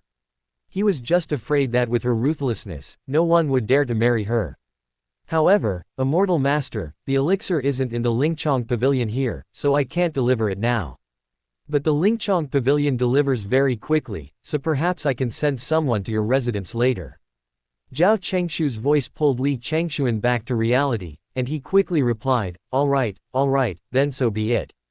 After Li Changxuan told him about the inn he was staying at, Jiang Mengli put away the 9-flower wandering dragon Immortal and left with him. By this time, it was already dark outside. As soon as they left the auction venue, Jiang Mengli quickly flew back to her inn, leaving Li Changxuan standing there alone. Li Changxuan realized something was wrong. She usually followed him closely, afraid he would run away. He realized it might be related to the wandering dragon Immortal. Jiang Mengli quickly returned to the inn, took out the 9-flower wandering dragon Immortal, and examined it carefully in her hands. Bathed in moonlight, the flowers of the wandering dragon Immortal emitted a soft, white glow, their fragrance soothing and comforting. Just as rumored, this herb had 9 petals and 9 leaves, the petals shaped like dragon heads. One leaf opened, one flower bloomed, one leaf opened, one flower bloomed, ascending step by step. As a whole, it resembled a 9-headed dragon. No wonder it's called the wandering dragon Immortal. Actually, if it were refined into a pill, its spiritual energy would be easier to absorb. One could simply consume the pill without further refining the energy. However, for Jiang Mengli, it was unnecessary. A few more strands of spiritual energy were better than nothing when breaking through the spirit sealing seal, and she didn't have time to refine it into a pill. So she simply swallowed the flower whole, leaving only the 9 wandering dragon Immortal leaves. She didn't need the leaves' detoxifying properties. Upon consuming it, in an instant, the vast spiritual energy within the dragon Immortal flower erupted within Jiang Mengli's body, surging and turbulent like a burst dam. This spiritual energy coursed through her meridians, surging and churning, as if threatening to burst forth from her body. Fortunately, Jiang Mengli was no ordinary person. Her meridians had been refined during her cultivation, otherwise she wouldn't have been able to withstand such a powerful surge of spiritual energy. After about 15 minutes, the spiritual energy within the 9-flower dragon Immortal was finally completely absorbed by Jiang Mengli. At this moment, although the spiritual energy circulating within her meridians was immense, she felt no discomfort. After all, she had once been at the peak of the immortal realm, and her body's resilience was undoubtedly strong. Under her continuous guidance, the spiritual energy within Jiang Mengli's meridians circulated faster and faster, its power growing stronger and stronger. Finally, when Jiang Mengli felt satisfied with the circulation, she forcefully guided it into her qi. The surging spiritual energy rushed into her qi, and the 5 chains, sensing the continuous influx of spiritual energy, instantly emitted golden light. Mysterious rune phantoms flew out from the chains, heavily surrounding Jiang Mengli's qi. This prevented the spiritual energy outside her qi from entering, and the spiritual energy inside her qi from escaping, preventing the two from resonating. However, Yulongshan's spiritual power continued to surge forth, and the mysterious runes circulated faster and faster. The two forces clashed, generating immense power within her dantian. Jiang Mengli could no longer endure it, her brows furrowed, and beads of sweat appeared on her forehead, clearly indicating she was suffering considerable pain. Finally, under the relentless onslaught of the overwhelming spiritual power, a crack appeared in one of the golden chains. Jiang Mengli was overjoyed and focused even more intently on circulating her spiritual power, continuously charging towards the cracked golden chain. Bang! Finally, at the last moment before her spiritual power was exhausted, one of the golden chains snapped, and a portion of the vast spiritual power in Jiang Mengli's dantian surged out instantly. The impact of the broken sealing seal and the released spiritual power collided, causing Jiang Mengli to cough up a mouthful of blood before fainting again. However, this time, a slight smile played on her lips, clearly indicating satisfaction. Although Yulongshan was ultimately no match for Qinglian and Zillion, she was already quite pleased to have broken one chain. Having recovered some of her cultivation, her journey to Qinglian city would be much safer. When she awoke again, she was already lying in bed, covered with a blanket, but the person who had been taking care of her was nowhere to be seen. He wasn't in the room. Jiang Mengli got up and had just stepped off the bed. Suddenly, footsteps sounded outside the door, and a delicious aroma wafted in, making even her, who didn't usually like to eat, salivate. Ha ha ha, chicken soup is here. Li Changxuan entered carrying an earthenware pot. Chicken soup. Jiang Mengli murmured to herself. It was the first time she had smelled such a tempting food. Are you all right? Li Changxuan gently placed the earthenware pot on the table and then asked. Jiang Mengli knew what he was asking. Looking inward, as before, one of the golden chains had broken, and her cultivation had recovered to the early stage of the refining spirit realm, roughly as she had expected. I've recovered somewhat, Jiang Mengli said calmly, gracefully walking to the table and sitting down. Seeing this, Li Changxuan quickly ladled a bowl of food for her and placed it in front of her, looking at her with a smile. Unsolicited kindness is always suspicious. Jiang Mengli knew that normally she had to nag him for ages to get him to do anything. Why was Li Changxuan, that stubborn mule who only did things when whipped, being so kind today? So, Even though Jiang Mengli desperately wanted to drink it, she suppressed her desire and looked at him with a slightly inquisitive smile, refusing to drink. Seeing that Jiang Mengli didn't move, Li Changxuan pushed the chicken soup towards her again. "Your Majesty, drink the soup." Huh. Even the way he addressed her had changed. Jiang Mengli was even less inclined to drink it, simply watching him quietly, not saying a word, wanting to see what he was up to. "Your Majesty, drinking soup is such a pleasant thing. Why aren't you drinking it?" Li Changxuan couldn't help but urge her. Jiang Mengli still looked at him, silent. Silent treatment is terrifying. Li Changxuan suddenly slammed his hand on the table and stood up. "Why aren't you drinking it? Drink, drink." This sudden action startled Jiang Mengli. "Li Changxuan, what are you doing?" Li Changxuan apologized repeatedly. I'm sorry, it just came to mind naturally, and I started thinking about pangolins." Jiang Mengli frowned, glancing at him. "What pangolins? Nonsense. What exactly are you trying to say? You're always acting crazy." Jiang Mengli pouted, unable to resist urging him. Hee, didn't I buy a few bottles of pills from Lingchong Pavilion? I wanted to borrow some spirit stones from you." Li Changxuan explained as he sat down with a smile. Just now, after returning to the inn, he found Jiang Mengli unconscious on the floor, so he carried her to the bed. Later, he remembered he still needed her spirit stones, and he would inevitably have to ask her for help. One should act like a beggar when asking for help. Li Changxuan thought that fox demons and foxes probably had similar habits, so he personally went to the inn's kitchen to stew a bowl of chicken soup for her. "Oh, so that's what it is. You wanted to buy 100 spirit pills at once. I thought you had a lot of spirit stones." Jiang Mengli couldn't help but squint her charming eyes and tease him playfully. Li Changxuan was being so obedient for a day, she had to have some fun with him. "Your Majesty, please lend me some spirit stones." "Not much, just 3,500 will do. Are you sure you're lending them? Can you even pay them back?"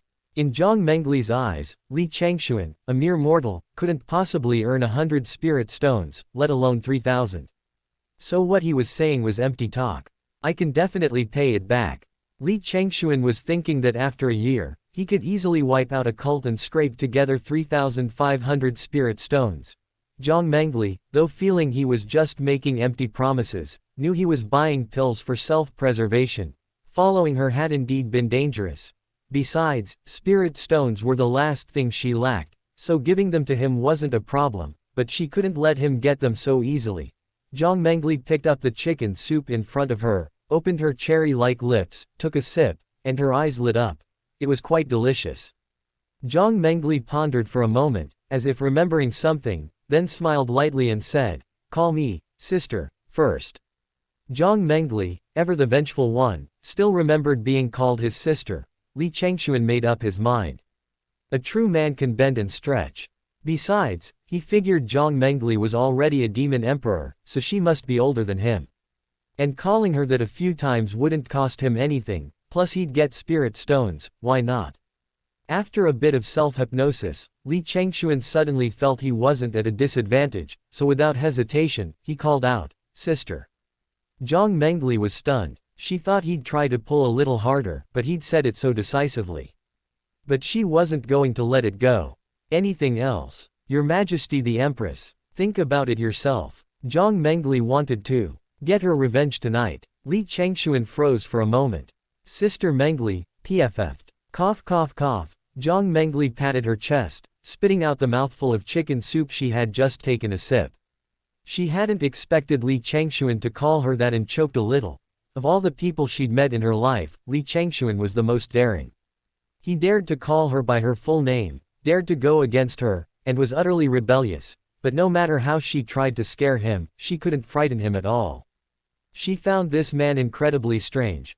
Although she had been quite curious about him before, being called Sister Mengli still gave her goosebumps. No one had ever called her that before. "Stop talking, and don't ever call me that again," Jiang Mengli warned. She was afraid that if Li Changxuan said anything more, he would say something outrageous. "What about the spirit stones?" Li Changxuan looked at her with a fawning smile, making her feel extremely uncomfortable. She hurriedly took out 2 bags of spirit stones from her personal space and tossed them to him. Li Changxuan picked up the bags and his eyes lit up. 2 bags full of purple spirit stones, that's probably worth over 10,000 blue spirit stones. As expected of the Demon Emperor, so generous. Zhao Changshou had personally come to deliver the pills to Lingchong Pavilion and was already waiting downstairs, which was why he was in such a hurry to get the spirit stones. So he hurriedly left. Before leaving, she didn't forget to thank him. Thank you, Sister Mengli. Jiang Mengli, annoyed, threw a spoon at him, but he was already out, and it hit the door frame and shattered into pieces. As soon as Li Changxuan went downstairs and entered Zhao Chengshou's private room, Zhao Chengshou hurriedly stood up and sat down with him.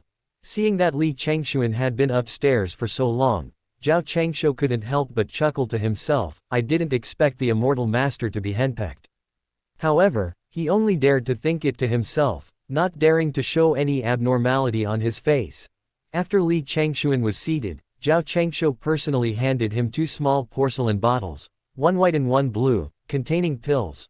Feeling somewhat embarrassed for keeping them waiting so long, Li Changxuan personally handed over 100 purple spirit stones and apologized. I'm sorry to have kept Steward Zhao waiting.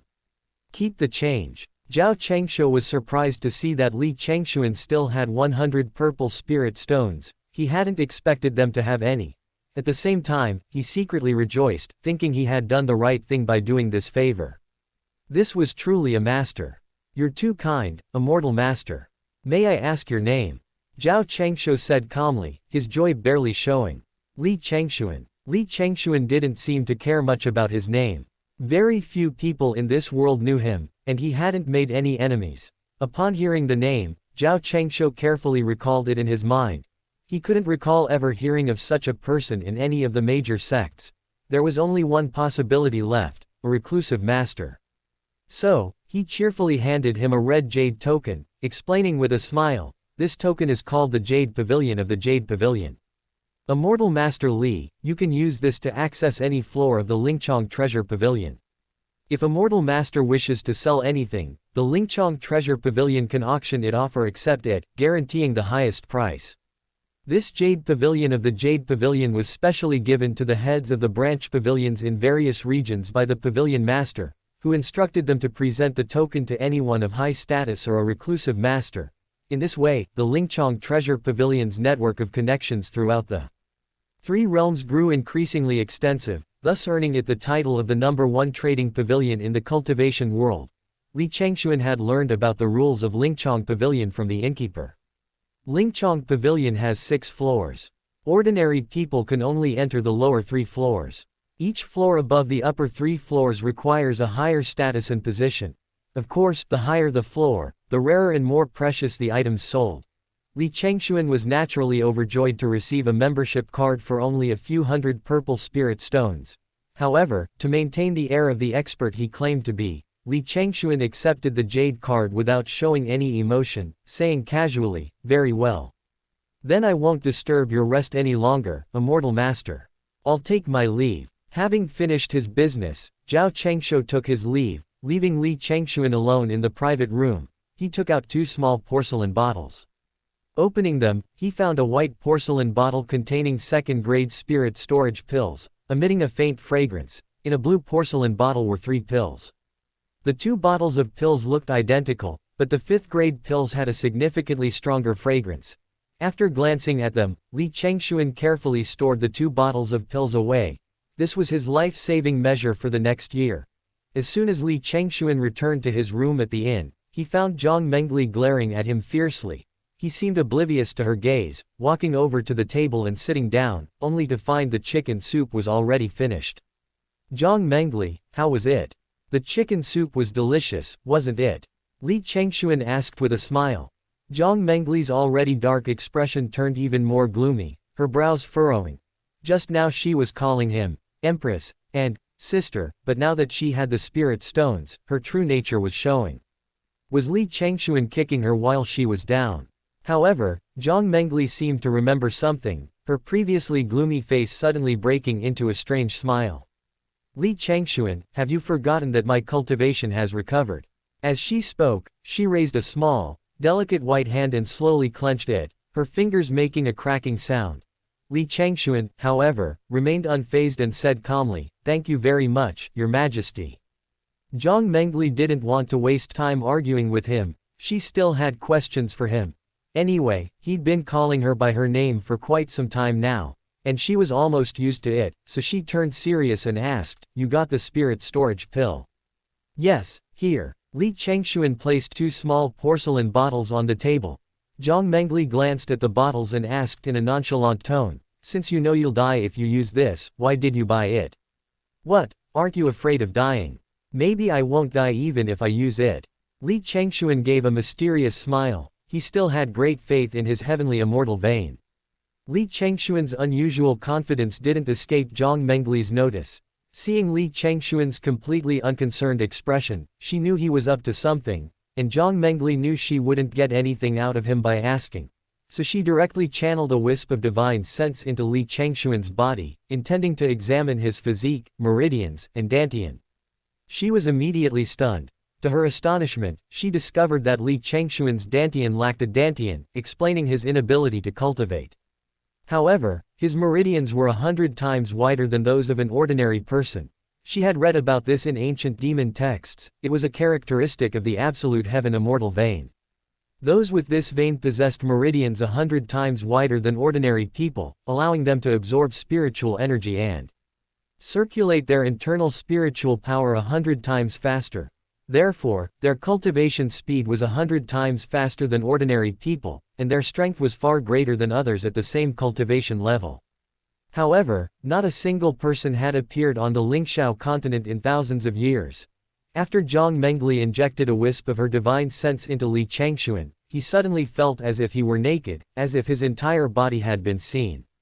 He questioned her, "Jiang Mengli, what are you doing?" Jiang Mengli snapped out of her daze and tentatively asked, "You are, the absolute heaven immortal vein." Li Changxuan nodded, indicating she had guessed correctly, and then added, "I told you not to worry." "Who's worried about you?" Jiang Mengli pondered. It seemed he knew her constitution. She recalled all of Li Changxuan's special characteristics, exceptional swordsmanship talent, and the absolute heaven immortal vein. Such a person, unless they instantly enter the immortal realm and store spiritual power in their body, simply cannot cultivate. But even if they do enter the immortal realm, without a qi, they will still be much weaker than other cultivators of the same realm. Li Changxuan, with his physique, should have stood at the pinnacle of the human immortal sects, but lacking the crucial qi for cultivation, he was practically a cripple. Such a stark contrast explained his self-destructive behavior, leading him to retreat to the mountains, detached from worldly affairs. Jiang Mengli, who thought she understood everything, couldn't help but sigh inwardly. At this moment, she felt a pang of pity for Li Changxuan, but also thought it was for the best. If such a person could truly cultivate, he would undoubtedly become a towering mountain over the demon race.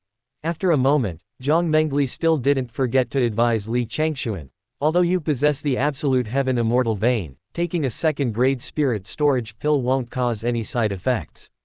However, since you've never cultivated, using a 5th-grade pill will still deplete your qi and blood, damaging your meridians. Therefore, there's no need to use a 5th-grade spirit storage pill unless absolutely necessary." "I know." Rarely did the demoness speak words of concern for him. Li Changxuan didn't argue and simply agreed. The next day, Qinglian City. Yongkong stood atop the city wall, seemingly waiting for someone. He wasn't sure if his junior sister was reliable, because she always forgot what he asked her to do. Suddenly, a woman in blue robes and a blue skirt flew in from afar on a sword, quickly reaching the city wall. If Li Changxuan and Jiang Mengli were here, they would recognize that they had met once before. "Senior brother. Long time no see. Let me give you a hug." As soon as the woman in the blue skirt saw Yang Kong waiting for her, she hurriedly ran over. Yang Kong, seeing this, quickly pressed his forehead against hers. "Ahem, don't you know where you are?" After Yang Kong's quiet reminder, the woman in the blue skirt finally noticed that the floating cloud palace disciples in charge of registration were watching her with amused expressions. A blush crept onto the woman's face as she shyly handed over her sword-shaped jade talisman, Yi Shuru, an inner disciple of the extreme sword sect. Indeed, the woman was Yang Kong's junior sister, and also the daughter of his master. Yang Kong had become a disciple early, at the age of 4, accompanied by his parents to the extreme sword sect. Yi Shuru was born half a month later, thus becoming his junior sister. Therefore, the two were childhood sweethearts, growing up together through cultivation. After the disciples of the Floating Cloud Palace verified Yishuru's identity and found no problems, they let her in. First, a female disciple of the Floating Cloud Palace escorted Yishuru to her residence. Once she finished tidying up and saw Yang Kong, she eagerly asked, "Senior brother, has a secret realm appeared this time?" Yang Kong nodded. Yishuru had noticed the commotion in Qinglian City when she entered the city, so she deduced that a treasure must have appeared. Yishuru had never left the sect before because her father was an inner-sect elder of the Extreme Sword sect. Yang Kong, having started cultivating earlier than her, had already gone down the mountain for training once before her and told her many interesting stories after returning to the sect. Although the Extreme Sword sect also had secret realms for them to cultivate in, they weren't very dangerous to ensure the safety of the disciples, and Yishuru had long since grown tired of them. Therefore, Yang Kong promised to take her into a secret realm on his next trip down the mountain, which was why he hurriedly called her over. Although Yishuru had encountered secret realms before, they had all been entered countless times by others, and she had absolutely no desire to go. Hearing her senior brother's summons, she guessed that a new secret realm had been discovered, which was why she rushed over.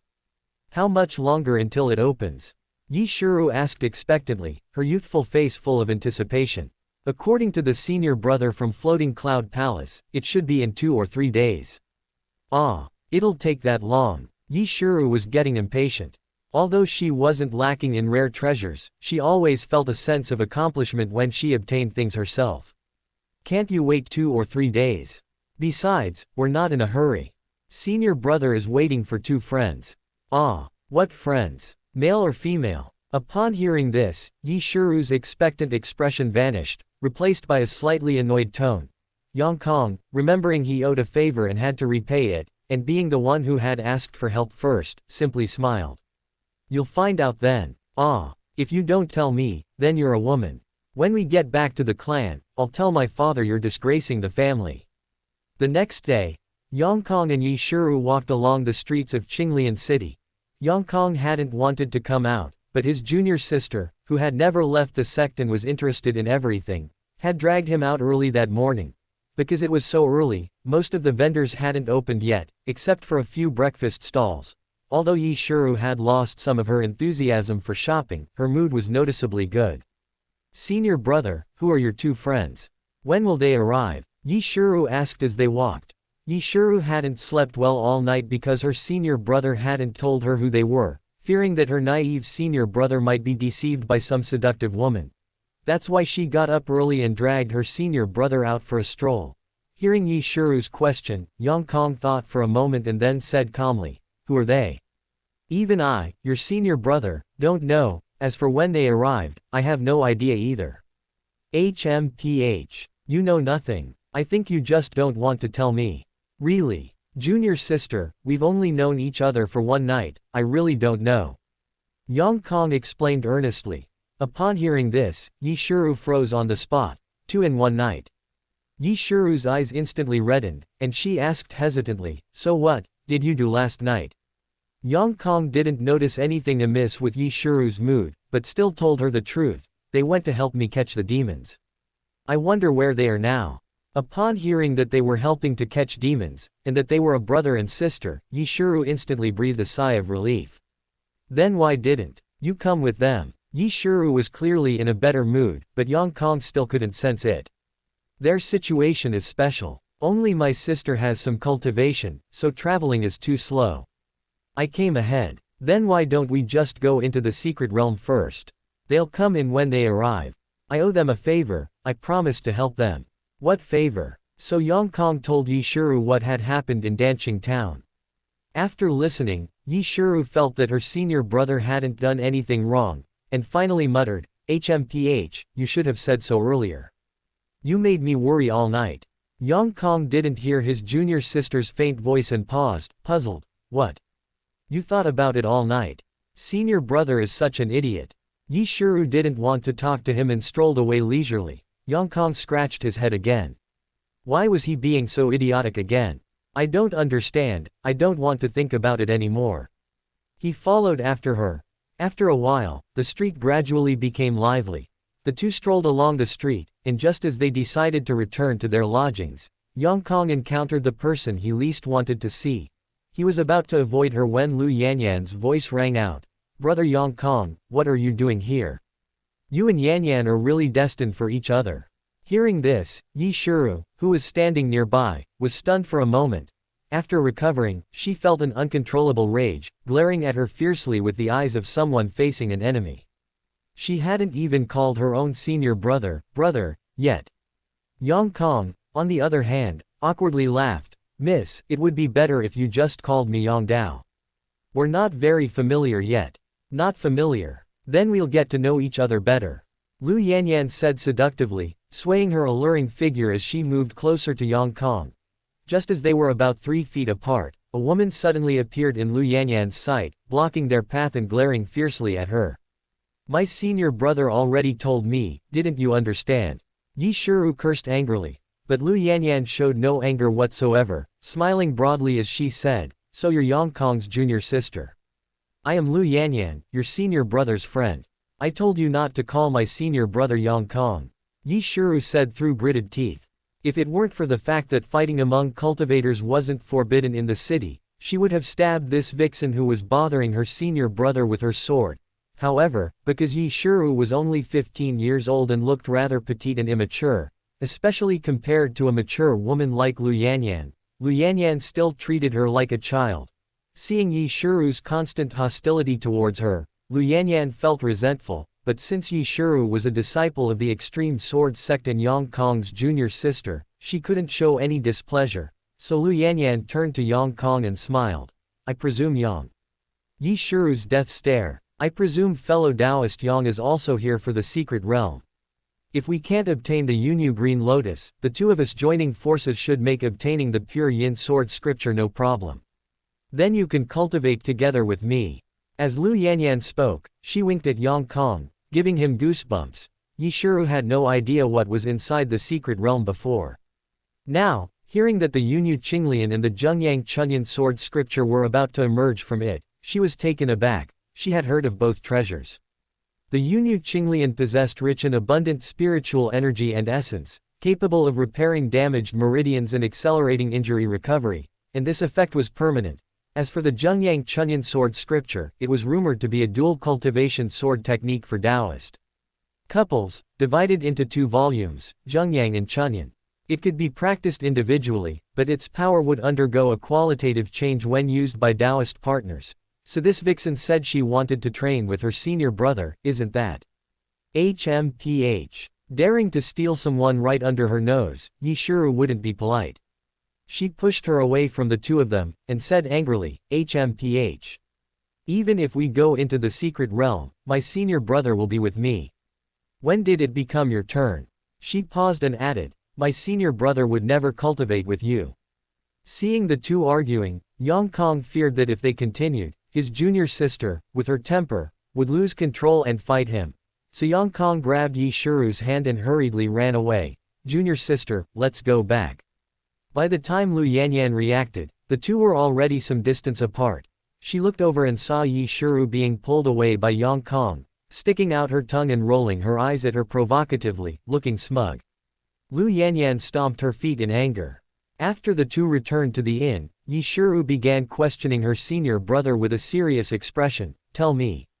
Who is that Lu Yanyan today? How do you know her?" Although Yang Kong disliked Lu Yanyan, he wasn't sure why his junior sister was angry, so he truthfully recounted what had happened a few days prior at the Qinglian city gate. After understanding the whole story, Yi Shiru finally felt relieved, but still warned him, "Senior brother, stay away from her in the future. She's clearly not a good person." Yang Kong nodded. Meanwhile, Yi Shiru was secretly thinking that it would be best for her to keep an eye on her senior brother herself. After spending the night in the city, Li Changxuan was about to leave for the carriage the next day when Jiang Mengli stopped him. "We won't take the carriage for the rest of the journey." Jiang Mengli had a premonition that the Azure Lotus secret realm was about to open, and if she took the carriage, it would be too late. That's right, her purpose in going to Azure Lotus City was the Azure Lotus secret realm, or more precisely, the Yunyu Azure Lotus within it. A month ago, while she was still in the Demon Clan Imperial Palace, she received news that the Yunyu Azure Lotus and the Chaos Purple Lotus would appear simultaneously. She knew the probability of the Chaos Purple Lotus appearing was lower. However, her obstacle at the time was her inability to break through to the Earth Immortal realm. Although the probability of the Yunyu Azure Lotus appearing was high, it was useless to her, which is why she went to the Yangtze secret realm. But she hadn't expected the ambush by the Tai Zan sect to happen, forcing her to now come to the Azure Lotus secret realm to seize the Yunyu Azure Lotus to restore her cultivation. She wondered if the Tai Zan sect would secretly lay an ambush again this time, while the floating cloud palace was probably unaware of the matter. As things stood, the Tai Zan sect hadn't announced this, otherwise the entire Lingxiao continent would be abuzz with news of the Demon Emperor being afflicted by the Tai Zan secret technique, and the human race would be conducting a massive manhunt. She didn't understand why the Tai Zan sect was keeping it a secret, but for her, it was a good thing. Li Changxuan was overjoyed to hear she wasn't taking the carriage anymore, meaning he wouldn't have to endure the arduous journey. Let's go, let's get out of the city first. Jiang Mengli walked towards the city gate, noticing Li Changxuan still standing there, and urged him, "What are you standing there for?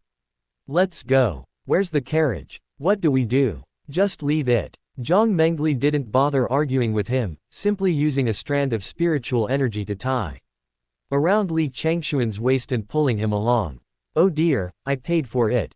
At least sell it before you leave," Li Changxuan said, following behind. Jiang Mengli seemed not to hear him and continued walking without a care. "What a spendthrift woman," Li Changxuan muttered under his breath, seeing he couldn't persuade her otherwise. However, Jiang Mengli's cultivation had recovered by half, and her hearing was now far superior to before, so his words easily reached her ears. Jiang Mengli stopped, turned around, and glared at him fiercely, startling Li Changxuan so much that he immediately covered his mouth, shook his head, and chuckled. "Don't squander the family fortune, don't squander the family fortune.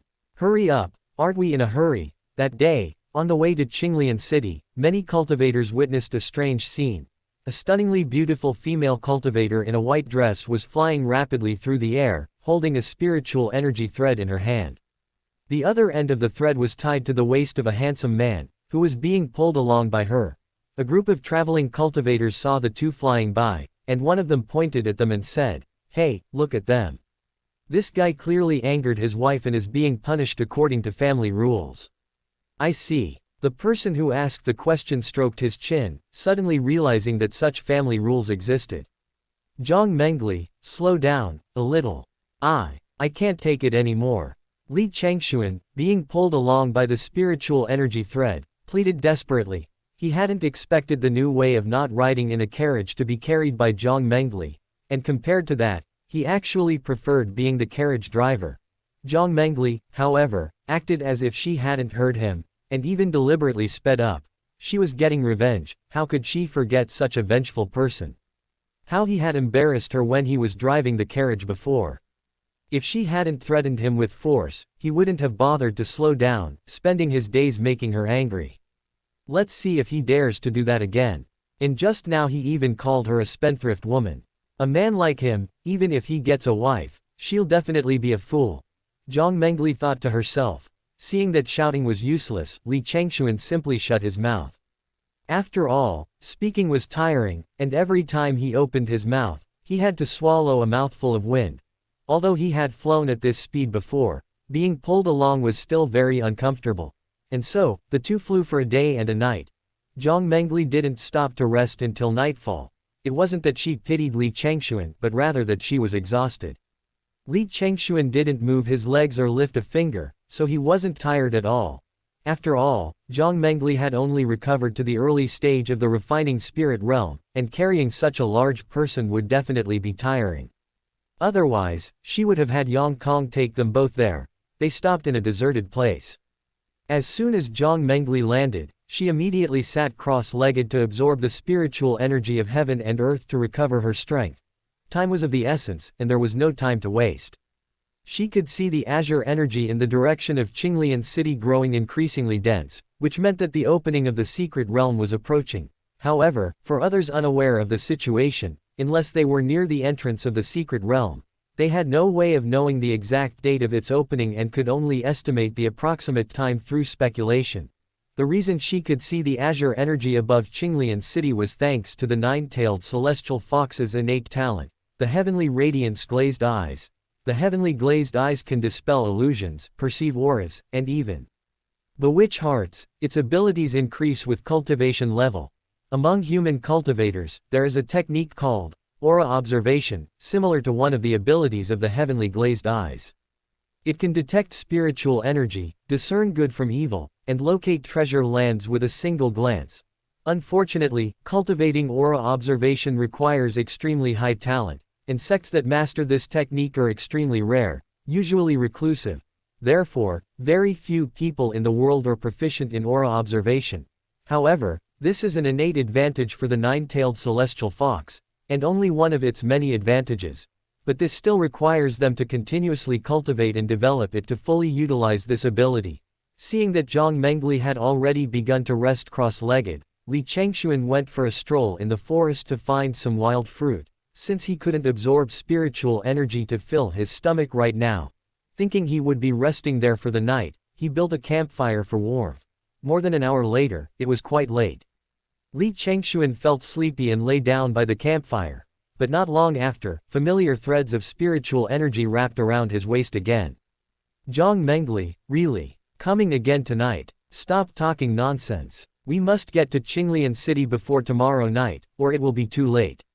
Although Jiang Mengli was impatient, she still gave him a cold explanation.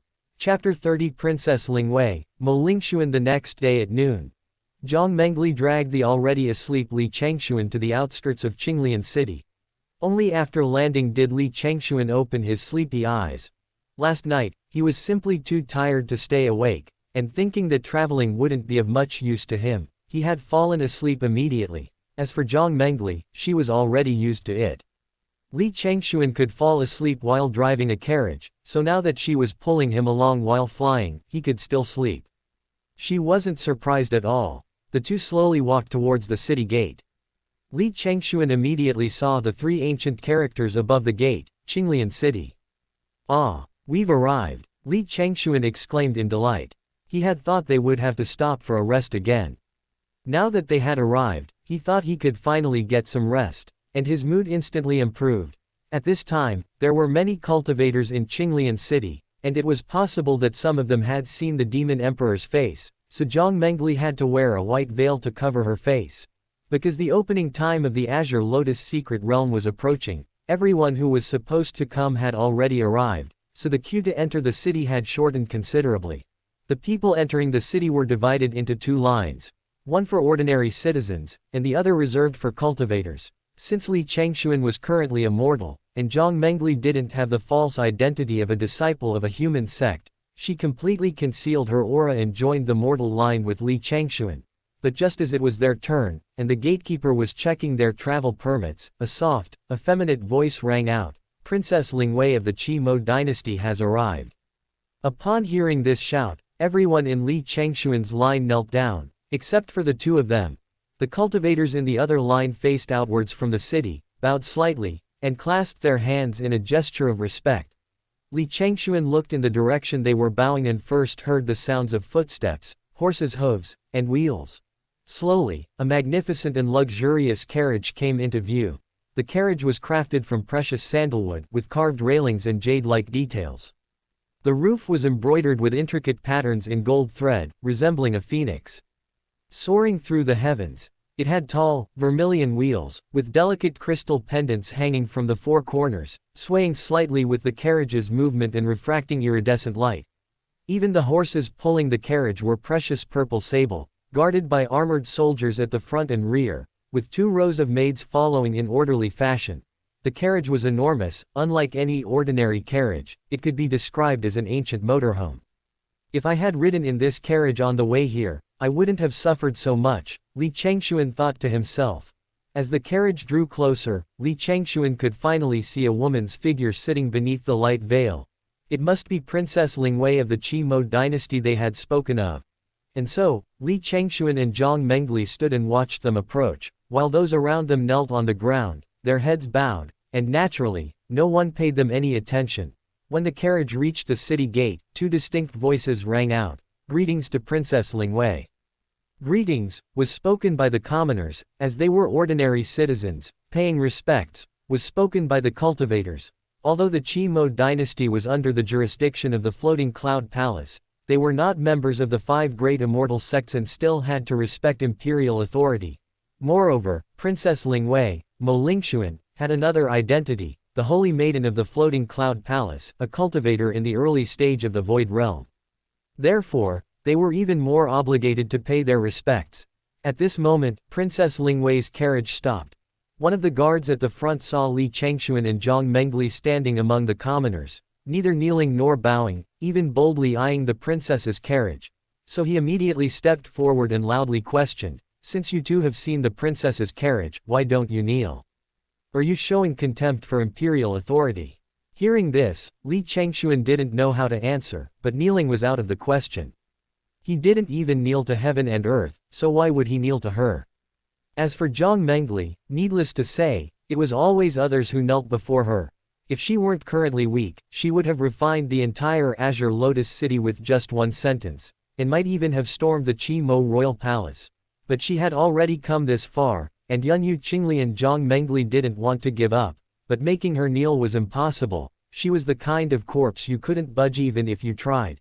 Therefore, neither of them answered. Li Changxuan continued to scrutinize the carriage, pretending not to hear, while Jiang Mengli glared fiercely at the guard. Jiang Mengli was infamous for her ferocity. A single glance from her could make demons kneel with trembling legs. How could a mere guard withstand that?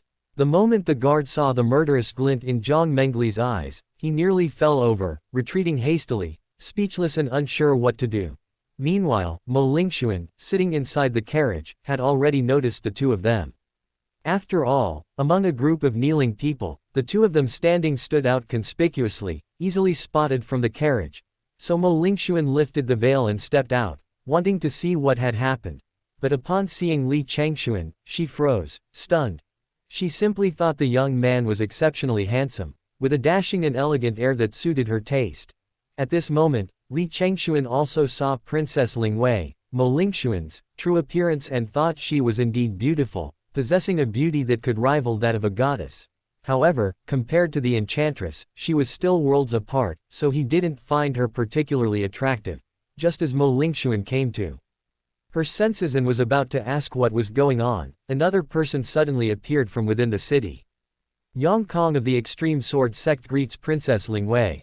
Yang Kong, who had rushed to the rescue, quickly clasped his hands in a salute.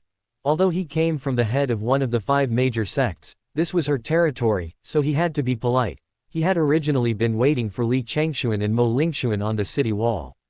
Seeing them appear, he had intended to go and greet them after they entered the city, but he hadn't expected Mo Lingxuan to appear so suddenly. What shocked him even more was that the brother and sister completely disregarded the newcomer. Not only did they refuse to kneel, but they also stared directly at him. Since Mo Lingxuan had personally intervened, he feared they would be arrested if they stayed any longer, so he quickly stepped in to save the day. Mo Lingxuan raised an eyebrow upon seeing him, but still politely said, "Greetings, fellow Taoist Yang. And you are?" "Oh, these two are my junior brother and sister. I came down the mountain this time to accept disciples on behalf of my master, and I have already taken them into the Extreme Tao Sword Sect." To appease her, Yang Kong had to make up a lie, otherwise, he wouldn't have been able to fool her. "I see. Since you are fellow Taoists of the Extreme Sword Sect, it's only right that you don't kneel," Mo Lingxuan said with a smile, her expression unreadable. Yang Kong leaned closer to the two, lowering his voice to almost inaudibles, reminding them, "Brother Li, a simple greeting is enough." He then looked at Jiang Mengli, gesturing for her to join them. Jiang Mengli completely ignored him, lightly rolling up her sleeves and heading straight into the city, with no one daring to stop her. Seeing Jiang Mengli leave, Li Changxuan thought to himself, "If she can't do it, then I can't either." So he followed Jiang Mengli into the city, leaving Yang Kong alone, bewildered in the wind. Are these two siblings always this brave? A moment later, Yang Kong could only awkwardly laugh and apologize. "My junior brother and sister haven't yet entered the sect and are unfamiliar with etiquette. I hope the princess won't take offense." Mo Lingxuan, however, kept her gaze fixed on the city and absent-mindedly replied, "It's nothing." "Then I'll take my leave."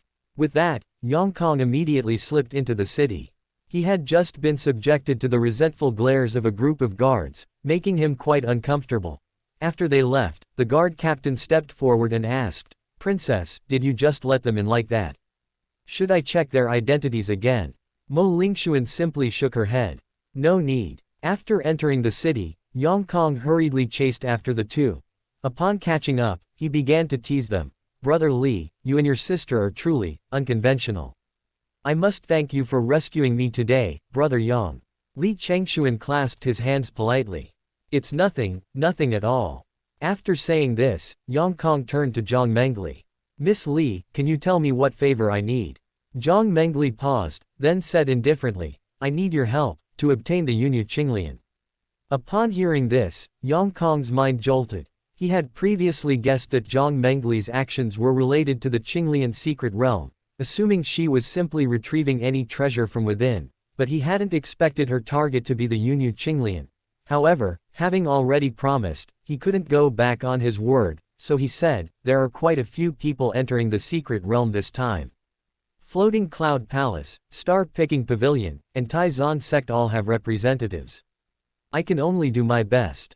I have my own arrangements after entering the secret realm." "Ah, Miss Li, you're also going into the secret realm?" Yang Kong exclaimed in surprise.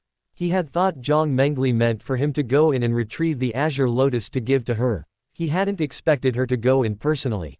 After all, when he was in Danqing Town, he had seen that Jiang Mengli only had the Qi Refining Realm Cultivation. A Qi Refining Realm cultivator entering the Azure Lotus secret realm would be nothing more than cannon fodder, wouldn't it? Now, looking at Jiang Mengli, her entire body was shrouded in a white mist, making it impossible to even discern her Qi Refining Realm cultivation level. He guessed she was using a magic item to conceal her aura, and immediately felt that she was shrouded in mystery and eeriness. "Not only is she going into the secret realm, I'm going in too." Li Changxuan also walked over, patted Yang Kong's shoulder, and interrupted his thoughts. Yang Kong thought the brother and sister had gone mad. While their courage was commendable, he felt their going in was tantamount to suicide. Unexpectedly, Jiang Mengli suddenly objected, "You can just wait outside." "What use are you? Your sister is right, Brother Li." Li Changxuan looked at Jiang Mengli mysteriously and said, "Didn't I buy that thing? I'll be fine." Li Changxuan winked at Jiang Mengli. He hadn't entered a secret realm since arriving in this world, and now that he had such a good opportunity, he naturally wanted to go in and see. After all, as the saying goes, since you're already here. Jiang Mengli naturally understood that he was referring to the spirit storage pill. If someone at the Qi induction realm combined with the Thunder Control Pearl, they would indeed have a fighting chance. As long as he stayed with her, ensuring his safety wouldn't be a problem. Therefore, Jiang Mengli didn't object and indicated her agreement. Yang Kong, however, was completely confused. He found the siblings' behavior and speech strange, and he only understood half of what they were saying. "Brother Yang, is there anything else? If not, we'll find an inn to stay at first," Li Changxuan said casually, walking leisurely. "Ah, I just mentioned that you two have been accepted into our sect. To avoid unnecessary trouble, I think it would be best if you stayed with us." Li Changxuan pondered for a moment, then looked at Jiang Mengli, asking for her opinion. But Jiang Mengli simply continued walking, indicating that he could make the decision himself. "Then that's settled. Please lead the way, Brother Yang." Led by Yang Kong, the two arrived at an inn specially reserved for disciples of the 5 major immortal sects by the Floating Cloud Palace. It was indeed much better than the inns along the streets. After Yang Kong explained his purpose to the disciples of the Floating Cloud Palace, they quickly prepared 2 rooms for the two without delay. Before entering their respective rooms, Jiang Mengli didn't forget to warn Li Changxuan, "Don't even think about sneaking away."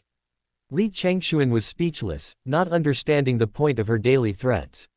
If he really wanted to escape, what use would her threats be? After settling into his room, Li Changxuan fell into a deep sleep. Although he had slept the previous night, the cold wind from high-speed flight made it difficult to sleep well. As evening approached, Li Changxuan still hadn't woken up. Jiang Mengli knocked on the door for a long time. She could sense Li Changxuan inside, but there was no response. Frustrated, Jiang Mengli kicked the door open. Bang! Li Changxuan jumped out of bed and saw Jiang Mengli kicking down the door. Jiang Mengli, what are you doing? Can't you let me sleep a little longer? The Azure Lotus secret realm is about to open. Jiang Mengli said simply. Upon hearing this, Li Changxuan was instantly wide awake. Why so fast? Otherwise, why did you think I would take you on such a fast journey? While speaking, Li Changxuan quickly put on his outer robe, made sure he had the spirit storage pill, and the two went out. Upon leaving the inn, they found Yang Kong already waiting at the door. Seeing the two arrive, Yang Kong quickly greeted them. Brother Li, you've arrived. Let's go. My junior sister is already waiting at the entrance of the secret realm. You brought a junior sister. Jiang Mengli frowned. Yang Kong guessed Jiang Mengli's concerns and quickly assured her, my junior sister listens to me, and I listen to Miss Li's arrangements. Isn't this the same as having an extra helper? It won't disrupt Miss Li's plans. That's for the best. Jiang Mengli said coldly, then walked towards the secret realm. At this time, there were no ordinary people on the streets. Fearing being caught in the crossfire, they had all returned home and locked their doors. Only cultivators continued to rush towards the Azure Lotus Pond. A short while later, the three arrived near the Azure Lotus Pond. The pond was now teeming with people. The banks, the water, and even the air were filled with them. The Azure Lotus Pond was radiating wisps of azure light, dyeing the entire pond a shimmering azure starry river. Senior brother, over here, over here. A childish and lively girl's voice rang out. Looking in the direction of the voice, they saw a girl skipping and waving at Yang Kong incessantly. Upon seeing this, Yang Kong led the two women over. Jiang Mengli and Li Changxuan immediately recognized Yang Kong's junior sister. She was the girl who had helped them deal with the bandits.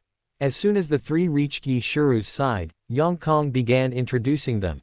This is my junior sister, Yi Shiru. He then introduced Yi Shiru. Junior sister, these two are the people I told you about who helped your senior brother in Danqing Town and even saved his life. This older brother is Li Changxuan, and this young lady is Li Changli, she's his. I know. This fairy is his older sister. Yi Shiru suddenly interrupted, looking at the two with disbelief. She hadn't expected them to be the people her senior brother had been waiting for. You know each other. Yang Kong scratched his head, but something felt off. So Yi Shiru recounted how she had encountered them being ambushed by bandits on their way to Qinglian City. At this point, Yang Kong suddenly realized what was wrong. Brother Li, how did your sister become your older sister? What happened? Oh, that's not important. The secret realm is about to open, look. Li Changxuan patted his shoulder, pointing to the Qinglian pond, diverting his attention. Silence. A booming voice rang out first, instantly silencing the entire Azure Lotus Pond. Then, a middle-aged cultivator descended from the sky, landing steadily in the void above the pond.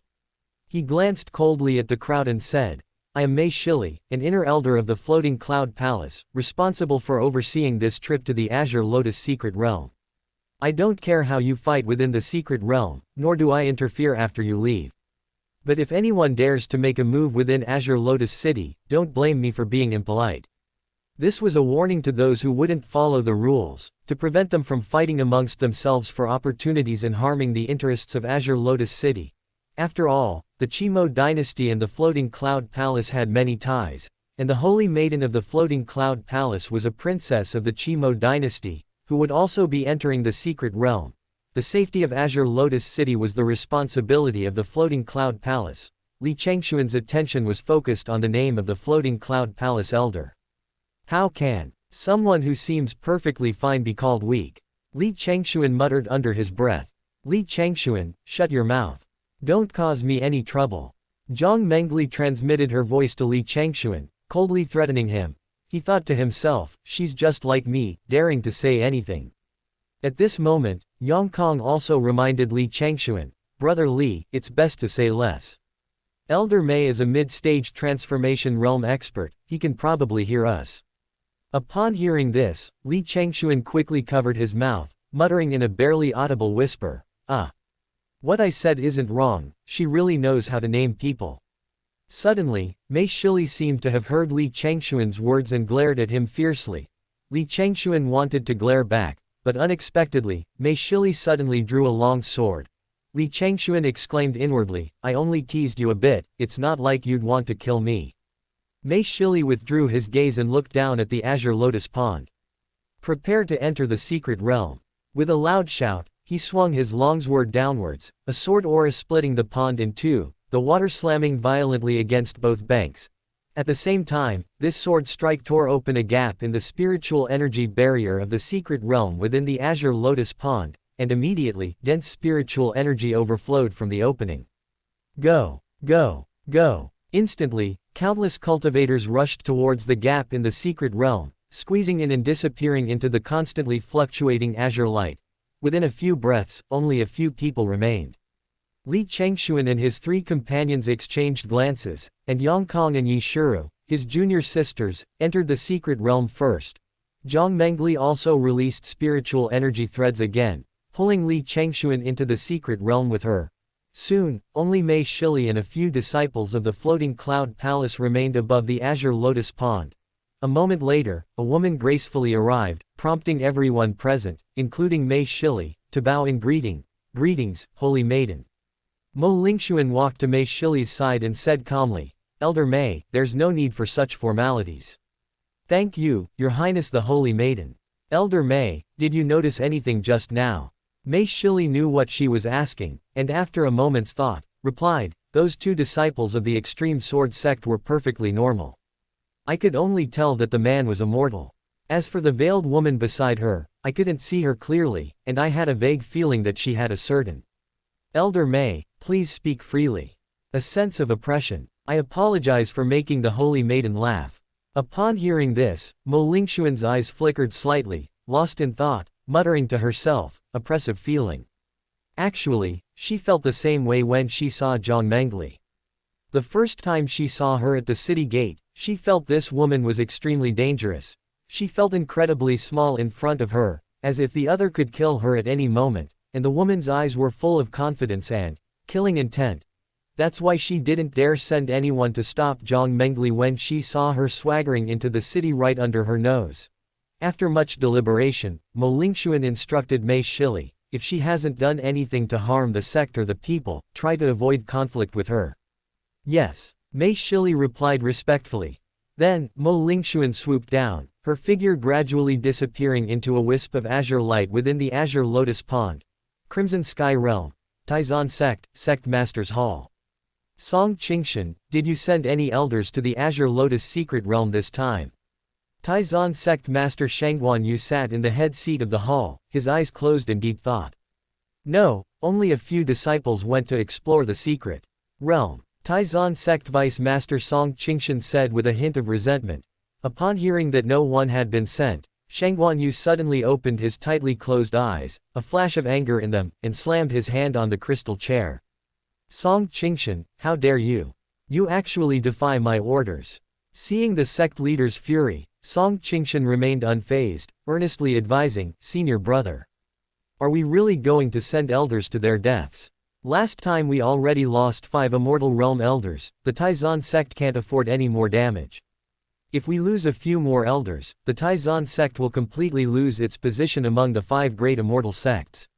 Changxuan Yu's chest heaved, seemingly enraged, his finger pointing directly at Song Qingxian standing below the platform as he rebuked. Last time, the Demon Emperor was very likely affected by our sect's secret technique, so she definitely won't give up the opportunity of the Yunyu Qinglian.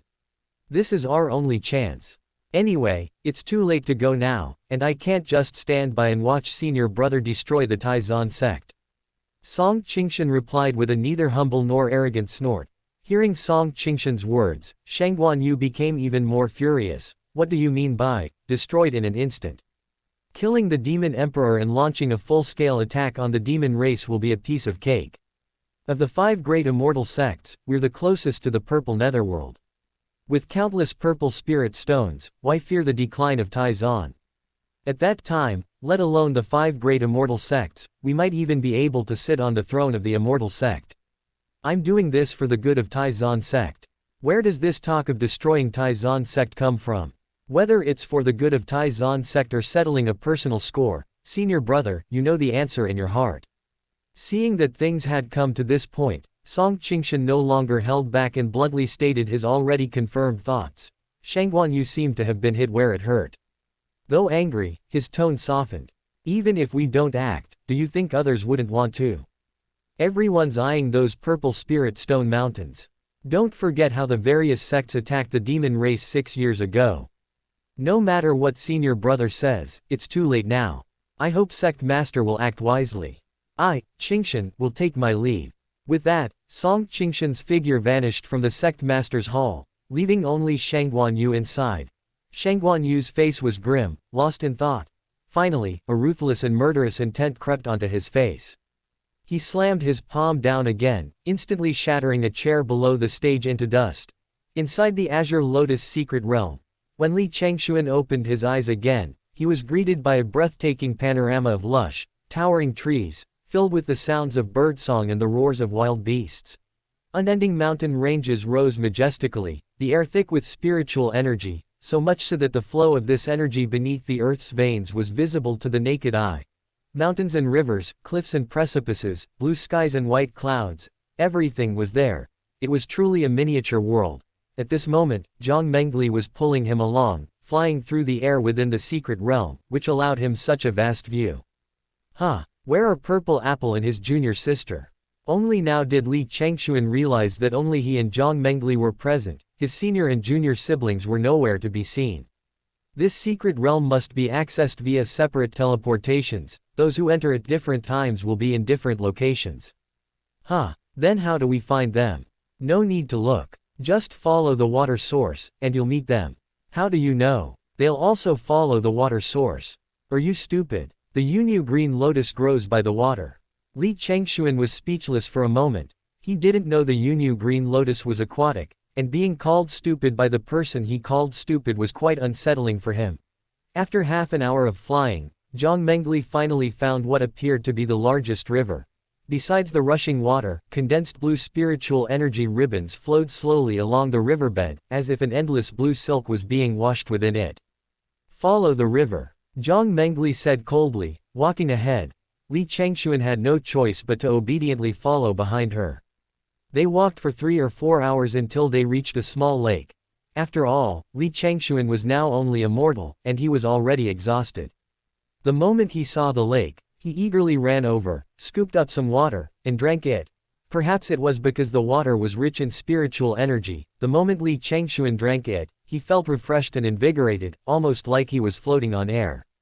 Jiang Mengli, let's rest. I can't walk anymore. Li Changxuan squatted by the lake and spoke leisurely. Jiang Mengli also thought it made sense, so she began to sit cross-legged and absorb the spiritual energy of heaven and earth. After all, the spiritual energy in this secret realm was much more abundant than outside. Not cultivating would be a waste. Seeing Jiang Mengli begin to cultivate, Li Changxuan knew she had agreed.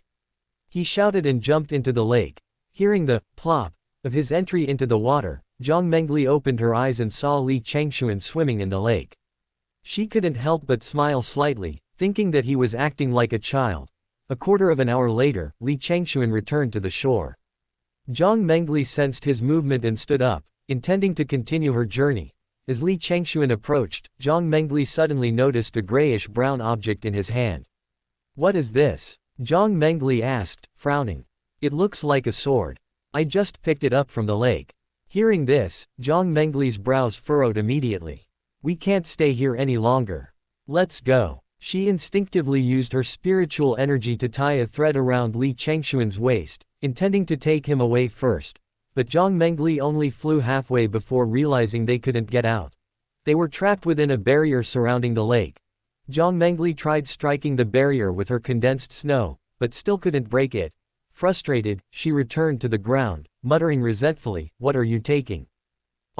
Is this my fault?" Li Changxuan felt wronged, but getting out of there was the priority. He couldn't help but ask, "What's wrong with this place? How come there's a barrier?" Jiang Mengli didn't answer him, but confirmed, "You said you picked up the sword in the lake." Li Changxuan nodded. Having received the answer, Jiang Mengli gracefully flew above the lake, took out her condensed snow, and gently blew on it. Instantly, a wisp of cold air spread rapidly across the lake's surface with the sound wave.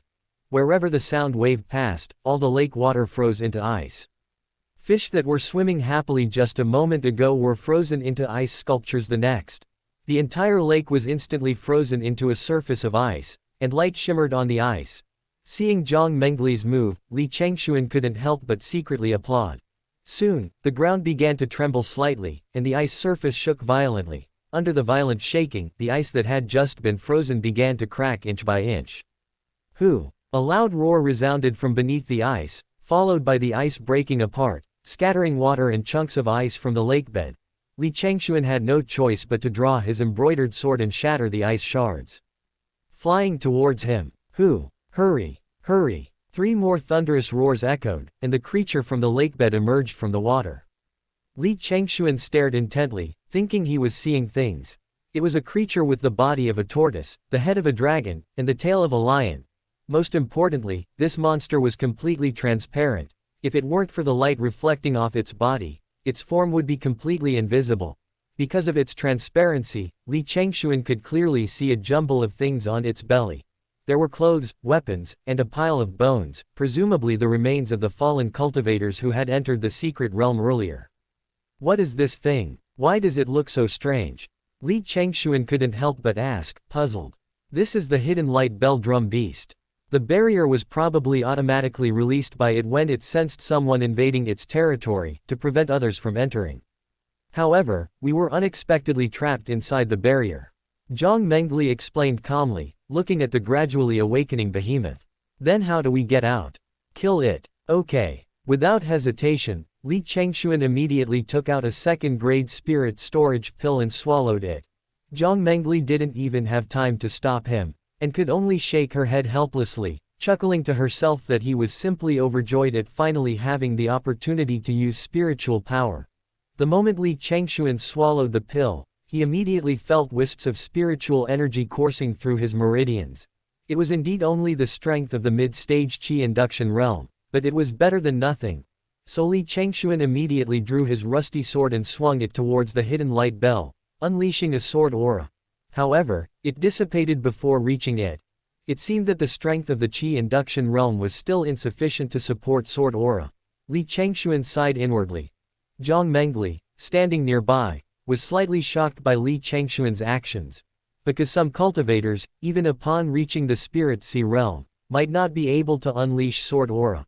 Unexpectedly, Li Changxuan could use it even at the Qi refining realm, though its power was less than satisfactory. It seems this young man truly possesses exceptional talent. It's just a pity he can't cultivate. Undeterred by his unsuccessful first strike, Li Changxuan once again mobilized his spiritual energy, sending his rusty sword flying from his hand, controlling it to continue attacking the hidden light bell drum beast. He dared not approach the giant beast easily, given the vast difference in size. In close combat, a slight misstep could result in being crushed to death. However, his Qi refining realm flying sword was like a tickle to the beast, causing no harm whatsoever, only thoroughly enraging it. The hidden light bell drum beast roared angrily, its mountain-like body trembling, even causing the ground to shake slightly. Li Changxuan's flying sword was also thrown back by the force of the impact. Jiang Mengli stood aside, quietly watching Li Changxuan's attack, neither interfering nor offering assistance, simply wanting to see just how strong he truly was. At this moment, the hidden light bell drum beast finally noticed the 2 humans disturbing its slumber on the shore, and its eyes instantly blazed with fury. It opened its blood-red maw and roared at the 2, unleashing a series of powerful sonic waves that swept towards them like a tidal wave. Where the sound waves passed, sand, stones, and trees flew. Seeing the approaching sonic wave, Jiang Mengli raised her hand and summoned a barrier, enveloping herself and Li Changxuan within it. But she quickly frowned, gently raising her other hand to cover her mouth and nose with her robe. As the hidden light bell drum beast opened its maw, a stench of water mixed with a foul odor assaulted their senses, making it difficult for both of them to bear. "That turtle's mouth stinks," Li Changxuan said, pinching his nose. After a moment, the hidden light bell drum beast finally closed its mouth, and Jiang Mengli didn't want to waste any more time.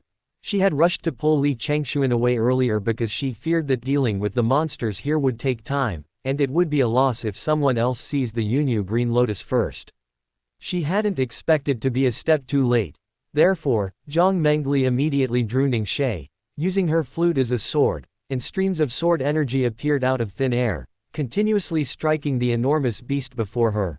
The sword energy struck the hidden light bell and drum beast, splashing water everywhere, but it couldn't break through its armored defenses, only enraging it further. The hidden light bell and drum beast roared to the sky, and water surged from all directions, transforming into countless spears that shot out with lightning speed and astonishing power. Jiang Mengli could only unleash a burst of icy energy to freeze it, then manipulated the ice spikes to redirect them, striking the bell and drum beast repeatedly. However, many water spears still flew towards Li Changxuan, whom he couldn't defend against and could only dodge. The water spears struck the ground, blasting out large craters. Jiang Mengli couldn't think of a way to deal with it for the time being. If it were before, she could kill a beast of this level with a flick of her wrist. But now, she couldn't break through its defenses, and the two were evenly matched. She had a way to trap it, but without destroying it, she still couldn't escape this barrier. At this moment, Li Changxuan noticed Jiang Mengli's predicament. Knowing that the hidden light bell and drum beast was entirely made of water, he suddenly thought of a solution. Jiang Mengli, try this. Li Changxuan tossed the thunder control pearl up.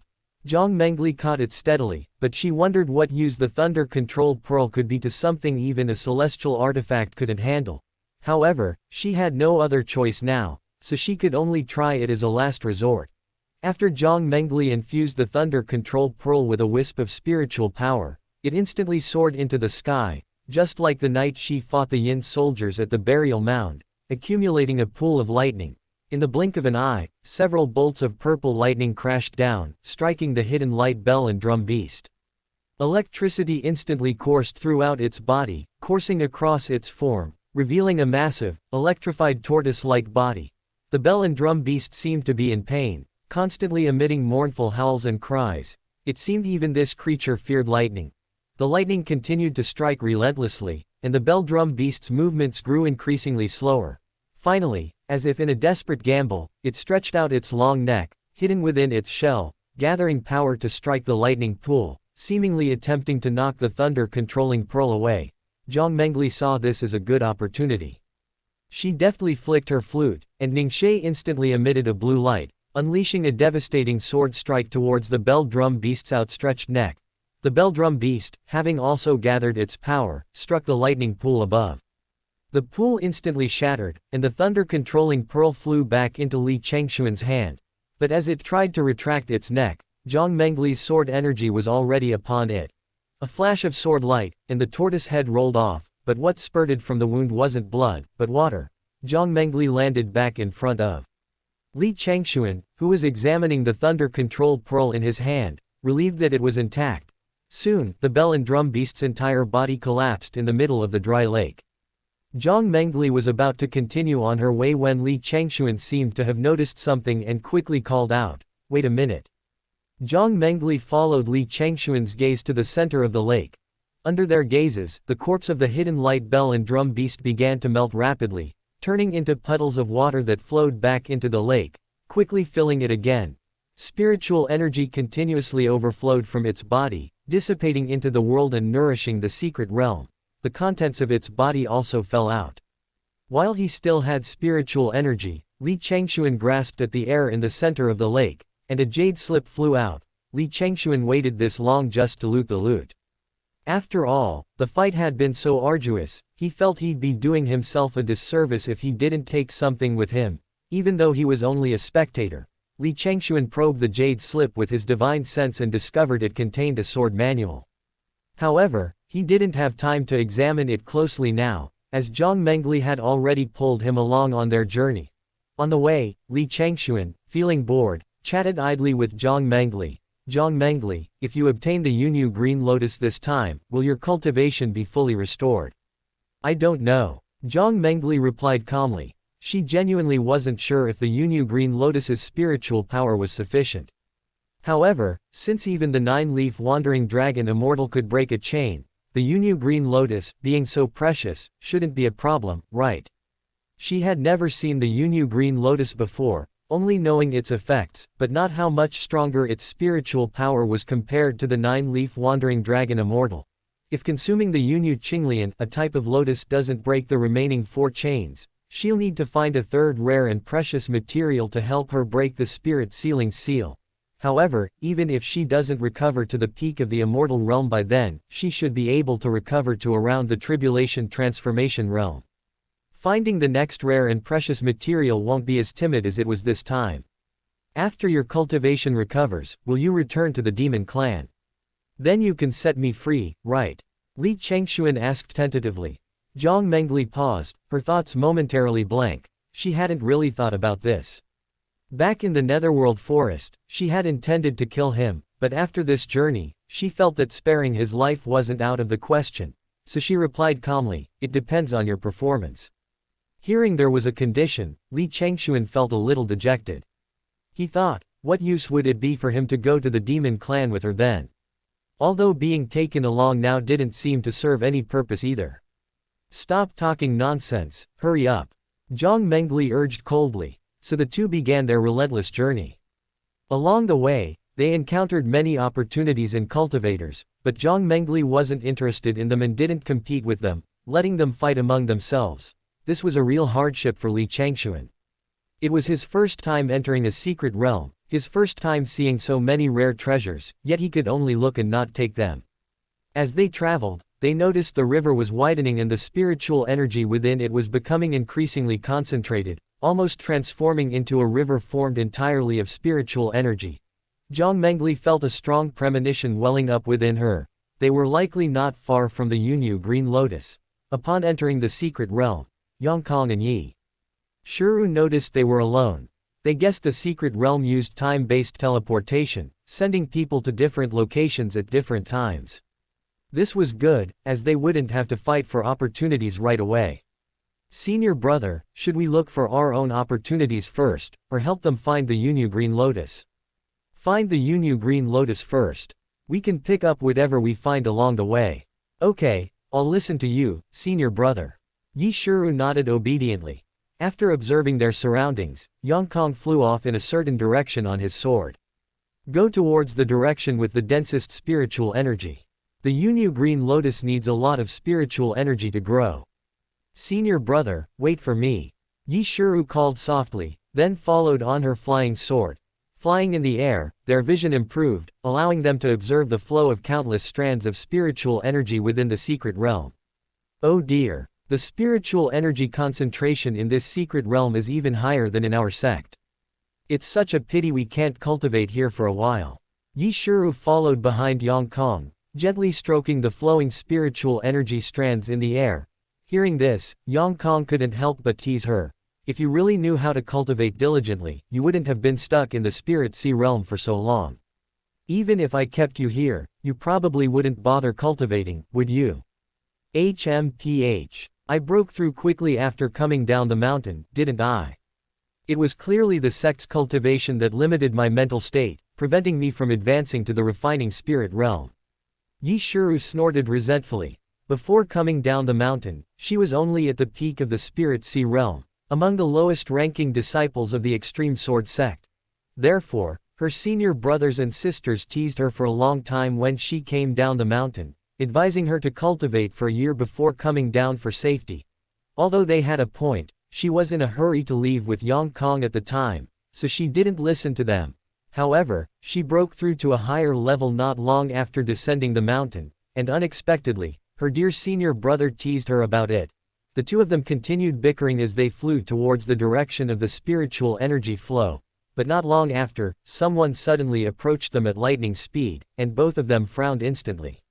Fellow Taoist Yongkong, we meet again. Lu Yanyan approached them, greeting them softly. It's you again. Yi Shuru rolled her eyes, her disgust undisguised, but Lu Yanyan seemed completely unconcerned, saying affectionately, I knew it. Fellow Taoist Yongkong and I are destined to meet again. I didn't expect to encounter you again even after entering the secret realm. Feeling ignored, Yi Shuru was furious, glaring fiercely at Lu Yanyan as if she wanted to devour her alive. Miss Lu, my junior sister and I have important matters to attend to, so we won't keep you company any longer. Junior sister, let's go. At this moment, a satisfied smile finally appeared on Yi Shuru's fierce little face. Okay, Senior brother. She immediately flew to Yang Kong's side, gently tugging at his sleeve, and walked alongside him. However, Lu Yanyan stubbornly clung to him, also flying over. What important matter does fellow Taoist Yang Kong have? Perhaps I can help you. Yang Kong ignored her, instead accelerating and leaving her behind. However, Lu Yanyan, unwilling to give up, still chased after her. Fellow Taoist Yang Kong, are you looking for a dual cultivation sword scripture? This humble servant can also help. You're so annoying. Yi Shuru, annoyed beyond measure, conjured 4 flying swords with her spiritual power and controlled them to pierce Lu Yanyan behind her. Lu Yanyan, as if she had anticipated this, waved her sleeve, scattering the spiritual power swords. Both stopped. Yang Kong coldly looked at Lu Yanyan and said, "What exactly does Saintess Lu want? Why are you so persistent in bothering me?" Upon hearing this, Lu Yanyan immediately feigned a pitiful appearance, her eyes reddening instantly, and she choked out in a low voice, "I just wanted to explore the secret realm with brother Yang Kong. I didn't expect my junior sister to misunderstand me and suddenly attack me. How despicable. My senior brother disdains to fight with a mere woman like you, but I won't be polite." Yi Shuru said through gritted teeth. With that, her flying sword instantly returned to her hand, and without another word, she attacked Lu Yanyan with lightning speed. Lu Yanyan still feigned weakness, her pitiful eyes fixed on Yang Kong, trying to make him stop his junior sister. But Yang Kong simply watched coldly. Seeing her tactic fail, Lu Yanyan knew she was utterly doomed to be a disciple of the extreme sword sect. However, the resentment she felt for her humble demeanor and even her willingness to use her beauty to provoke him surged within her. In the blink of an eye, Yi Shuru attacked nearby, wielding a longsword. Lu Yanyan, without hesitation, conjured a small, lightweight 50-stringed zither as her weapon. As the holy maiden of the heavenly sound sect, she naturally cultivated the way of sound. With a flick of her finger, a barrier instantly appeared before Lu Yanyan, blocking Yi Shuru's thrusting sword. Seeing the 50-stringed zither she produced, Yi Shuru couldn't help but sneer. "If you hadn't shown me your zither, I would have thought you were the holy maiden of the Joyful Union sect. A holy maiden of the heavenly sound sect, all you know are the tricks of the Joyful Union sect. Aren't you shameless?" These words enraged Lu Yanyan, her eyes blazing with boundless fury. She plucked another string with one hand, unleashing a powerful wave of energy towards Yi Shuru's waist. Seeing the incoming energy wave, Yi Shuru remained unfazed. She lightly touched the air with her toes, her lithe body leaping gracefully, easily dodging the attack. The energy wave struck behind her, parting a cloud of clouds. If it had struck, it would have surely severed her at the waist. "Haha, you're angry because I guessed right." Yi Shuru continued her mocking taunts. "This holy maiden has tolerated you for far too long."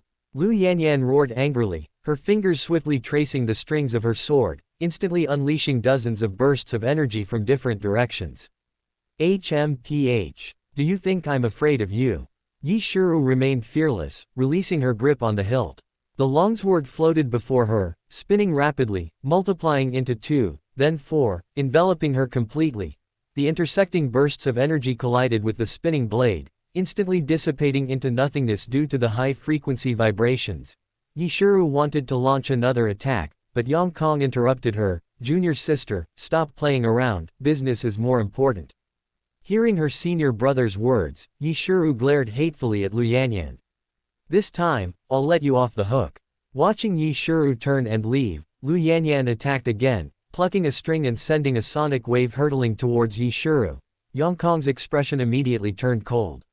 He formed a sword finger, and a sword aura shot out from his fingertip, dispersing the energy attacking Yi Shuru. It struck the 50-stringed zither, snapping several strings and slashing Lu Yanyan's arm.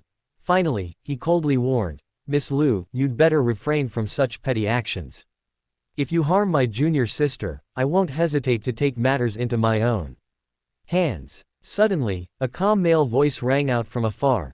"Even if the extreme sword sect is the head of the immortal sects, it cannot bully the weak and gang up on the few. That's where you two are wrong." The next instant, a man appeared before Lu Yanyan, his gaze calmly fixed on Yang Kong and Yi Shuru. "Who are you?" Yi Shuru frowned slightly. "I am Lu Junction, an inner disciple of the Taizan sect." Out of politeness, Lu Junction introduced himself. Upon hearing that he was an inner disciple of the Taizan sect, Lu Yanyan's eyes flickered almost imperceptibly, her thoughts unreadable. What's it to you? Yi Shiru was currently furious and showed no politeness towards Lu Zhengchen. Hearing this, Lu Zhengchen remained calm and composed, saying, I've been watching from afar for quite some time. It was clearly you two who started the fight. I was merely standing up for this young lady.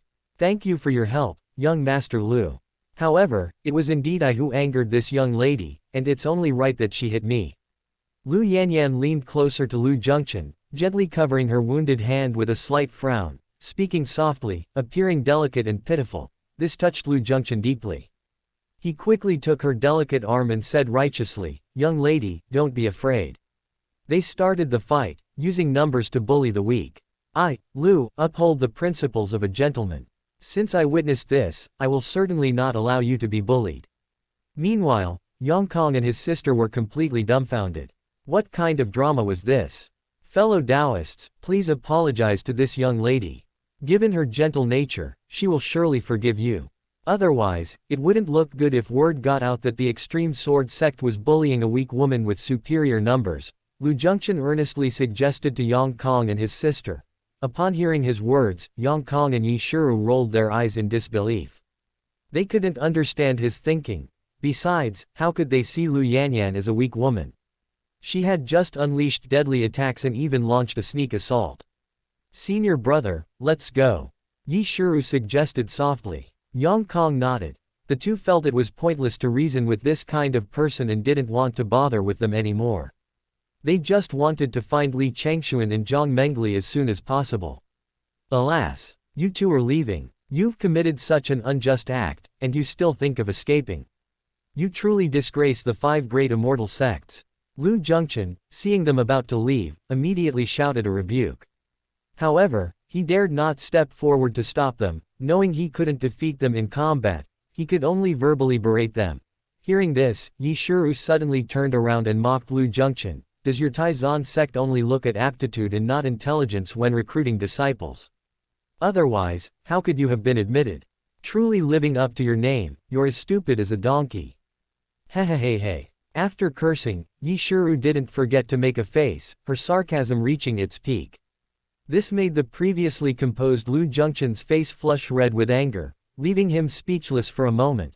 A moment later, Yang Kong and Yi Shiru's figures disappeared into the horizon. Lu Zhengchen stood there, blushing for a long time, finally managing to utter only one sentence, that woman is truly vulgar and unreasonable.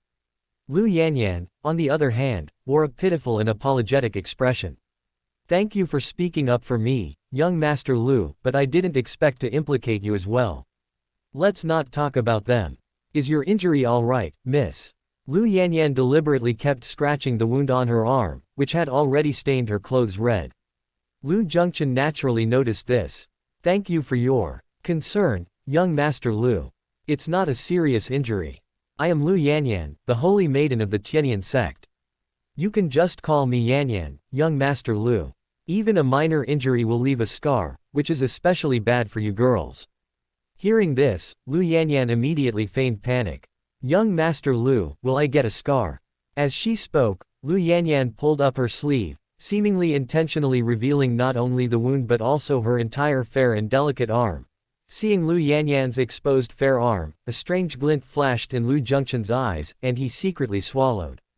I have some excellent healing ointment, Miss Yanyan, you may need some. But I'm rather inconvenient, I might need young Master Lu's help to apply it. No problem at all, I love helping others. Meanwhile, Yang Kong and Yi Shiru had already flown a distance away.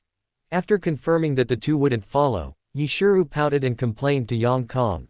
Just now, junior sister was fighting with that woman, and senior brother didn't even help her. Does he really have feelings for her? I didn't help you because I wanted to see how strong you are now. If you were in danger, senior brother would definitely step in. Besides, if we both attacked together, wouldn't that be ganging up on someone? That would damage the reputation of the extreme sword sect. Yang Kong spoke the truth. Since descending the mountain, this girl had been following him, rarely making a move, until they were separated for a while in the Crimson Sky realm. He had indeed intended to test Yi Shiru's strength, and of course, while ensuring her safety, he thought it would be good to hone her skills. Oh, is that so? Then what does senior brother think of my strength now? Yi Shiru looked expectantly at her senior brother, seeking his answer. Not bad. So, there's still room for improvement.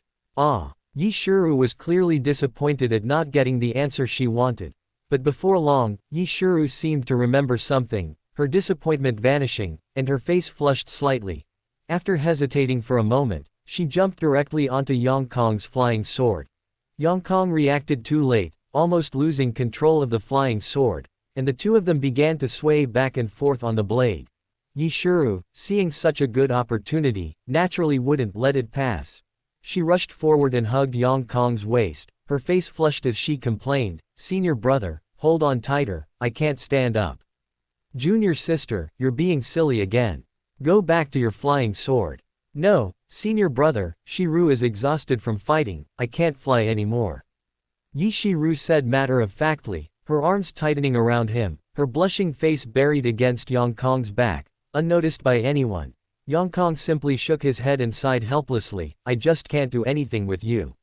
Yang Kong certainly didn't believe his junior sister's explanation, assuming she was just being lazy again, since she'd always been lazy and undisciplined back in the sect. Yi Shiru only muttered a soft, reproachful curse, "What an idiot." Her voice was barely audible, muffled by the wind from her sword flight, so even Yang Kong, with his mid-stage refinement realm hearing, couldn't hear her clearly. "Junior sister, what did you say?" Nothing, senior brother, just focus on your sword flight." The two flew for an unknown amount of time until they reached a cliff, about 100 feet high. Below the cliff lay an endless plain, with rolling hills and peaks in the distance. All the spiritual energy within the secret realm flowed towards the mountains at the edge of the plain. So Yang Kong led Yi Shiru down, flying towards the bottom of the cliff. But as they drew closer to the bottom, a point of light grew ever brighter in their eyes. "Senior brother, that's a dragon immortal." Yi Shiru exclaimed in surprise upon recognizing the glowing object. There's no reason not to take treasure, it was just a matter of picking it up. Therefore, the two quickly landed at the bottom of the cliff and saw the dragon immortal grass growing not far from the ground on the cliff face. Now that they were closer, they could see the number of dragon immortal flowers. 7-flowered dragon immortal grass, too bad it's not 9-flowered, but might as well take it. Yi Shiru muttered to herself. She walked to the dragon immortal grass, intending to pluck it. Suddenly, a sharp sound of a weapon cutting through the air rang out. "Junior sister, watch out." Clang! A serpentine longsword was embedded in the cliff face, firmly blocking Yi Shiru's outstretched hand. Fortunately, Yi Shiru's ears were sharp enough to hear the sword's cry, and she quickly withdrew her hand, otherwise, it would have been severed. At this moment, Yang Kong also arrived beside Yi Shiru. Seeing the serpentine longsword embedded in the cliff face, he frowned, the sword of Floating Cloud Palace. As Yang Kong finished speaking, 5 Floating Cloud Palace disciples rushed over, landing in front of the two. The longsword embedded in the cliff face, drawn by spiritual energy, flew back into one of their hands. Yi Shiru secretly memorized the man's appearance. She always sought revenge, and habitually did so on the spot. Meanwhile, 5 disciples of the Floating Cloud Palace looked at Yang and Yi with disdain. "Fellow Taoist, this wandering dragon immortal already has an owner. You'd better leave quickly." "What owner? It's still growing there," Yi Shiru retorted aggressively. Hearing this, the 5 exchanged glances, then laughed. "We saw it, so naturally it's ours." "So, we saw it first. Why should it be yours?" Yi Shiru's young face was filled with anger. "Because there are 5 of us." The 5 Floating Cloud Palace disciples stood side by side, one of them saying smugly, his face full of disdain, Yi Shiru was still resentful from Lu Yanyan. Plus, with her fiery temper, she couldn't possibly tolerate this any longer. Undeterred by the 5 men, she drew her longsword and charged forward. Like a newborn calf unafraid of a tiger, her motto was simple, just take them down. Caught off guard by this sudden attack, neither side could react. The 5 Floating Cloud Palace disciples were surprised by her audacity, while Yang Kong was astonished by his junior sister's ferocity, daring to single-handedly take on 5 opponents. Bang! A loud crash rang out. The 5 Floating Cloud Palace disciples reacted quickly, taking a step back to find a large crater where they had just been standing. Shaken, the 5 men, shocked by her sudden attack, drew their swords and charged at Yi Shiru. This time, Yang Kong dared not stand idly by and immediately joined the fray, the 7 of them instantly clashing. Yang Kong and Yi Shiru were both inner disciples of the extreme sword sect, one at the mid-stage of the refining spirit realm, the other at the early stage. Although the floating cloud palace disciples had a numerical advantage, the difference in their cultivation levels couldn't be bridged by simply adding 3 more. Before long, the 5 from floating cloud palace were at a disadvantage. Yang Kong and Yi Shiru, having grown up together, though not practicing a dual cultivation sword technique, coordinated perfectly. Under their onslaught, the floating cloud palace disciples gradually couldn't hold on. Yang and Yi simultaneously swept their swords horizontally, pushing the 5 back and creating distance between themselves. However, the 5 had ventured into the secret realm together precisely because they could form the floating cloud palaces. Fragrance sword formation. The chaotic fight earlier had disrupted their formation, making it impossible for them to maintain it. Now, this presented them with a convenient opportunity. The 5 exchanged glances. Instantly, 3 of them lined up, swords raised in a defensive stance, while the remaining 2 leapt onto the shoulders of the 3, their long swords twirling before them, poised to strike. Go! The 2 cultivators on the shoulders pointed their swords, and 2 flying swords shot out. Yang and Yi could only parry with their own swords. A clang rang out, and Yi Shiru felt a slight numbness in her hand. The power of the sword strike had actually affected her wrist. Junior sister, buy me a moment. Yang Kong deflected another incoming flying sword and said to Yi Shiru. Yi Shiru softly replied, okay, and stepped forward alone, facing the combined attack of the 2 flying swords. In that instant, Yang Kong had already gathered his full power for a sword strike. With a single swing, a full-force sword aura, typical of a mid-stage refinement spirit cultivator, swiftly slashed towards the 2 standing on the shoulders. The sword energy was as swift as lightning, faintly accompanied by the sound of wind and thunder. The 3 floating cloud palace disciples standing below tried to defend themselves, but their unfavorable position allowed the sword energy to instantly breach the protective barrier, knocking down the 2 controlling the flying swords. The 2 men collapsed, spitting out a mouthful of blood. Yang and Yi pressed their advantage, unleashing another sword energy attack together. The remaining 3 were no match for it. All 5 fell to the ground, unable to rise. Yi Shiru recognized the person who had attacked her earlier. Without a word, she slashed at his right hand, because if she hadn't reacted in time, she would have lost her right hand. Just as the sword light was about to sever his right hand, a sword energy blocked it, and then Mo Lingxuan gracefully appeared before the floating cloud palace disciples. Upon seeing this, the 5 disciples quickly scrambled to their feet and knelt on the ground. Greetings, Holy Maiden. Mo Lingxuan ignored them, instead looking at Yang Kong and Yi Shiru, and said calmly, the 5 great immortal sects are of one mind. Why did you resort to such cruelty, young lady? Yi Shiru was furious, showing no fear even towards the holy maiden of floating clouds. Use force. Why can they ambush us, and I'm considered guilty for cutting off one of their arms? Floating cloud palace is utterly unreasonable. Mo Lingxuan frowned upon hearing this. She hadn't arrived early, only just as the floating cloud palace disciples were forming their formation, so she had observed from a distance for a while and was unaware of the cause of the incident. So he asked Yi Shiru, what did I send my disciples to do?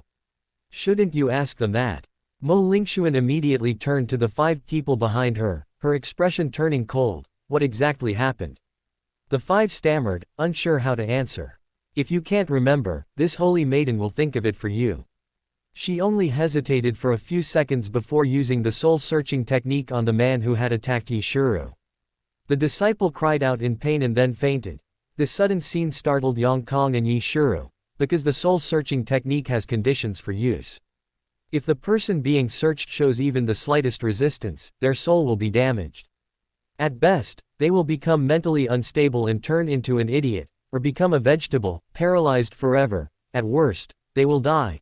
Yi Shiru looked at the unconscious floating cloud palace disciple, and now she felt that the holy maiden of floating cloud palace was too ruthless, even using the soul-searching technique on her own disciple. She didn't know if he would be alright after waking up, or become an idiot, or perhaps never wake up at all.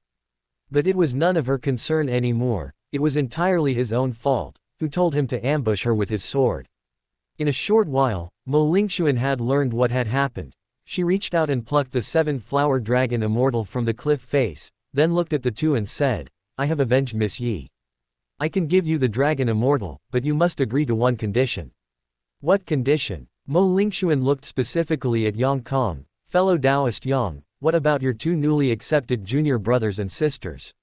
What does this have to do with my junior brothers and sisters? Fellow Taoist Yang, there's no need to hide anything. I know they are not disciples of the extreme sword sect, and there's no such thing as them accepting disciples on behalf of their master. I only need to know their identities. Upon hearing this, Yang Kong frowned deeply. Actually, he had already suspected at the gates of Qinglian City that the Holy Maiden of Fuyun Palace wouldn't believe such a clumsy lie. But at the time, he couldn't think of a better way, so he simply said they were his junior brothers and sisters, never expecting that they would actually be let in. He thought Mo Lingxuan truly believed him, but now it seemed the truth was quite different. Seeing Yang Kong still deep in thought and hesitating, Mo Lingxuan continued, even if you don't reveal their true identities now, once they leave the secret realm, I can still send people to surround them within Qinglian City. They won't be able to escape. Now that you've spoken, even if they aren't from your extreme sword sect, as long as they don't do anything to harm my Qimo dynasty and Fuyun Palace, I will certainly not make things difficult for them. Mo Lingxuan had seen Jiang Mengli's glance at the city gate and vaguely sensed that this person was extremely dangerous. She had felt uneasy ever since, but they hadn't caused any trouble. Yang Kong, hearing Mo Lingxuan's words, was speechless. He had helped them conceal their identities because he feared they wouldn't be able to enter the city, and thus, they wouldn't be able to enter the secret realm either. He didn't know what the Holy Maiden of Floating Cloud Palace was thinking, treating the brother and sister as if they were a formidable enemy. However, he assumed the Holy Maiden of Floating Cloud Palace had misunderstood. Besides, now that he heard it, he suddenly felt it would be better to tell her Li Changxuan and his sister their identities, since their identities were quite ordinary anyway. Otherwise, once they left the secret realm, they'd be captured by the disciples of the Floating Cloud Palace. So Yang Kong explained to Mo Lingxuan, Holy Maiden, are you overthinking things? They're just an ordinary brother and sister. The brother, Li Changxuan, has no cultivation, I'm sure you saw that at the foot of Qinglian City.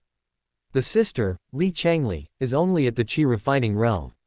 Such a brother and sister, threatening the Qimo dynasty and the Floating Cloud Palace. Holy Maiden, are you joking? Yang Kong added a sarcastic remark at the end. Looking at Yang Kong's serious expression, Mo Lingxuan didn't think he was lying. Could it be that she was overthinking things? Mo Lingxuan frowned and pondered for a long time. After regaining her composure, she asked again calmly, then why did you help them enter the city? Because they did me a favor. Holy Maiden Mo, are you finished asking? You don't want to ask what favor they did for me, do you? If there's nothing else, we'll be leaving. After hearing Yang Kong's explanation, Mo Lingxuan fell into deep thought again. She also thought she might be overthinking things, since what she knew was exactly the same as what Yang Kong had said.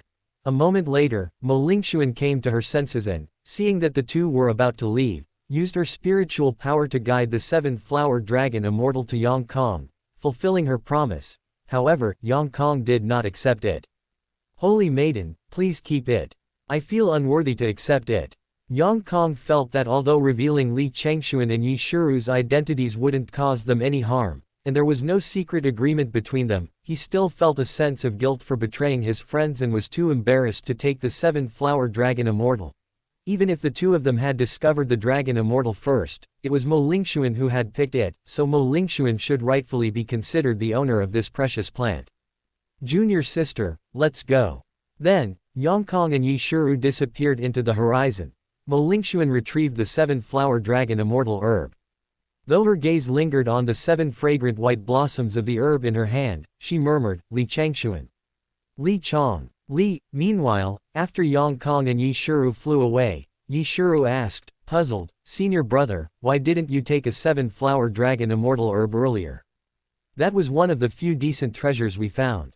Senior brother revealed their sibling relationship and felt unworthy to accept it, so he felt embarrassed to take it. Weren't they siblings? How did they become brother and sister? I wanted to ask that before. Ahem, I'm not quite sure either.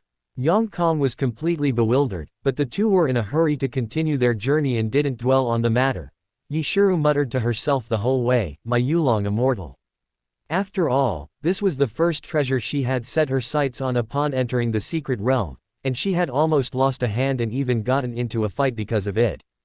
Although she didn't say it aloud, she was undoubtedly heartbroken. Suddenly, Yi Shiru seemed to have a sudden realization and shouted, "Senior brother, they did you a favor, I didn't. I don't need to feel guilty. If you don't want it, I can take it." Yang Kong nodded, agreeing with his junior sister's reasoning. Yi Shiru exchanged a meaningful glance with her senior brother. "Senior brother, how about, we go back and get it again?" Yang Kong chuckled and lightly tapped Yi Shiru's head. "Go back and get it? How could you even think of that? Senior brother, don't you think it's reasonable for me to get it? If we go back now, everyone will be gone. What if they haven't left? We don't have time, we still need to find Brother Li and the others." "Oh, all right then." At this moment, Li Changxuan and Jiang Mengli finally reached the end of the river. Before them appeared a huge pit, at the bottom of which lay a deep pool of water. The entire river of the secret realm ended in this deep pool. Moreover, it should be called a pool of spiritual energy, because all the spiritual energy of the river was gathered here, its concentration so high that it formed a natural spiritual spring. Taking water from this pool would be worth more than a treasure more precious than a purple spirit stone. But the surprises didn't end there. Lotus flowers bloomed in the pool, scattered like stars, their fragrance delightful. Even more striking was that in the center of the pool, a lotus leaf rose high, its size more than 100 times that of an ordinary lotus leaf, large enough to accommodate 8 or 9 people standing on it. And at the top of the lotus leaf bloomed a magnificent 6-petaled lotus flower, radiating a faint blue light, dazzling and radiant. The spiritual energy in the spirit pool flowed continuously through the lotus leaves and stems, being channeled into the dazzling blue lotus flower, giving it a mesmerizing glow. Jiang Mengli gazed intently at the blooming blue lotus, the azure lotus of elegance, found it. Li Changxuan, also gazing at the endless radiance of the lotus flower beneath the enormous lotus leaf in the center of the spirit pool, couldn't help but marvel, so this is the azure lotus of elegance. "Wait here, don't touch anything." Jiang Mengli left this instruction and flew straight towards the spirit pool, arriving beside the lotus leaf in a short while. But just as she was about to pluck the azure lotus of elegance, she discovered a natural barrier firmly protecting the lotus flower and the lotus leaf. Jiang Mengli didn't want to waste time, so she summoned Ningxie from her hand. Instantly, countless sword energies appeared out of thin air, striking the barrier in front of her. Under such a fierce and dense onslaught, the natural barrier, along with the lotus leaves within, trembled violently. However, the barrier remained unbroken, as solid as a rock. This violent tremor seemed to awaken something deep within the spirit pool. The water in the pool first began to bubble continuously, then churned violently, as if it were boiling. Both noticed the anomaly in the spirit pool and looked down simultaneously. They saw a serpentine black shadow moving rapidly at the bottom of the pool, followed by a splash. Bang! Splash! A water serpent, tens of feet long, burst from the water. Its body resembled a snake, covered in hard, smooth blue scales. Its head was enormous, with half a horn already growing on its head, showing signs of transforming into a dragon. At this moment, it held its head high, revealing sharp teeth, its piercing eyes fixed intently on Jiang Mengli. Jiang Mengli knew this was the guardian spirit beast of the Yunyu Qinglian. It seemed she couldn't obtain the lotus without defeating it. Without further ado, she used her flute as a sword and attacked. Her figure multiplied, then multiplied again, creating 4 illusory figures that blurred the lines between reality and illusion, catching the water snake off guard and leaving it vulnerable to several sword strikes. Ningxie grazed its hard blue scales, sparks flying. Even though Ningxie was a celestial artifact, it only managed to leave scratches, failing to penetrate the thick scales. After all, Ningxie was originally just a flute, often used as a sword by Jiang Mengli. Its sharpness was far inferior to a true celestial sword. If it were a celestial sword, piercing its scales would be as easy as cutting through melons and vegetables. Having been struck several times in succession, the water serpent was thoroughly enraged. Its massive body lunged at the 4 figures, sending them flying. 3 of the figures vanished, leaving only the real Jiang Mengli. Just as Jiang Mengli regained her footing, a gaping maw above her head snapped down, attempting to swallow her whole. Fortunately, Jiang Mengli reacted quickly enough to dodge the attack. The water serpent's jaws missed, and its head plunged into the pool. Seeing this opportunity, Jiang Mengli unleashed several more sword strikes at its tail.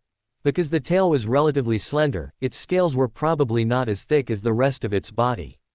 With each strike, several sprays of blood appeared.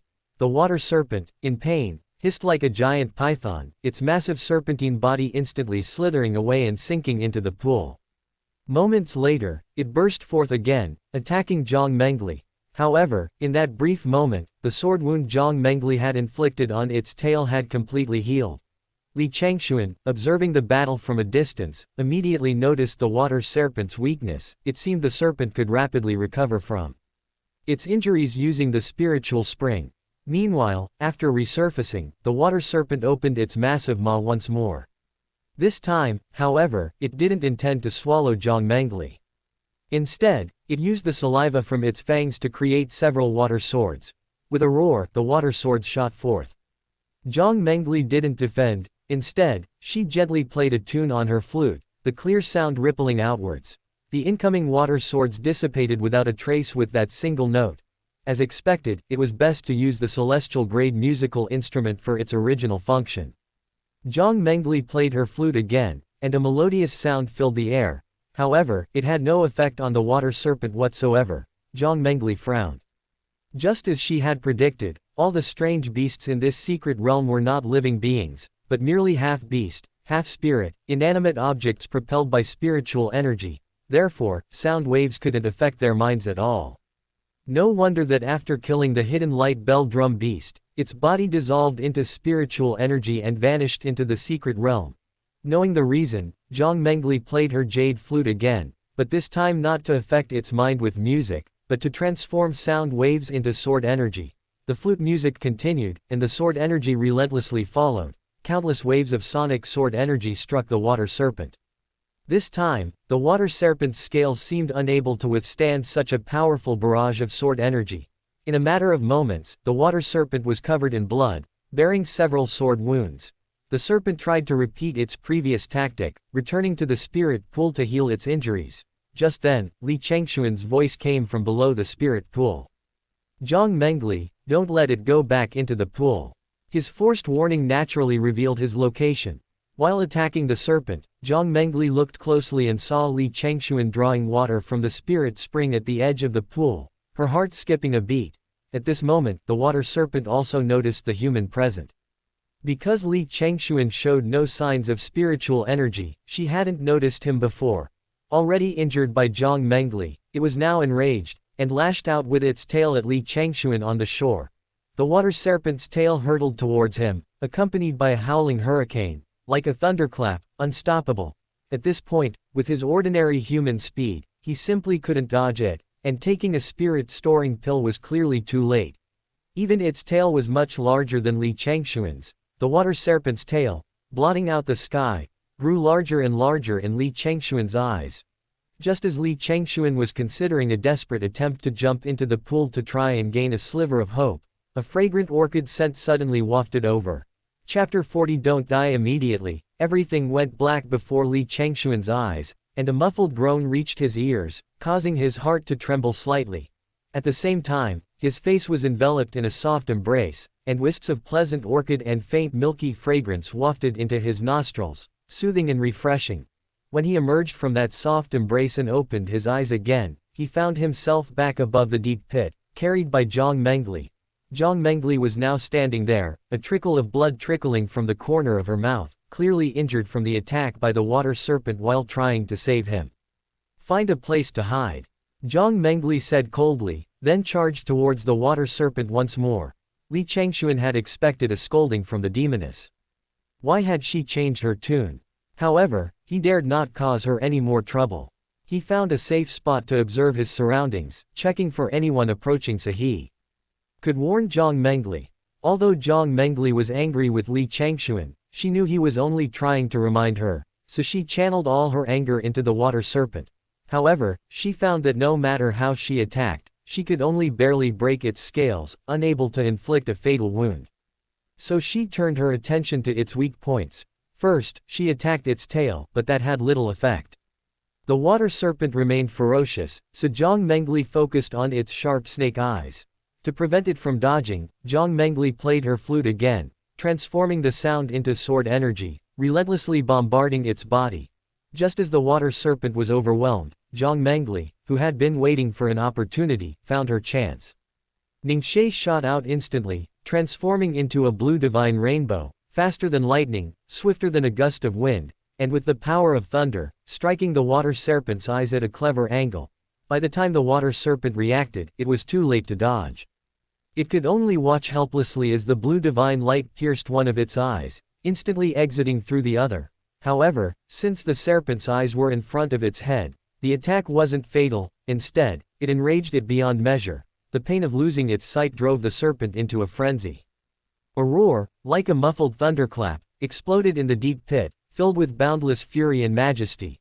The sound carried immense power, causing the earth to tremble slightly. Its roar was like a howling wind or surging waves crashing against rocks, filled with wildness and dominance, terrifying all who heard it. Blinded, the serpent couldn't see Jiang Mengli and could only frantically whip its thick tail, attempting to attack its enemy. At the same time, it let out deafening roars, as if venting its inner rage and pain. This aimless attack immediately caused the waters of the spirit pool to surge violently, with the spring water crashing against the banks like towering waves. Seeing the water serpent now attacking in a frenzy, Jiang Mengli had an idea. She quickly went to the lotus leaf barrier in the center of the spirit pool and unleashed several sword energies to attract the water serpent's attention.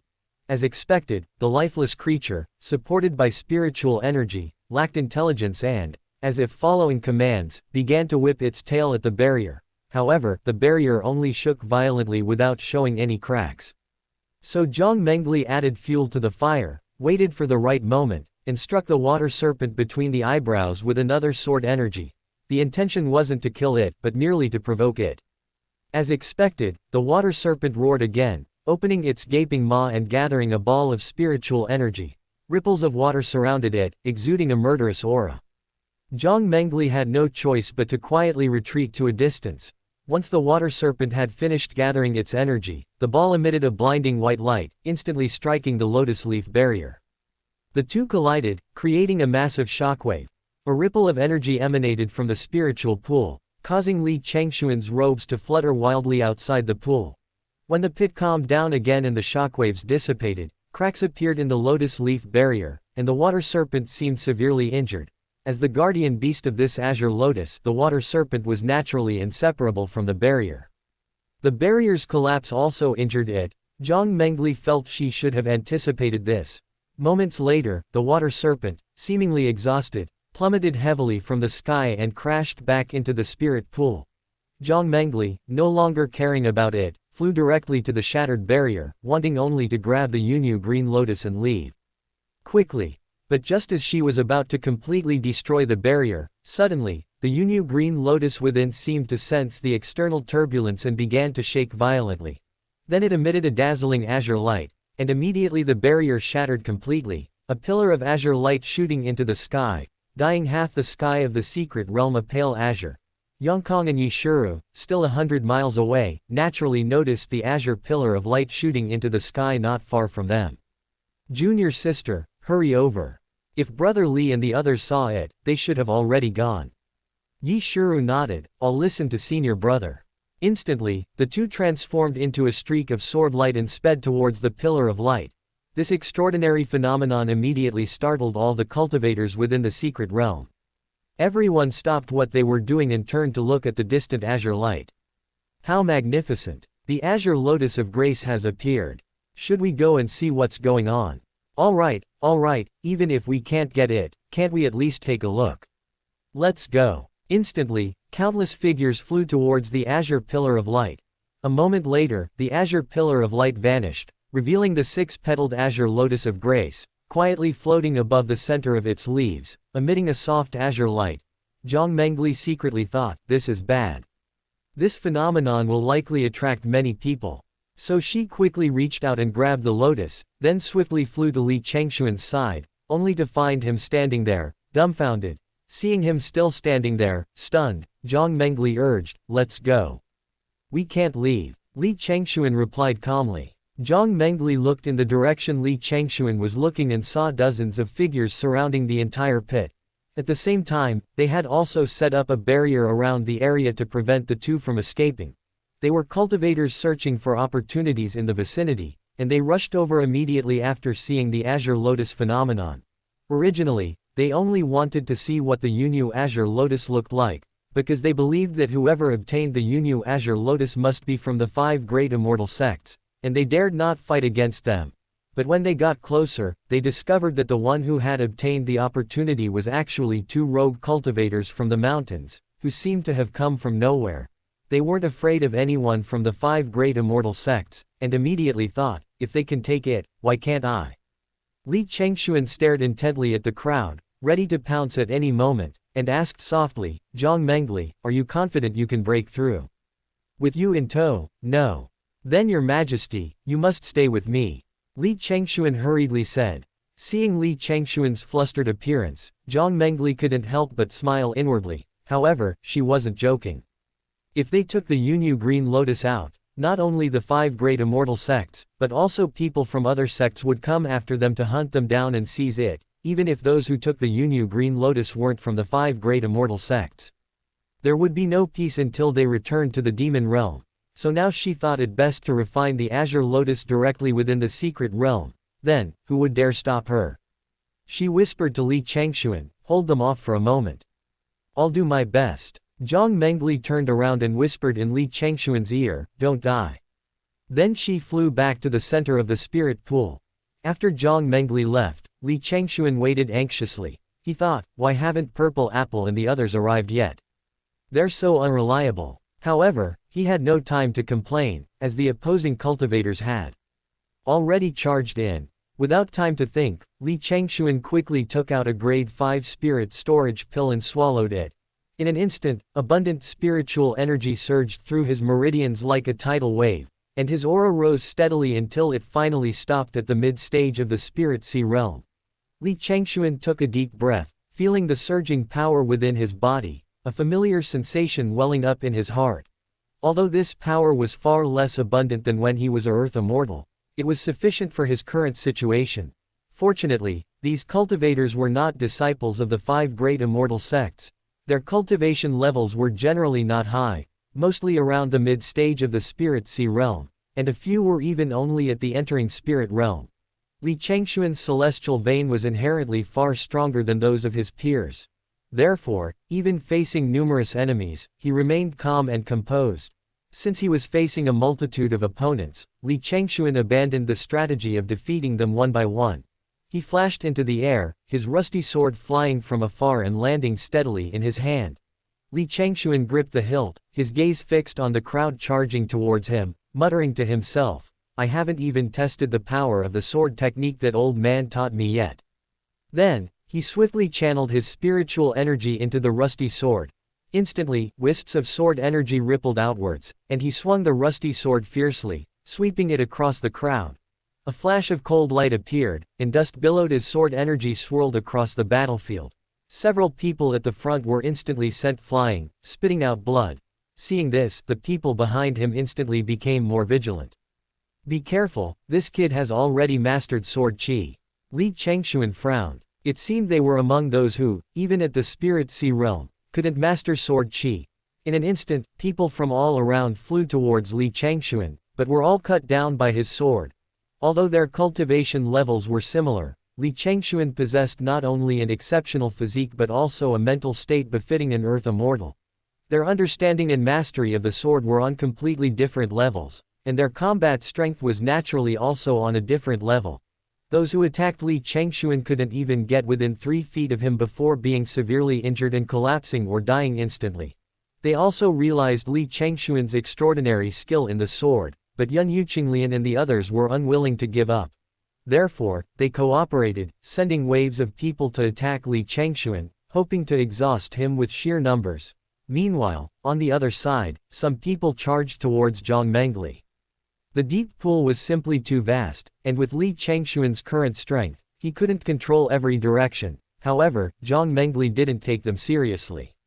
She simply released a barrier to envelop herself, both for defense and to prevent others from seeing what was happening inside.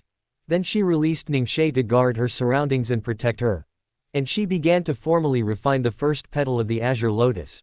Because the Yunyu Azure Lotus was unlike the Yulong Immortal Grass, although its spiritual energy was much gentler and milder, the amount of spiritual energy it contained was several times higher.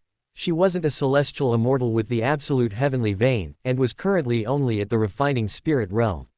Such immense spiritual power was simply too much for her meridians to handle, so she could only refine it in stages. However, precisely because the spiritual power of the rime enchanted green lotus was relatively gentle, the refining process was much faster than with the 9-flower wandering dragon immortal. Those around, seeing the barrier, knew she was about to begin refining the rime enchanted green lotus.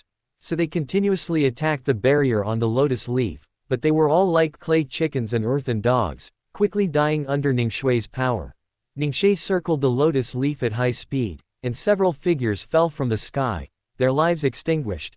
As time went on, more and more people arrived at the spirit pool. Some merely observed from afar, seemingly unwilling to participate in the conflict, while others rushed towards Li Changxuan without hesitation, wanting to seize this rare treasure. Just then, dozens of spiritual energy flying swords hurtled towards Li Changxuan's location, but their target wasn't Li Changxuan himself, but rather those who were attacking him. Many people couldn't react in time and were knocked down from the sky by the spiritual energy flying swords. "I'm sorry, Brother Li, we're late." Yang Kong, looking ashamed, landed beside Li Changxuan with Yi Shuru. Seeing that they had finally arrived, Li Changxuan couldn't help but breathe a sigh of relief, shaking his head and saying, "Not too late, just barely." This made Yang Kong even more ashamed, his face filled with guilt. However, he suddenly realized that Li Changxuan was different from before, and his expression turned serious. "Brother Li, how did you get to the Spirit Sea realm? And where is your sister?" "It's a long story. First, stop them, don't let them get close to the lotus leaf in the center of the spirit pool." Li Changxuan raised an eyebrow, looking at the hesitant cultivators before him. At this moment, the two senior and junior siblings also saw the small barrier on the lotus leaf in the center of the spirit pool. There was no one around the barrier, only a few corpses and a jade flute constantly swirling around it. Although they couldn't see what was inside, they knew Jiang Mengli should be inside. Without further ado, the two junior sisters stepped forward, swords drawn, pointing at the crowd and warning, "The extreme sword sect protects these two."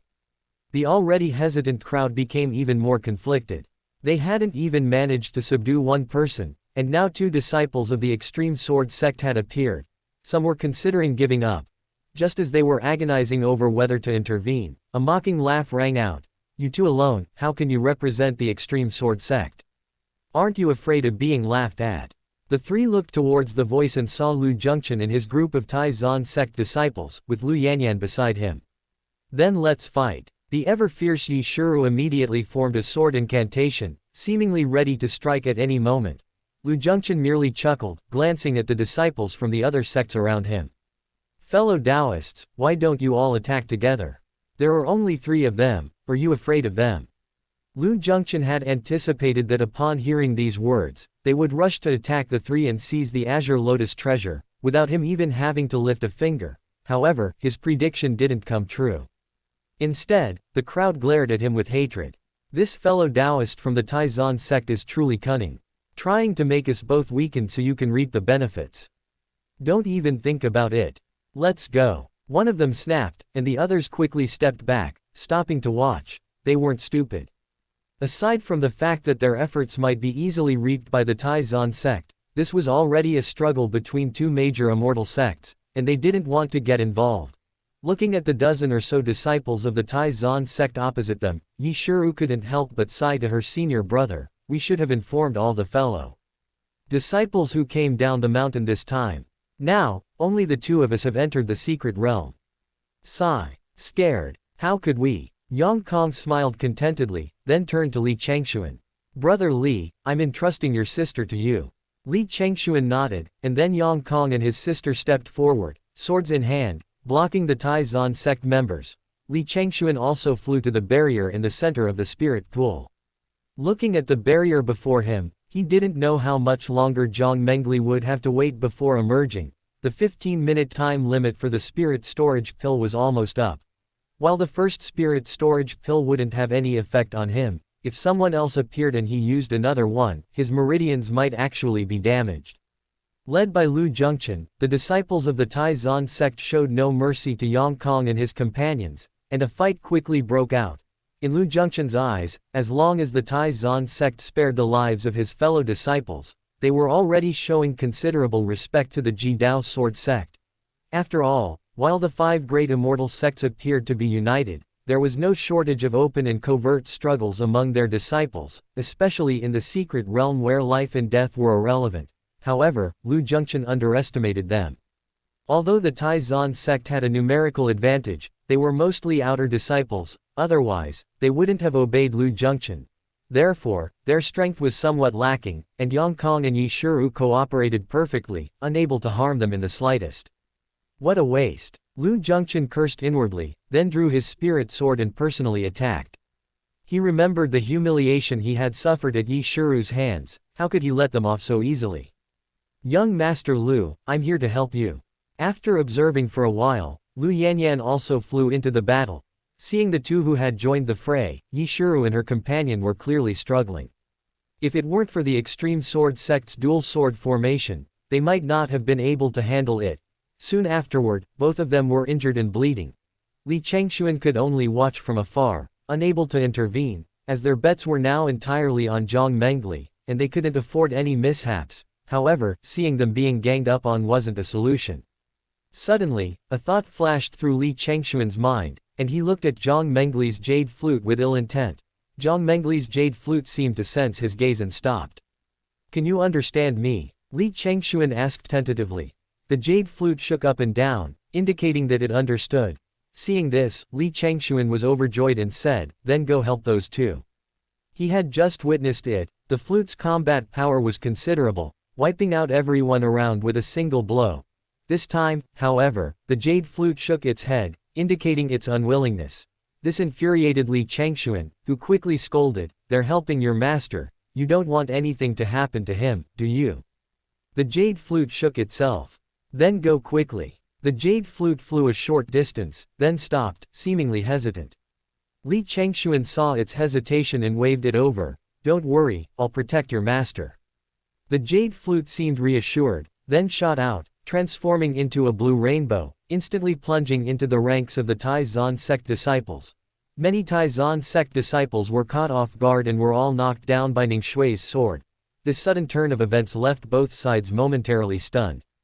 Jiang Mengli had never used the condensing snow technique in front of Yang Yi and his companion, leaving them unsure whether the flute was friend or foe. However, they quickly realized that the jade flute only attacked the Taizan sect disciples and showed no hostility towards them, seemingly coming to their aid. However, Yang Kong remained somewhat puzzled, feeling as if he had heard of this jade flute somewhere before, but he couldn't quite place it.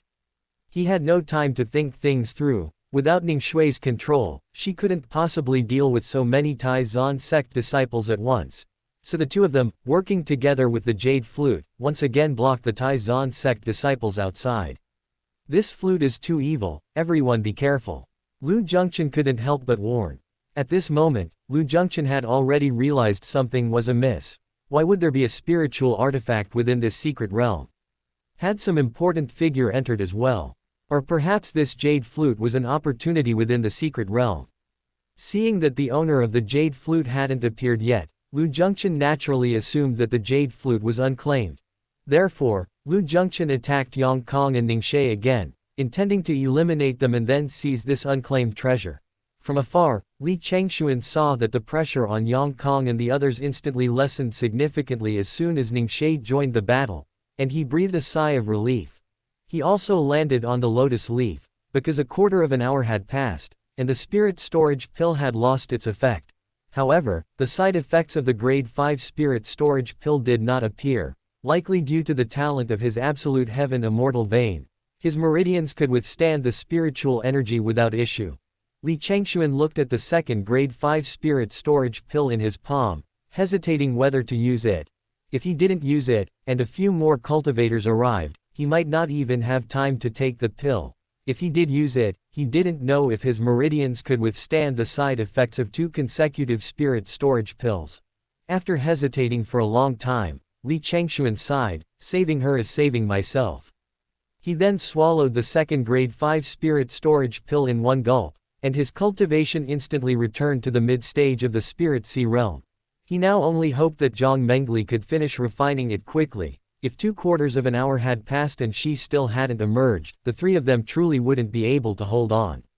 Sure enough, not long after he took the pill, 7 more figures appeared from the opposite direction of the Taizan sect disciples. Battle.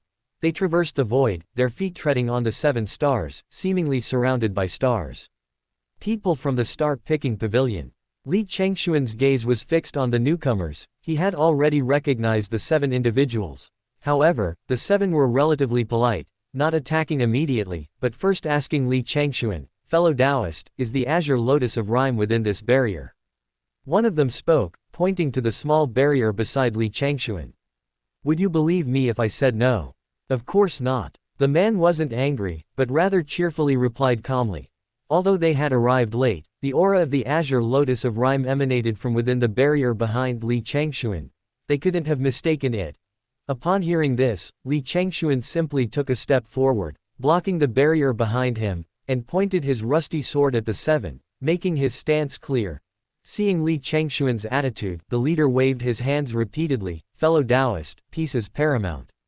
Peace is paramount. This confused Li Changxuan. What exactly did these people want? However, since they were from the star-picking pavilion, they certainly weren't there to watch the show. Li Changxuan immediately decided not to play along. He flicked his rusty sword, and the swords that had just been used in the fight trembled and flew behind him. 100 flying swords pointed at the 7 people, their blades trembling slightly, as if ready to burst forth at any moment. "Since peace is paramount, then please retreat outside the spirit pool." The 7 remained unmoved, neither advancing nor retreating.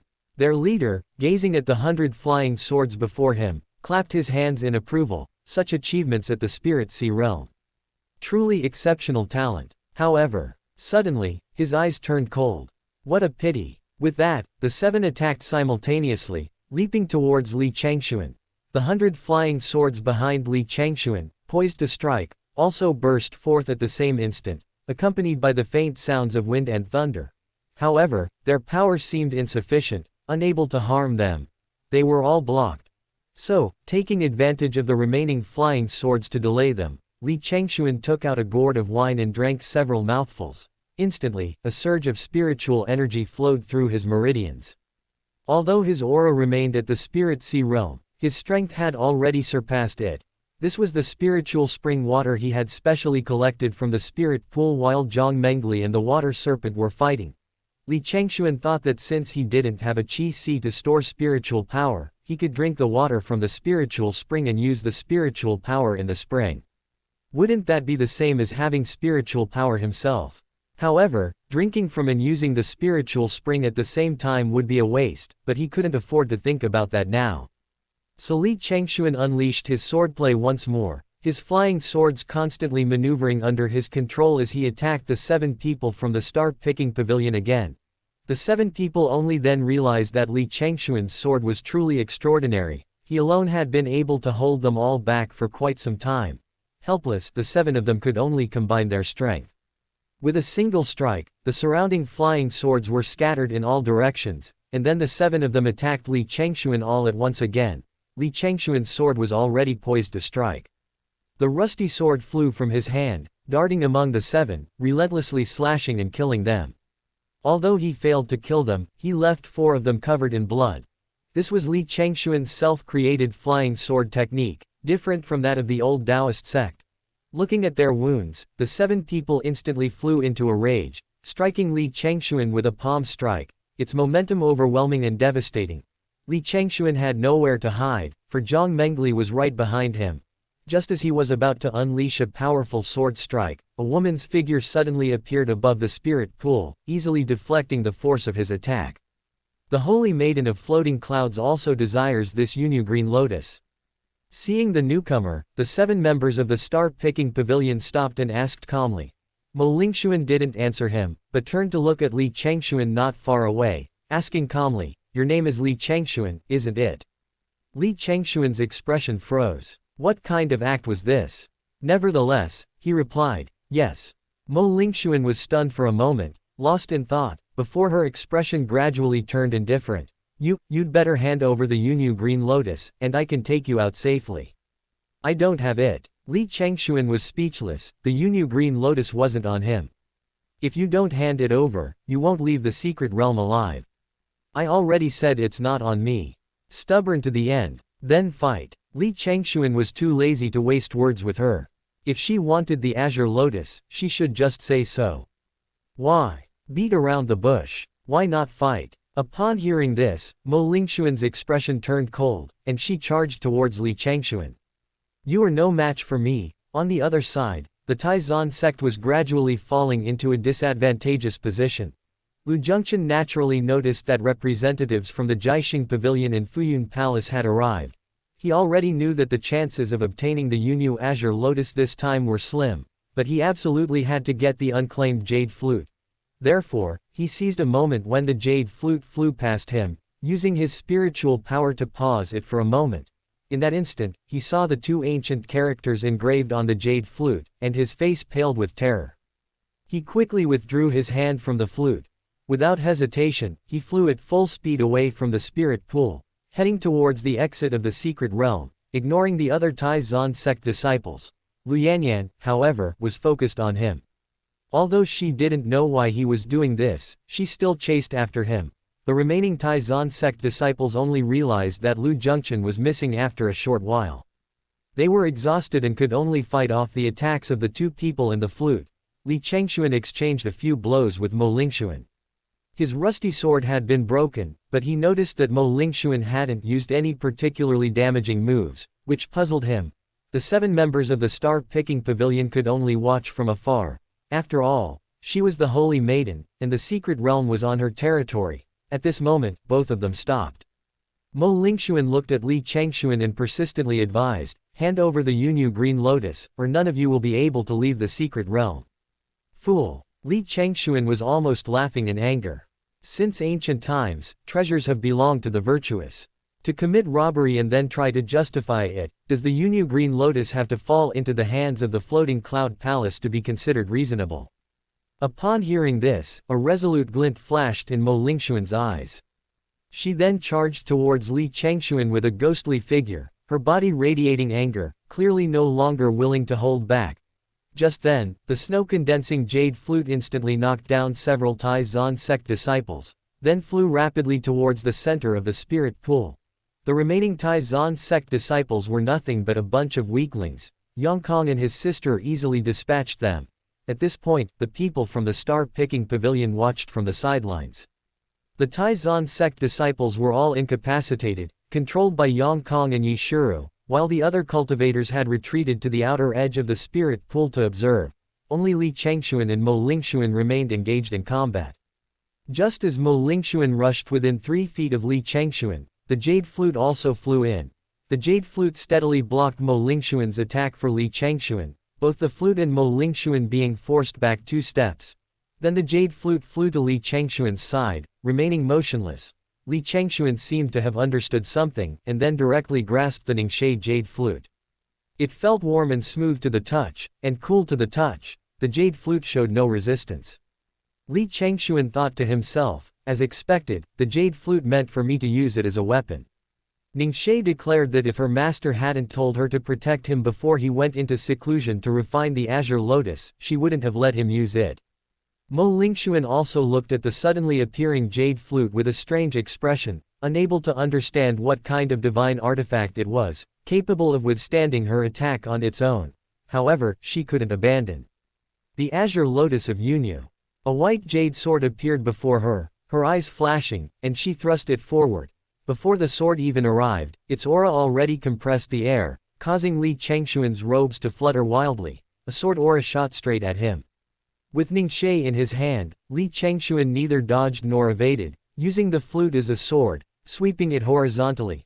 A powerful sword aura surged forth, instantly shattering Mo Lingxuan's attack, which couldn't even withstand it for a moment.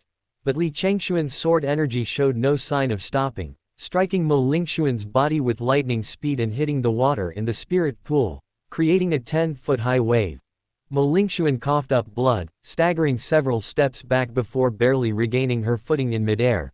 This sudden scene shocked everyone present. They hadn't expected Li Changxuan, who possessed the jade flute, to be so powerful. Some even suspected that Mo Lingxuan had held back, but it didn't seem like it. Even Li Changxuan himself was somewhat shocked. The sword energy he had infused was amplified several times over. After recovering from their shock, the crowd began pointing and whispering about Li Changxuan. The holy maiden is so beautiful. How could this kid do that? He's such a beast. He's not a man. Li Changxuan, now possessing cultivation, though far away, still vaguely heard what they were saying.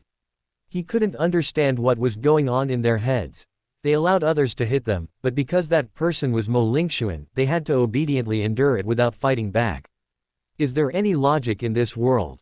Just as the argument raged on, a sudden change occurred.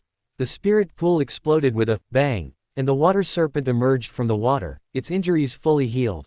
Its eyesight had returned, but its pupils had turned deep red. Upon emerging, it attacked anyone it saw, directly whipping Mo Lingxuan away with its tail. The 7 members of the star-picking pavilion tried to subdue it together, but the water serpent roared, the sonic waves causing them to bleed from their mouths and noses, sending them flying backward. Seeing the densely packed crowd of onlookers, the water serpent opened its massive maw and unleashed a torrent of water that instantly swept away a large number of cultivators. Furthermore, any part of the cultivators that came into contact with the water immediately sizzled and began to bleed, causing cries of agony to erupt all around. At this moment, only Li Changxuan remained in the center of the spirit pool, guarding Jiang Mengli. Seeing this, the water serpent showed no mercy, its eyes blazing with fury, and lunged to bite. Yongkong and Yi Shiru, seeing this, tried to help, but as soon as they flew towards the spirit pool, the water serpent, as if it had eyes in the back of its head, lashed out with its tail. The two tried to resist but to no avail. They were instantly struck, coughing up blood, and flung back to the shore. Li Changxuan dared not be careless and drank the remaining spiritual spring water in one gulp. Instantly, spiritual energy surged through his meridians like an explosion. Li Changxuan inwardly cursed, for he could already feel the intense pain in his meridians, a sign of meridian damage. That demoness. Didn't she only say she wanted him to hold her off for a moment? Now almost 2/4 of an hour had passed, and she still hadn't come out. But it was too late to curse her now, the water serpent's gaping maw had already swallowed it whole. Li Changxuan could only summon a spiritual energy shield to envelop the entire lotus leaf. With a bang, the water serpent snapped its jaws against the spiritual energy shield, instantly causing cracks to appear. To the onlookers, it appeared the water serpent had swallowed the entire lotus leaf. Many cultivators, trembling with fear, decided to flee without further ado. Some, still coveting the spiritual spring water, planned to claim a share after someone eliminated the water serpent. At this moment, Li Changxuan could no longer hold on. Only now did he realize what kind of monster Jiang Mengli had been fighting. Even though he kept attacking the water serpent's mouth, beating it to a bloody pulp, the serpent wouldn't let go. Finally, the spiritual energy shield shattered with a crack, and Li Changxuan was instantly engulfed by the overwhelming darkness. It's over. Yongkong slapped his forehead, looking at the water serpent in the spiritual pool that had swallowed the entire lotus leaf. He felt he had arrived too late and messed things up. Li Changxuan and his sister had been swallowed by the water serpent. Just when everyone thought Li Changxuan was dead, a faint pink light suddenly emanated from the water serpent's mouth, followed by a loud bang, and the entire massive serpent's body was thrown to the shore of the spiritual pool. Then, a pillar of light shot skyward from the lotus leaf, even more spectacular than the phenomenon when the azure lotus of Yunyu appeared. However, this time it wasn't a phenomenon, but an aura powerful enough to terrify many cultivators. Within the pillar of light, the figures of a man and a woman could be vaguely seen, but behind them swayed 9 fox tails, each about 10 zhang tall, indicating that the woman was definitely not human. Within the pillar of light, Li Changxuan stood before Jiang Mengli, though he appeared somewhat disheveled. Then, his aura gradually receded until he returned to his mortal form. Jiang Mengli emerged from the barrier, now half human, half demon, with crimson eyes and white hair. But Li Changxuan's eyes remained unchanged, never showing surprise or fear. He simply smiled gently and returned Ningxie to her. Didn't we agree on a short while? It's been half an hour already, Jiang Mengli, can't you be a little more punctual? He then gave a sly smile, but I kept my promise for you, isn't your brother amazing? Cough cough cough. He then went limp, almost unable to stand. The battle had exhausted him, and he was now too weak to continue, feeling drowsy. Jiang Mengli quickly supported him, a slight smile playing on her lips, secretly thinking, this guy, his only stubbornness right now is his mouth, isn't it? She examined Li Changxuan's meridians, and as expected, they were all shattered. Actually, if he had only used one grade 5 spirit storage pill, his meridians could have withstood it. But he not only took 2 consecutive pills, but also directly drew spiritual energy from the spirit spring water, which caused his meridians to shatter to this state. However, Jiang Mengli had already devised a plan. When she refined the Yunyu green lotus, she had planned to use 4 petals. If Li Changxuan's meridians were shattered when she emerged from seclusion, she would use 1 petal on him. Because the Yunyu green lotus, besides containing a massive amount of spiritual energy, also had the effect of repairing meridians, and since Li Changxuan couldn't refine it, the massive spiritual energy wouldn't have any effect on him. However, the spirit sealing seal was more domineering than she had imagined, consuming a full 5 petals of her Yunyu green lotus before it was completely broken. Jiang Mengli took out the last petal of the green lotus, chuckling and playfully scolding, "You got off easy." Then she had Li Changxuan consume it. Instantly, Li Changxuan felt a cool, refreshing sensation throughout his body, and his eyes gradually regained some clarity. Meanwhile, at the entrance to the Green Lotus City secret realm, Mei Shili paced back and forth beside the Green Lotus pool. Half a month had passed since the Green Lotus secret realm opened. Just now, he suddenly felt uneasy, sensing that something unexpected had happened within the Azure Lotus secret realm. But he couldn't leave. He had to guard this place to prevent any accidents. He only hoped now that his holy maiden was safe and sound, within the secret realm. At this moment, the many cultivators, seeing the demonic fox form in the Pillar of Light, immediately reacted. How could there be a demon within the Azure Lotus secret realm? This matter can be discussed later, the most urgent task is to kill this demon.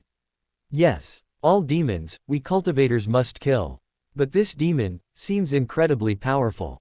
They could only see the demonic form in the Pillar of Light, they hadn't seen Jiang Mengli's true face. Moreover, apart from a few high-level cultivators, most of the human race had never seen the Demon Emperor's appearance, because those who had seen her were mostly dead.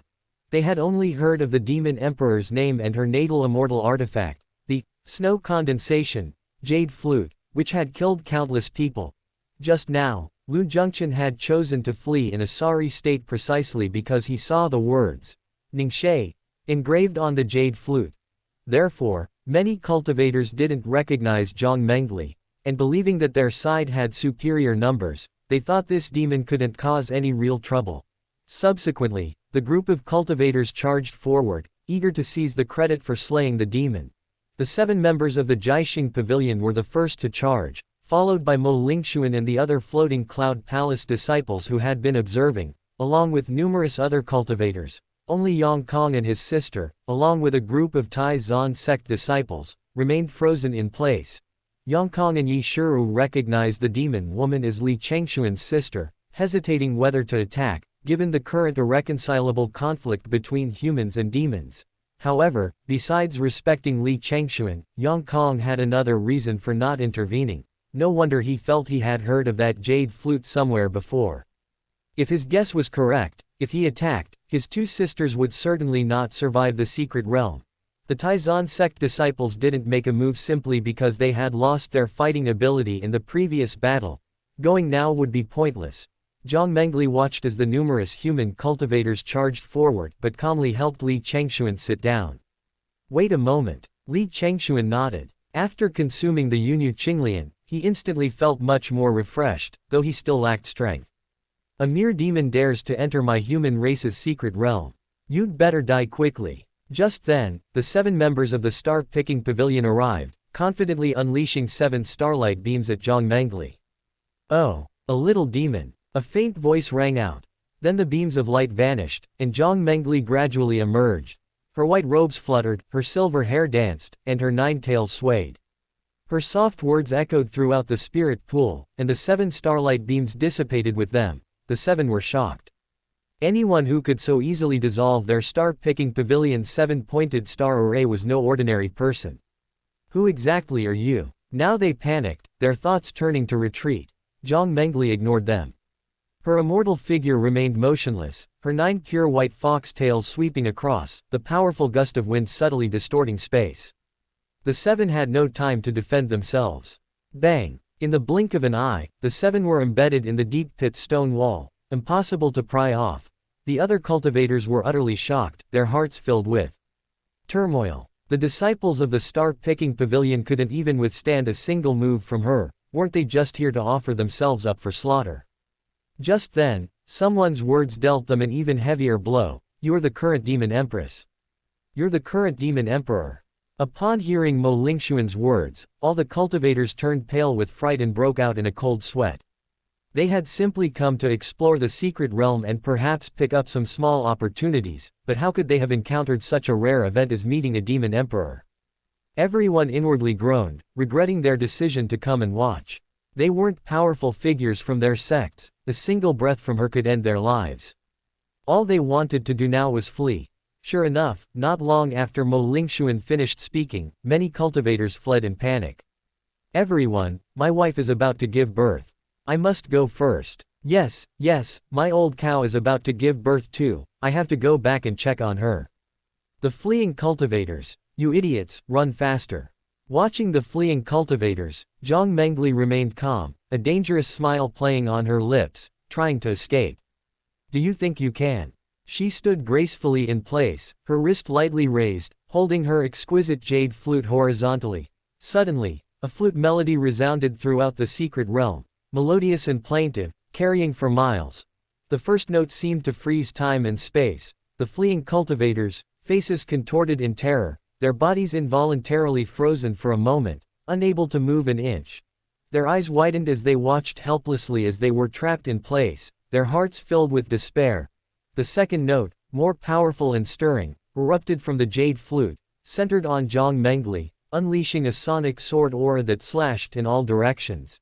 Time and space returned to normal, and all the cultivators resumed their desperate escape, but it was too late. The sonic sword aura was already upon them. The sword energy was controlled flawlessly, instantly slicing down all the fleeing cultivators, leaving none alive. With just 2 flute notes, without any earth-shattering battle, the number of people on the field instantly dwindled to almost nothing.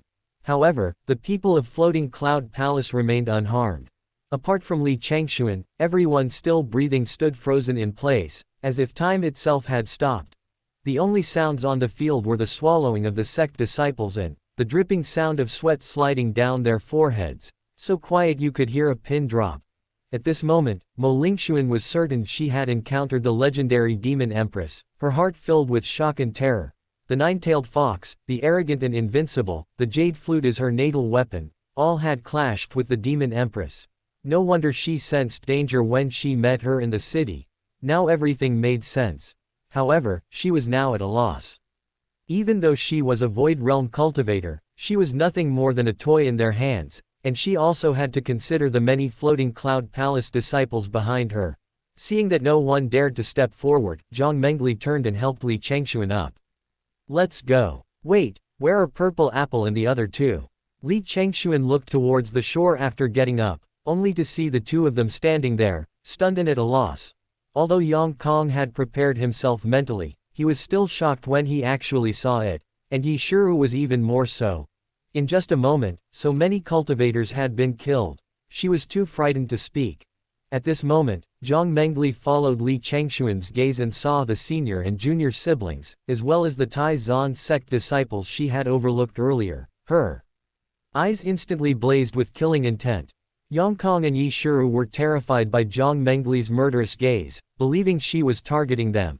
But Jiang Mengli's next action only reinforced their belief that they were doomed.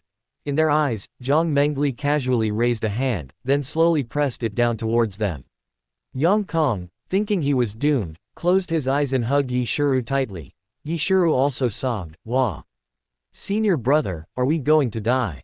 Since we didn't marry you while we were alive, it's better to be together in death, wah." Yang Kong didn't even hear what Yi Shiru was saying because a powerful shockwave rang in his ears.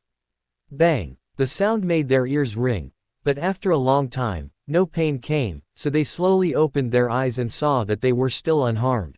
Only a large crater remained where the Taizan sect disciple had been.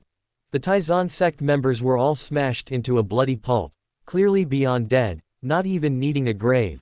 This latest attack from the Demon Emperor shocked everyone present, filling them with dread, fearing they would be next. Li Changxuan stared at the two, bewildered and stunned.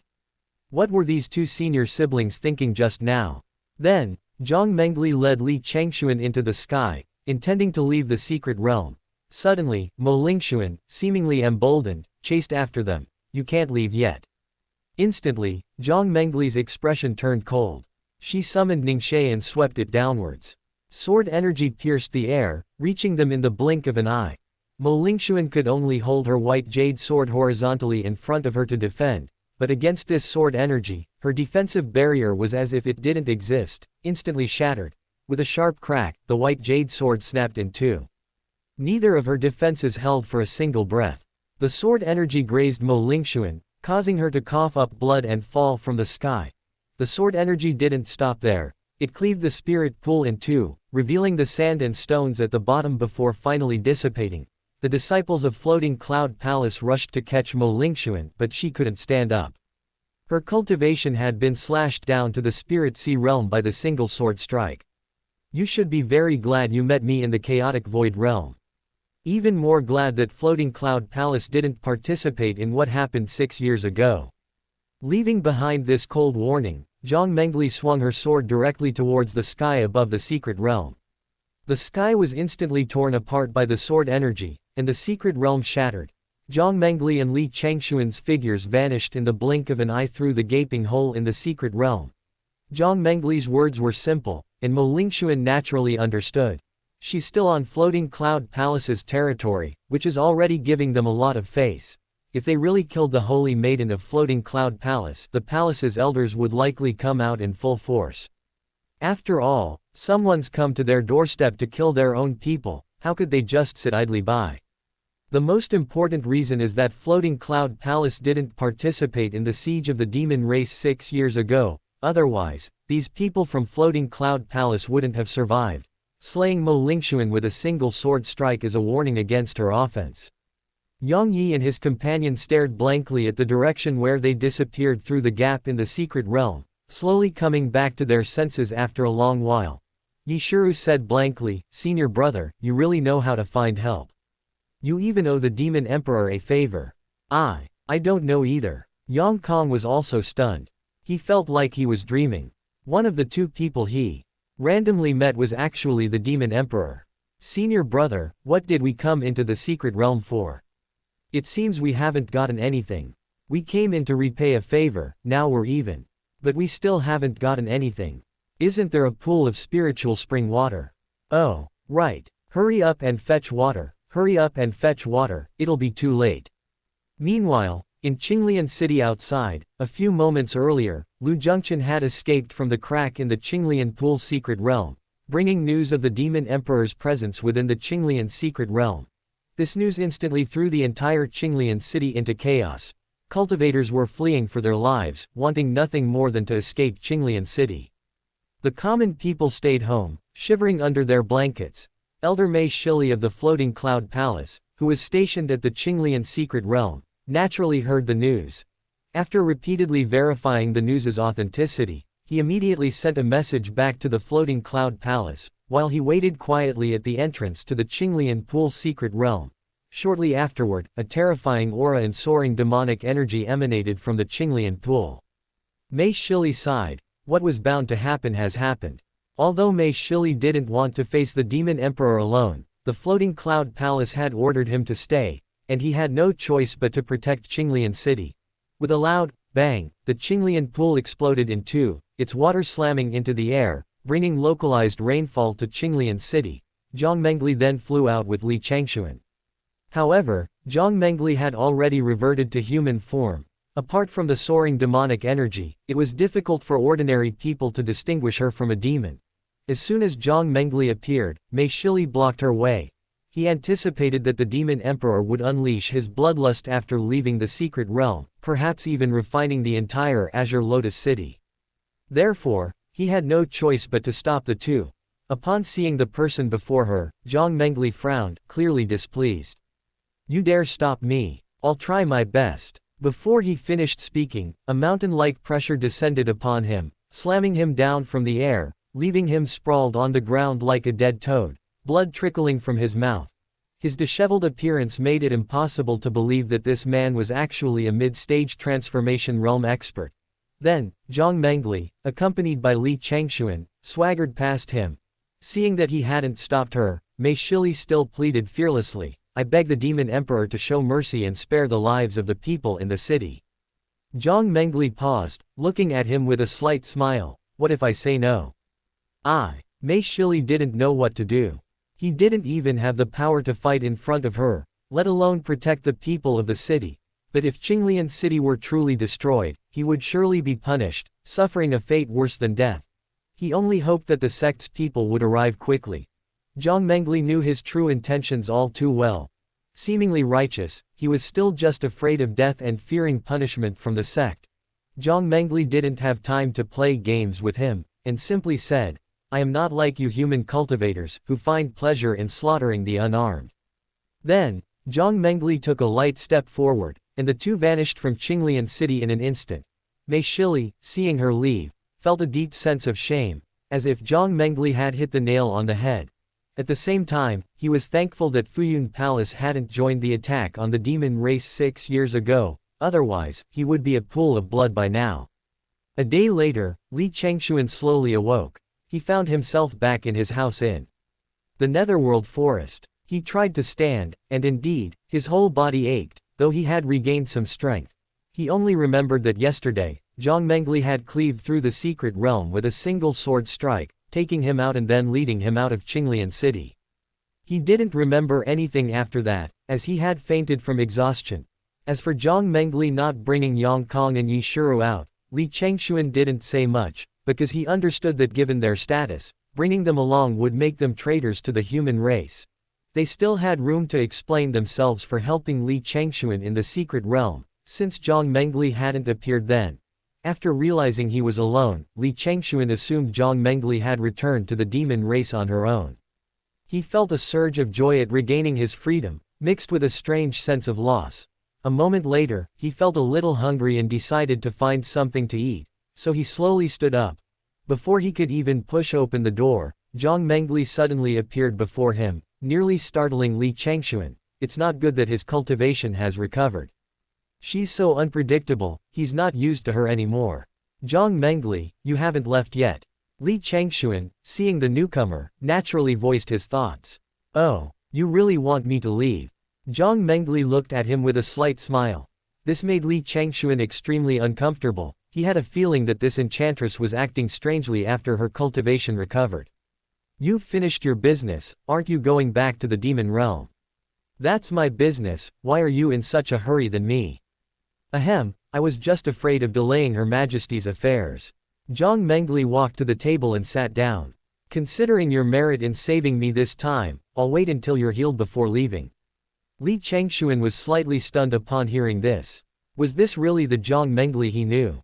Oh, then I'm hungry, go make me something to eat. Jiang Mengli, I only said I'd leave after you're healed, I never said I'd take care of you. Huh, then what's the point of you staying here? Li Changxuan was speechless. Although he wasn't crippled yet, he had suffered severe internal injuries for her sake. He had thought Jiang Mengli had finally become human and was staying specifically to take care of him until he recovered. It seems he had been overthinking it, and besides, she didn't seem to be human after all. Seeing Li Changxuan's expression, Jiang Mengli sighed and simply said, wait here. Then she vanished. Li Changxuan had no idea what she would bring back, as he was certain the demoness couldn't cook. Bored, he wandered around the room and noticed the letter he had left for Zhao Chen was gone. meaning he had already been there once. A short while later, Jiang Mengli returned to the room, this time carrying a few wild fruits. He knew that, given Jiang Mengli's habits, she would bring back something good, but it would only be enough for a meal. It was better than nothing. Since he left last time, there hadn't been any food left in the room, so he couldn't cook for himself. Finally, after much picking and choosing, Li Changxuan managed to find 2 or 3 fruits that weren't poisonous. Fortunately, he had lived here for a while and gotten to know some people, otherwise he would have truly died at Jiang Mengli's hands. Jiang Mengli looked at the few fruits he had picked out, her face full of doubt. Li Changxuan had no choice but to explain, "These are all poisonous, you can't eat them." Jiang Mengli was also a little embarrassed. She didn't recognize them, and she had brought back everything she could eat. Then make do with them for now. Tomorrow we'll set off with this emperor back to the demon race. Huh, you really want to take me back? What else am I going to do in your demon race territory if I'm not alone? Jiang Mengli had initially planned to release Li Changxuan after obtaining the Yunyu Green Lotus and return to the demon race alone. But after a month of getting along and the incident within the Green Lotus secret realm, she changed her mind. Although Li Changxuan was usually a bit sarcastic and liked to argue with her, he didn't seem particularly disliked. Even with a mortal body, risking his own life and even his own meridians to shatter within the secret realm to protect her. Although it's possible he was doing it for her own life, Jiang Mengli wasn't sure what she was thinking. But she knew that if she left Li Changxuan here, he would certainly not survive. This was probably something she didn't want to see. Besides, there were very few people in the entire demon race who could talk to her. Taking him back to keep her company would be good. Jiang Mengli quickly snapped out of her daze, feeling a little flustered. What was wrong with her? Why was she starting to worry about the safety of a human? Yes, she was only doing this to repay a debt of gratitude, not because she was worried about him. Jiang Mengli kept reassuring herself. Not wanting Li Changxuan to notice anything amiss, but certainly not under the guise of concern, Jiang Mengli deliberately spoke coldly. When I left the Netherworld Forest last time, I said that you would be my demon servant from now on. Now that I'm returning to the demon race, where else can you go? You're sick. When did I agree to that? Li Changxuan. Jiang Mengli slammed her hand on the table. You've defied my will time and time again. Have you forgotten that my cultivation has recovered? Jiang Mengli was truly angered by him. Although she was initially curious and surprised that he dared to defy her, over time, she felt that Li Changxuan was testing her limits. Now, he repeatedly refused her good intentions. It seemed she had to use her Demon Emperor's authority to teach him a lesson. Jiang Mengli, don't forget who helped me recover my cultivation. I was injured because of you. Li Changxuan said with a resentful sneer. It was as if Jiang Mengli were a heartless woman who would abandon her lover after giving him away. Jiang Mengli paused. He had indeed contributed greatly this time, but hadn't she also given him a piece of Yunyu Green Lotus? Even so, the fact that you helped me in the secret realm has probably already spread throughout the cultivation world. Do you think you can still live peacefully in human territory? Helpless, Jiang Mengli could only remind him of his current situation, hoping he would willingly come with her. Otherwise, with her strength, if she wanted to take him away, would he have any room to resist? Hearing Jiang Mengli's words, Li Changxuan fell into deep thought. She was indeed right. He had left this place last time to avoid the Taizan sect, and even if Jiang Mengli didn't take him this time, he couldn't stay here any longer. Even if he hid outside, it was easy for cultivators to track down Immortal. He couldn't escape them. Unless he went to the demon race, it seemed that following Jiang Mengli was indeed the best choice. In just 1 year, even if he returned to the human territory, few could stop him. After much deliberation, Li Changxuan could only nod in agreement. Going to the demon race is fine, but let me make it clear first, I'm not your demon servant. Jiang Mengli smiled, her lips pursed. It was good that he agreed. What happened afterward was up to her. After a moment, Li Changxuan took out a white jade slip from his sleeve, the same jade slip he had taken when he defeated the hidden light bell drum beast in the Azure Lotus secret realm. Li Changxuan tossed the jade slip to Jiang Mengli. Help me see what's inside. Jiang Mengli frowned. Li Changxuan's commanding tone made her feel like his maid. However, she still channeled her spiritual energy into the jade slip. The slip then emitted a faint white light, projecting its contents. Li Changxuan looked at the densely packed small characters projected on the jade slip. It was indeed a sword manual, just like the one he had seen in the secret realm. The True Yang Sword Manual. The Pure Yin Sword Manual. And it's a dual cultivation sword technique. The True Yang Sword Scripture. The Pure Yin Sword Scripture. And it's a dual cultivation sword technique. Li Changxuan couldn't help but exclaim, though he hadn't expected that he had obtained the very opportunity that so many cultivators within the secret realm coveted but couldn't obtain. It could be said that during this trip to the Azure Lotus secret realm, Li Changxuan and Jiang Mengli had obtained the two most precious opportunities within the realm, but Li Changxuan seemed unaware of the sword scripture's true value. Li Changxuan carefully read it from beginning to end, finally shaking his head. This made Jiang Mengli, standing beside him, wonder, what? Still not satisfied? No, this sword technique is too poor, useless to me. Do you know what you're saying?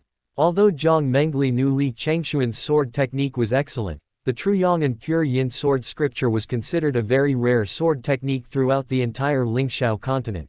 She hadn't expected Li Changxuan to look so disdainful. However, Li Changxuan genuinely disliked it.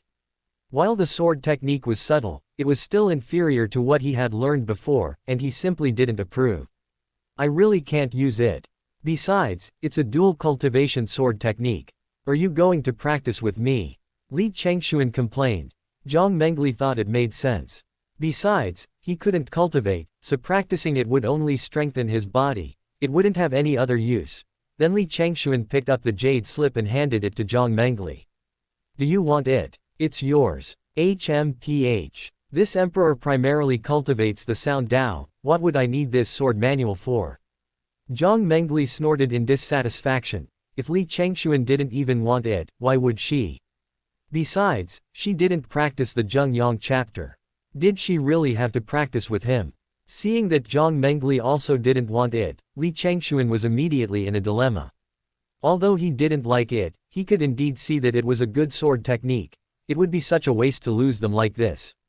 After all, he was a sword cultivator, and he cherished his best sword techniques and scriptures. Li Changxuan pondered for a moment, then, as if he had thought of something, hurriedly asked Jiang Mengli, "Can you find Yang Kong and the others?" Jiang Mengli frowned. She had already guessed Li Changxuan's intention, to give the sword scriptures to the two of them. We have to go back to Qinglian City to try.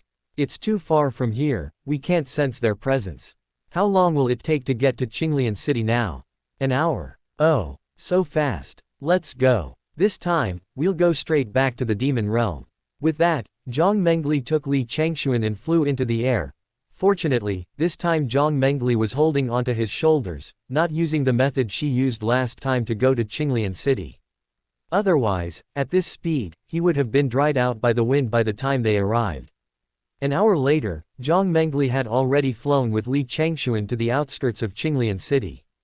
The two didn't enter. Jiang Mengli merely used her divine sense to search for their whereabouts. Because of yesterday's events, elders from the Floating Cloud Palace or the Star-Picking Pavilion were stationed in all the cities of the chaotic Void Realm to provide rapid support should Jiang Mengli reappear. A moment later, Jiang Mengli led Li Changxuan towards the outskirts of Qinglian City. Yang Yi and his companion, who had been happily traveling, were suddenly startled to see two familiar white figures ahead. Trembling with fear, unsure whether to greet them, the mere presence of Jiang Mengli created an overwhelming sense of oppression, rendering them speechless. Yang Kong had felt this way when he first encountered them in Danqing Town, and it was even stronger now that Jiang Mengli's cultivation had recovered. Perhaps sensing their predicament, Jiang Mengli disappeared after setting Li Changxuan down. Li Changxuan hurriedly ran to them, tossing the sword manual jade slip to Yang Kong, and sincerely thanked them. "Thank you both for risking your lives to save me yesterday." Yang Kong didn't rush to answer, but cautiously asked, "Brother Li, are you human or a demon?" "Of course I'm human. What are you thinking, kid?" However, Yang Kong still seemed somewhat reserved. He took out the jade slip Li Changxuan had tossed to him and asked, "Brother Li, what is this?" "Oh, this seems to be a sword manual called something like Pure Yin and Pure Yang. I don't need it, so I'm giving it to you as a way of thanking you for your kindness." Hearing that it was the sword manual that countless cultivators had flocked to for entering the secret realm, Yang Kong couldn't help but be shocked. However, he still returned it, saying softly, "Yesterday's matter was already a promise I made before. I really can't accept this sword manual. You know, I'm just an ordinary person. This sword manual is completely useless to me. You should accept it." Seeing him keep declining, Li Changxuan had no choice but to make up a lie. He couldn't very well tell him, "I don't like it, so I'm giving it to you," could he? At this moment, Yi Shuru, who had been standing to the side, also quickly advised, "Senior brother, yes, yes. Let's accept it." His eyes sparkled, seemingly genuinely fond of it, though it was unclear whether it was the sword manual or the person he practiced it with. After a moment's internal struggle, Yang Kong sighed. All right then. Yang Kong still harbored many doubts, but he knew he had no right to ask, and although Jiang Mengli wasn't present, she was certainly watching from somewhere. Helplessly, he swallowed his questions. Farewell. Li Changxuan said goodbye and then vanished before their eyes, apparently taken away by Jiang Mengli. After he left, Yang Kong stood there stunned for a long time. After Jiang Mengli's true identity was revealed yesterday, he had speculated that Li Changxuan had been threatened by the Demon Emperor, but that didn't make sense logically. A Demon Emperor had no reason to threaten a mortal. And what could he possibly gain from him? As for the previous sibling relationship, it was clearly fabricated, and he naturally didn't believe it. But looking at things today, he was even more certain that Li Changxuan wasn't being threatened. Otherwise, why would Jiang Mengli have made a special trip back just to deliver a jade slip to him? In these short few days, many things had happened that Yang Kong and Yi Shuru couldn't understand, including the legendary Demon Emperor. According to the rumors they had heard, the Demon Emperor was ruthless, killing without blinking an eye, wiping out entire families with a single move. But they had emerged unharmed yesterday, and Jiang Mengli hadn't harmed them, nor had she killed any innocent people within the secret realm. Aside from the palm strike that annihilated the Tai Zan sect disciples, which left him somewhat bewildered, Qinglian city was also completely unscathed after leaving the secret realm. Except for Elder Mei Shili of the Floating Cloud Palace suffering a minor injury. They discovered many things that contradicted their existing knowledge, and from that moment on, their attitude towards the demon race changed. After the others had been gone for a while, Yang Kong suddenly asked Yi Shuru, "Junior sister, why did you insist on having this sword manual?" "What else could I do? Practice it with senior brother, of course. But, this is a dual cultivation sword manual. HMPH. Who said that dual cultivation sword manuals can't be practiced by senior and junior brothers?" "Ah, that's true." The two chatted as they headed towards the Qingyuan realm. Yi Shuru followed behind Yang Kong on her sword, muttering softly, "Stupid senior brother. I've given you such an obvious hint, and you still don't understand my feelings." 2 days later, Linghai realm of the demon clan. A divine rainbow streaked across the sky, and upon closer inspection, 2 figures could be seen within it. Looking at the mountains and rivers rushing past below, Li Changxuan appeared slightly nervous, as this was his first time seeing other members of the demon race besides Jiang Mengli. "Jiang Mengli, what do the other members of your demon race look like? Are they also half human, half demon? Why are you asking that? I'm just curious. You'll find out when the time comes." Li Changxuan was silent for a moment, then suddenly asked, "Are there any humans within your demon realm?" "No. Then when I get there, won't the other demons try to kill me?" "Possibly. Ah. Then you have to protect me. You brought me to the demon realm, you have to take responsibility," Li Changxuan said, grabbing one of Jiang Mengli's slender arms. "Let go of me. Believe me or not, I'll throw you down and turn you into a pile of mud." Jiang Mengli felt his movement, her tone immediately turning angry and indignant, her angry eyes glaring at Li Changxuan. "Then I definitely can't let go. You kidnapped me anyway, you have to take responsibility." Hearing this, Li Changxuan not only didn't let go, but tightened his grip, clutching Jiang Mengli's sleeve. This action left Jiang Mengli both amused and exasperated, but she still said coldly, "Let go. I'll spare your life." She naturally knew that most demons in the demon race hated humans, and many wanted to kill him. However, Li Changxuan was someone she had brought back. Without her orders, practically no one dared to act on their own. Only after Jiang Mengli made her promise did Li Changxuan release his grip. He felt incredibly insecure. He only hoped this year would pass quickly, otherwise, the feeling of being without any cultivation was truly awful. He was like an ant wherever he went, easily wiped out. After another hour's journey, a boundless ocean gradually came into view. This was Linghai, the origin of the Linghai realm's name, as nearly half of it was ocean. At the junction of the ocean and land, there was a solitary island, surrounded by cities of varying sizes. On the island itself stood a magnificent palace. The cities were built around the mountains, and the houses were situated along the water.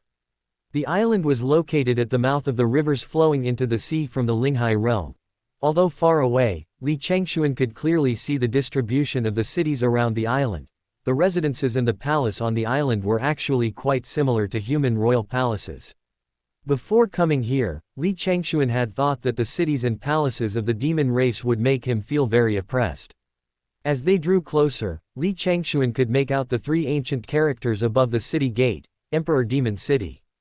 The entire city was 100 times larger than the Azure Lotus city they had previously visited, and its walls were more than 10 zhang higher. The streets within the city were well organized, with shops lining the streets in neat rows, appearing almost indistinguishable from human cities. However, what caught Li Changxuan's eye most was the palace on the isolated island in the heart of Emperor Demon City. The entire island was surrounded by cliffs, making it inaccessible to ordinary people. At the summit of the island stood a magnificent demon palace. The demon generals guarding Emperor Demon City seemed to spot the two approaching at high speed and immediately went on alert. At this moment, Jiang Mengli instantly transformed into a gigantic celestial fox demon, its 9 tails materializing. The demon generals guarding the city were startled, but quickly shouted, "The Empress is back! The Empress is back!" Several loud shouts rang out, and a deafening horn sounded from the city walls, its echoes resounding throughout the entire city in the blink of an eye. Upon hearing the horn, the demons residing within the city rushed to the streets, standing in orderly ranks. In an instant, the entire city's streets were filled with demons, completely blocking the way. Jiang Mengli, accompanied by Li Changxuan, arrived at the city wall and stopped, looking down at the demons below. From a distance, a gigantic 9-tailed celestial fox could be seen perched atop the city wall. Upon seeing Jiang Mengli, the demon people knelt in unison. "Welcome back to the city, Your Majesty. Welcome back to the city, Your Majesty." Their voices roared like thunder, surged like ocean waves, and echoed through the heavens. It was 100 times more magnificent than what they had witnessed beneath Qinglian City that day. Li Changxuan was also seeing such a spectacle for the first time. Standing beside Jiang Mengli, it was as if they were bowing to him. He even had the illusion that his white robes were gradually turning golden. After all the demons had knelt, Jiang Mengli gracefully ascended the steps, her feet treading on the void, each step creating a floral display. Li Changxuan quickly followed. Thankfully, Jiang Mengli had left a path for him, otherwise, he wouldn't have known what to do. A moment later, Jiang Mengli and her companion reached the isolated island and disappeared from the sight of the demons. Only then did the demons raise their heads and begin chattering. "Did you see that?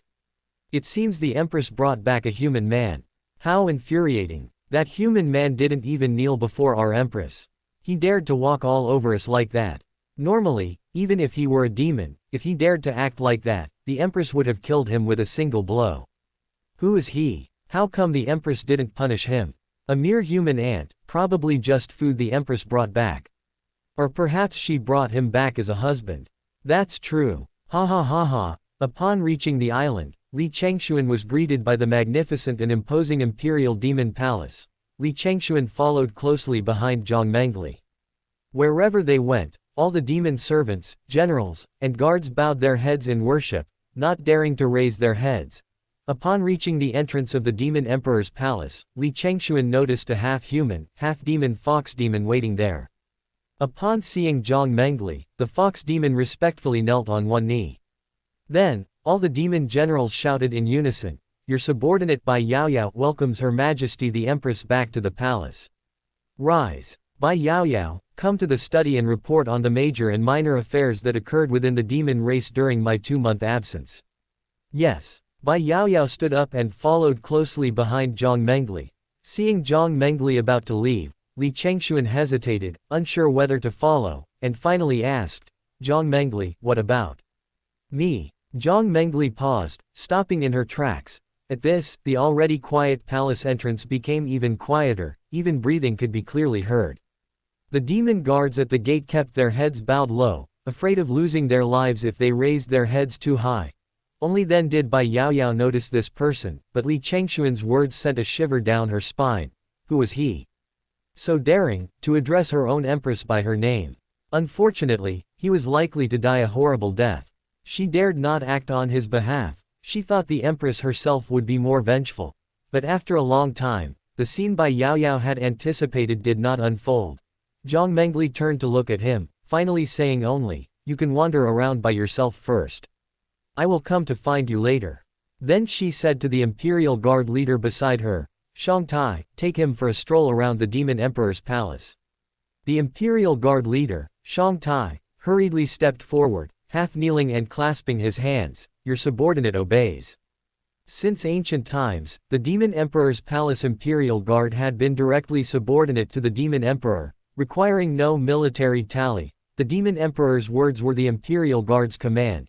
Even though he was resentful that he, a commander of the Imperial Guard, had to accompany Immortal to tour the Demon Emperor's palace, he could not disobey the Demon Emperor's orders and had no choice but to accept them. Perhaps sensing the discontent of Shang Tai and many demon generals, Jiang Mengli channeled a wisp of her own energy into Li Changxuan's body. Then, with a flick of her sleeve, she vanished from the spot. This action left Bai Yaoyao and Shang Tai utterly incredulous. The Empress didn't kill this human ant with a single blow. Even more unbelievable was that the Empress had even gifted him a wisp of her own demonic energy. Demons could identify each other by their demonic energy. Giving him a wisp of demonic energy was tantamount to the Empress's personal presence. If the Empress hadn't been away on business, leaving Bai Yaoyao to guard the demon realm, she wouldn't have received even a wisp of the Empress's demonic energy. This mortal had obtained it so easily. What had happened to their Empress in the past month? Where did she bring back Immortal? And why was she treating him so well? Without time to think, Bai Yaoyao glared resentfully at Li Changxuan before heading to the study and disappearing. This glare left Li Changxuan completely bewildered. What had he done to offend her? Then, Li Changxuan felt a direct gaze fixed on him. All the guards looked at him with dissatisfaction. After a moment, Shang Tai instructed the other demon guards, continue guarding the Demon Emperor's palace. Anyone who deserts their post will be punished according to military law. Yes, since it was an order from Her Majesty the Empress, Shang Tai dared not disobey. He then said to Li Changxuan, come with me. Li Changxuan followed Shang Tai into the Demon Emperor's palace. Li Changxuan had never even visited a human royal palace, let alone a Demon Emperor's palace, so he was naturally filled with curiosity. Thus, under Shang Tai's guidance, Li Changxuan toured the entire Demon Emperor's palace. The first thing that catches the eye is the city wall of the Demon Emperor's palace, forged from massive black stones, engraved with ancient demonic runes that shimmer with a mysterious light. The palace gates are tall and heavy, their bronze studs gleaming like stars, and the door knockers are shaped like two-headed demonic serpents, exuding a chilling aura. Stepping into the palace, one is greeted by a wide plaza paved with blue jade, each stone carved with lifelike demonic totems. In the center of the plaza stands a colossal bronze cauldron, its body coiled with 9 demonic dragons, their mouths spewing clouds of mist, shrouded in mystery. The palace buildings, with their soaring eaves and intricate brackets, are magnificent and imposing. Golden glazed tiles shimmer with an eerie light in the sunlight, and bronze bells hang from the eaves, swaying in the wind and producing a clear, melodious sound. The pillars, as thick as ancient trees, were adorned with vibrant, colorful paintings of demonic creatures. The Demon King's triumphant conquests and the Demon Queen's graceful dance. Deep within the Imperial Palace, gardens were meticulously arranged, their exotic flowers and rare herbs exuding a rich spiritual energy, some as fiery as flames, others as frigid as frost. Between pavilions and towers, streams murmured, waterfalls cascaded, and amidst the misty spray, lotuses bloomed on the lake's surface, their petals as clear as crystal, their stamens shimmering with a faint white light. Throughout this journey, Li Changxuan was filled with awe. Had he not known this was the demonic Imperial Palace, he would have thought it was a paradise on earth. Li Changxuan's appearance, like a country bumpkin visiting the city, naturally caught Shangtai's eye, prompting a sneer, ignorant. By this time, Li Changxuan had almost finished touring the Demon Emperor's palace, and the sneer brought him back to his senses. Wait a minute. What is it? Shangtai replied impatiently, but stopped nonetheless. Li Changxuan didn't answer, but instead circled him a few times, scrutinizing him closely. This action made Shangtai uncomfortable. After all, no one likes to be scrutinized like a statue. Shangtai's thick eyebrows furrowed, and he issued a deep warning. What are you doing? Do you want to challenge this commander? Li Changxuan merely frowned, then a glint of light flashed in his eyes, as if he had figured something out. You're a panda demon. Li Changxuan had always found Shangtai's demonic appearance strange. Although he had a human body and a bear's head, he didn't look frightening at all. In fact, he found him somewhat inexplicably comical. Having just observed him, with his white head, dark circles under his eyes, and black ears, he was clearly a national treasure from his time on Earth. However, upon hearing Li Changxuan's words, Shangtai became even more displeased. HMPH. What is a panda demon? Never heard of it. The commander, am a noble iron-eating demon beast. Isn't that still a panda? I'm too lazy to lower myself to your level. Shangtai let out a rough snort. Although he was very dissatisfied and wanted to crush this human ant's head with a single claw, he didn't dare to be too presumptuous because of the wisp of Demon Emperor aura emanating from him. So he ignored him and continued walking forward. Li Changxuan thought he had almost finished exploring, so he didn't want to continue walking with Shangtai and went to another palace. Shangtai continued walking ahead, but soon realized that the person behind him was gone. A look of panic flashed across Shangtai's face. It wasn't that he was afraid Li Changxuan would encounter danger. After all, he possessed a wisp of the Demon Emperor's aura, and virtually no one in the Demon Emperor's palace dared to attack him. What he feared was that Li Changxuan might wander into some forbidden area of the Demon Emperor's palace. His death wouldn't matter, but if the Demon Emperor were to punish him as well, that would be truly the end for him. Fortunately, Li Changxuan had left his scent in the air, and Shangtai hurriedly followed it. Li Changxuan arrived at the gate of a palace. The courtyard contained pavilions and waterside terraces, a lotus pond of moderate size, and another pavilion nearby. Without much thought, he went inside. However, only a moment later, Shangtai, drawn by the scent, also arrived and immediately saw Li Changxuan leisurely resting in the pavilion. This startled him. He wanted to go in but hesitated, not daring to approach. He could only shout from outside, "Hey! Come out quickly. This is the Empress's palace. If you're discovered, you're finished." The thing Shangtai least wanted to see had happened.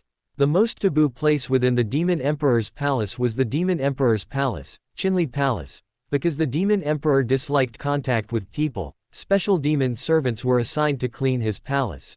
Besides, only Bai Yaoyao was allowed to enter the Demon Emperor's palace. Other demons, if they had any urgent matters, could only communicate outside the courtyard. The guards only stayed on the outer perimeter of the courtyard and never dared to step inside. If the Demon Emperor discovered that Li Changxuan had entered, he, as the one who led him, would surely be punished. That's why Shangtai appeared so flustered. Hearing Shangtai's voice, Li Changxuan noticed him standing anxiously outside the courtyard. Is it really that serious? She wondered. For the past month, we've practically been sharing a room. Can't I even stay in her courtyard for a while? She thought. So, Li Changxuan remained calm and beckoned to Shangtai. Commander Shang, come in and rest. It's so hot outside, aren't you tired of standing? These words terrified Shangtai. He thought, how can this person be so ungrateful? Just now, he directly addressed the Demon Emperor by his name, which was already a major taboo. Now he dares to challenge the Demon Emperor's bottom line. Shangtai didn't care about Li Changxuan's life, but this matter would definitely implicate him. So, he mustered his courage and tried to go in and pull him out. But the moment he took a step, a powerful aura silently descended upon the courtyard, and he froze on the spot. Damn it! Chapter 50. Moving into the Qinli Palace, Jiang Mengli listened to Bai Yaoyao's report. Knowing that everything was stable for the demon race over the past 2 months, they directly tracked down Li Changxuan's aura and came here. He hadn't expected to witness this scene upon entering the courtyard. Cold sweat poured down Shangtai's back.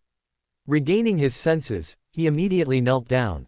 This subordinate only intended to take the person out, and thus had no choice but to enter Qinli Palace without permission. I beg your majesty to punish me. However, what Shangtai had anticipated didn't happen. Jiang Mengli wasn't angry, instead, she said calmly, this isn't your fault. You may leave. Thank you, your majesty. I take my leave. Wait. Shangtai had just stepped out when Jiang Mengli stopped him again. Shangtai, thinking the empress had changed her mind, broke out in a cold sweat. You no longer need to guard the palace gates. Hearing this, Shangtai looked utterly dejected. He knew that those who disobeyed the empress never had a good ending. Now he was out of work, and his life was in danger. Jiang Mengli paused for a moment, then continued, from now on, you will be my personal guard, and you will be guarding Qinli Palace. Shangtai was stunned for a moment.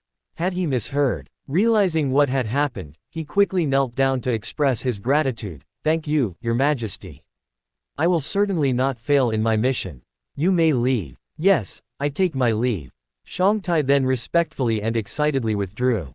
From commander of the Imperial Guard to the Demon Emperor's personal guard, it was a position of neither promotion nor demotion. But the personal guards didn't work as hard as the Imperial Guards, and they had more opportunities to interact with the Demon Emperor. The Demon Emperor was the idol of the demon race, so for Shangtai, this was a promotion.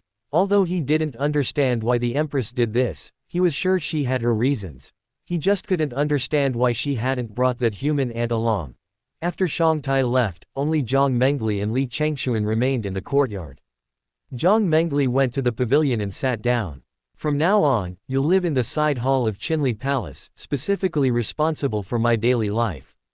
Huh, really? Didn't I say I wouldn't be a demon servant back in the Netherworld Forest? When did I agree to that? And, did you even have a choice? Jiang Mengli looked at him smugly, her tone laced with threat. Li Changxuan was speechless for a moment, but he quickly realized that it was only a year, who could stop him from leaving then? Besides, he wasn't unaware of Jiang Mengli's little schemes. Although they hadn't known each other for long, Li Changxuan was perceptive. He immediately saw that Jiang Mengli was all bark and no bite. She seemed to be forcing him, but in reality, it was for his safety. Li Changxuan understood perfectly. After all, he was currently within the demon realm, and even a demon would likely want to kill him. This identity, at least, would allow him to stay by Jiang Mengli's side at all times, thus preventing any demon from making a move. All right then. So Li Changxuan nodded, readily accepting. After all, although it was a demon servant position, he wouldn't need to do anything. Seeing his agreement, Jiang Mengli immediately sent out a telepathic message. Bai Yaoyao, come to Qinli Palace. A moment later, Bai Yaoyao appeared in the courtyard. Your Majesty, what are your orders? Have someone tidy up the side halls of Qinli Palace. Also, dismiss those demon servants who cleaned Qinli Palace before. From now on, all cleaning and tidying affairs of Qinli Palace will be handled by Li Changxuan. Upon hearing this, the other human and demon in the courtyard froze on the spot. Li Changxuan looked at her questioningly, completely bewildered. What's going on? Does she really think of me as a servant? After regaining her senses, Bai Yaoyao knelt down, vehemently objecting, no, your majesty. He's just a mortal, how can he stay in Qinli Palace? Besides, he's a man, it might affect your majesty's reputation in the demon realm. Jiang Mengli frowned slightly and snorted, what's wrong with a man? He's just staying in a side hall, not living with me. He's just a demon servant, what impact could it have? My prestige has always been earned through strength, who dares to speak recklessly? But, stop talking, or do you want to make the decision for me? This subordinate wouldn't dare. Bai Yaoyao lowered her head even further. No matter how dissatisfied she was, it was only towards Li Changxuan. She still deeply respected her empress and dared not disobey her. Since you dare not, then quickly send someone to do it. Yes, your majesty. Knowing she couldn't persuade Jiang Mengli to return, Bai Yaoyao, still furious, could only glare at Li Changxuan one last time before leaving. Li Changxuan was once again confused. What had he done to offend her? Wasn't this all ordered by Her Majesty the Empress? Why was she blaming him? A short while later, Bai Yaoyao returned with several female demon servants, beginning to clean his room in the side hall of Qinli Palace, and changing his bedding and personal belongings. Bai Yaoyao had already realized that Li Changxuan was just an ordinary person, so he needed to rest as usual. Li Changxuan arrived at the entrance of the side hall and stopped when he saw Bai Yaoyao still inside. After hesitating for a moment, he stepped inside and began to examine the layout of the side hall. If nothing unexpected happened, this would be his residence for the next year. The interior was as rustic and elegant as his house in the Netherworld forest, but this one was far more refined. Even the lighting used was glowstone from the cultivation world, emitting a soft glow at night, eliminating the need for candles. The space was several times larger than his house in the Netherworld forest, even the bed was much bigger than his previous one. Why did he have this strange feeling of being kept by Jiang Mengli? At this moment, Bai Yaoyao noticed Li Changxuan entering and looking around. She strolled up to him, glaring at him with that same hateful look. Li Changxuan naturally noticed the gaze fixed on him. This was the third time. He wasn't afraid of Jiang Mengli, so why would he be afraid of Bai Yaoyao? So Li Changxuan spoke directly, "Does the young lady have a grudge against me?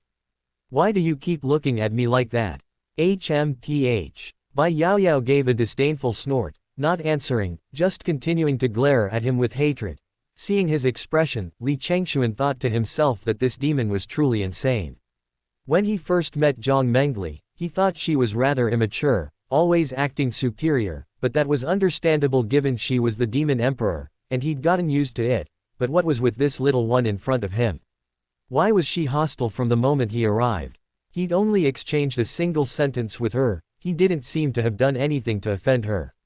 "If you don't want to talk, don't look at me like that, it's creepy. How dare you speak to me like that? And don't call me, miss, call me Divine Envoy." Finally, Bai Yaoyao angrily retorted to Li Changxuan. Because Bai Yaoyao's official position within the Demon Emperor's palace was that of a Demon Divine Envoy Protector, the other demon leaders addressed her as Divine Envoy Bai. Li Changxuan dared to address even their empress by her name, so he wouldn't give Bai Yaoyao any face either. He deliberately scratched his head, trying to recall, and said, "I remember your name is Bai Yaoyao, right? How about calling me Miss Bai? Call me Divine Envoy. Then call me Bai Yaoyao. Call me Divine Envoy." Bai Yaoyao said through gritted teeth. She was now experiencing the same helplessness and anger Jiang Mengli felt when she first met Li Changxuan. Li Changxuan was indeed very talented in manipulating demons. But even though Bai Yaoyao's words were full of threat, Li Changxuan still didn't take it seriously and continued to smile, saying, "Then it's settled. From now on, I'll call you Bai Yaoyao." At this moment, Bai Yaoyao finally couldn't bear it any longer. How dare this lowly mortal challenge the majesty of her, the divine envoy and protector of the demon clan? Today, she had to let him know her power. She wanted to crush this ant. He's just a mere human, surely the Empress won't blame him too much.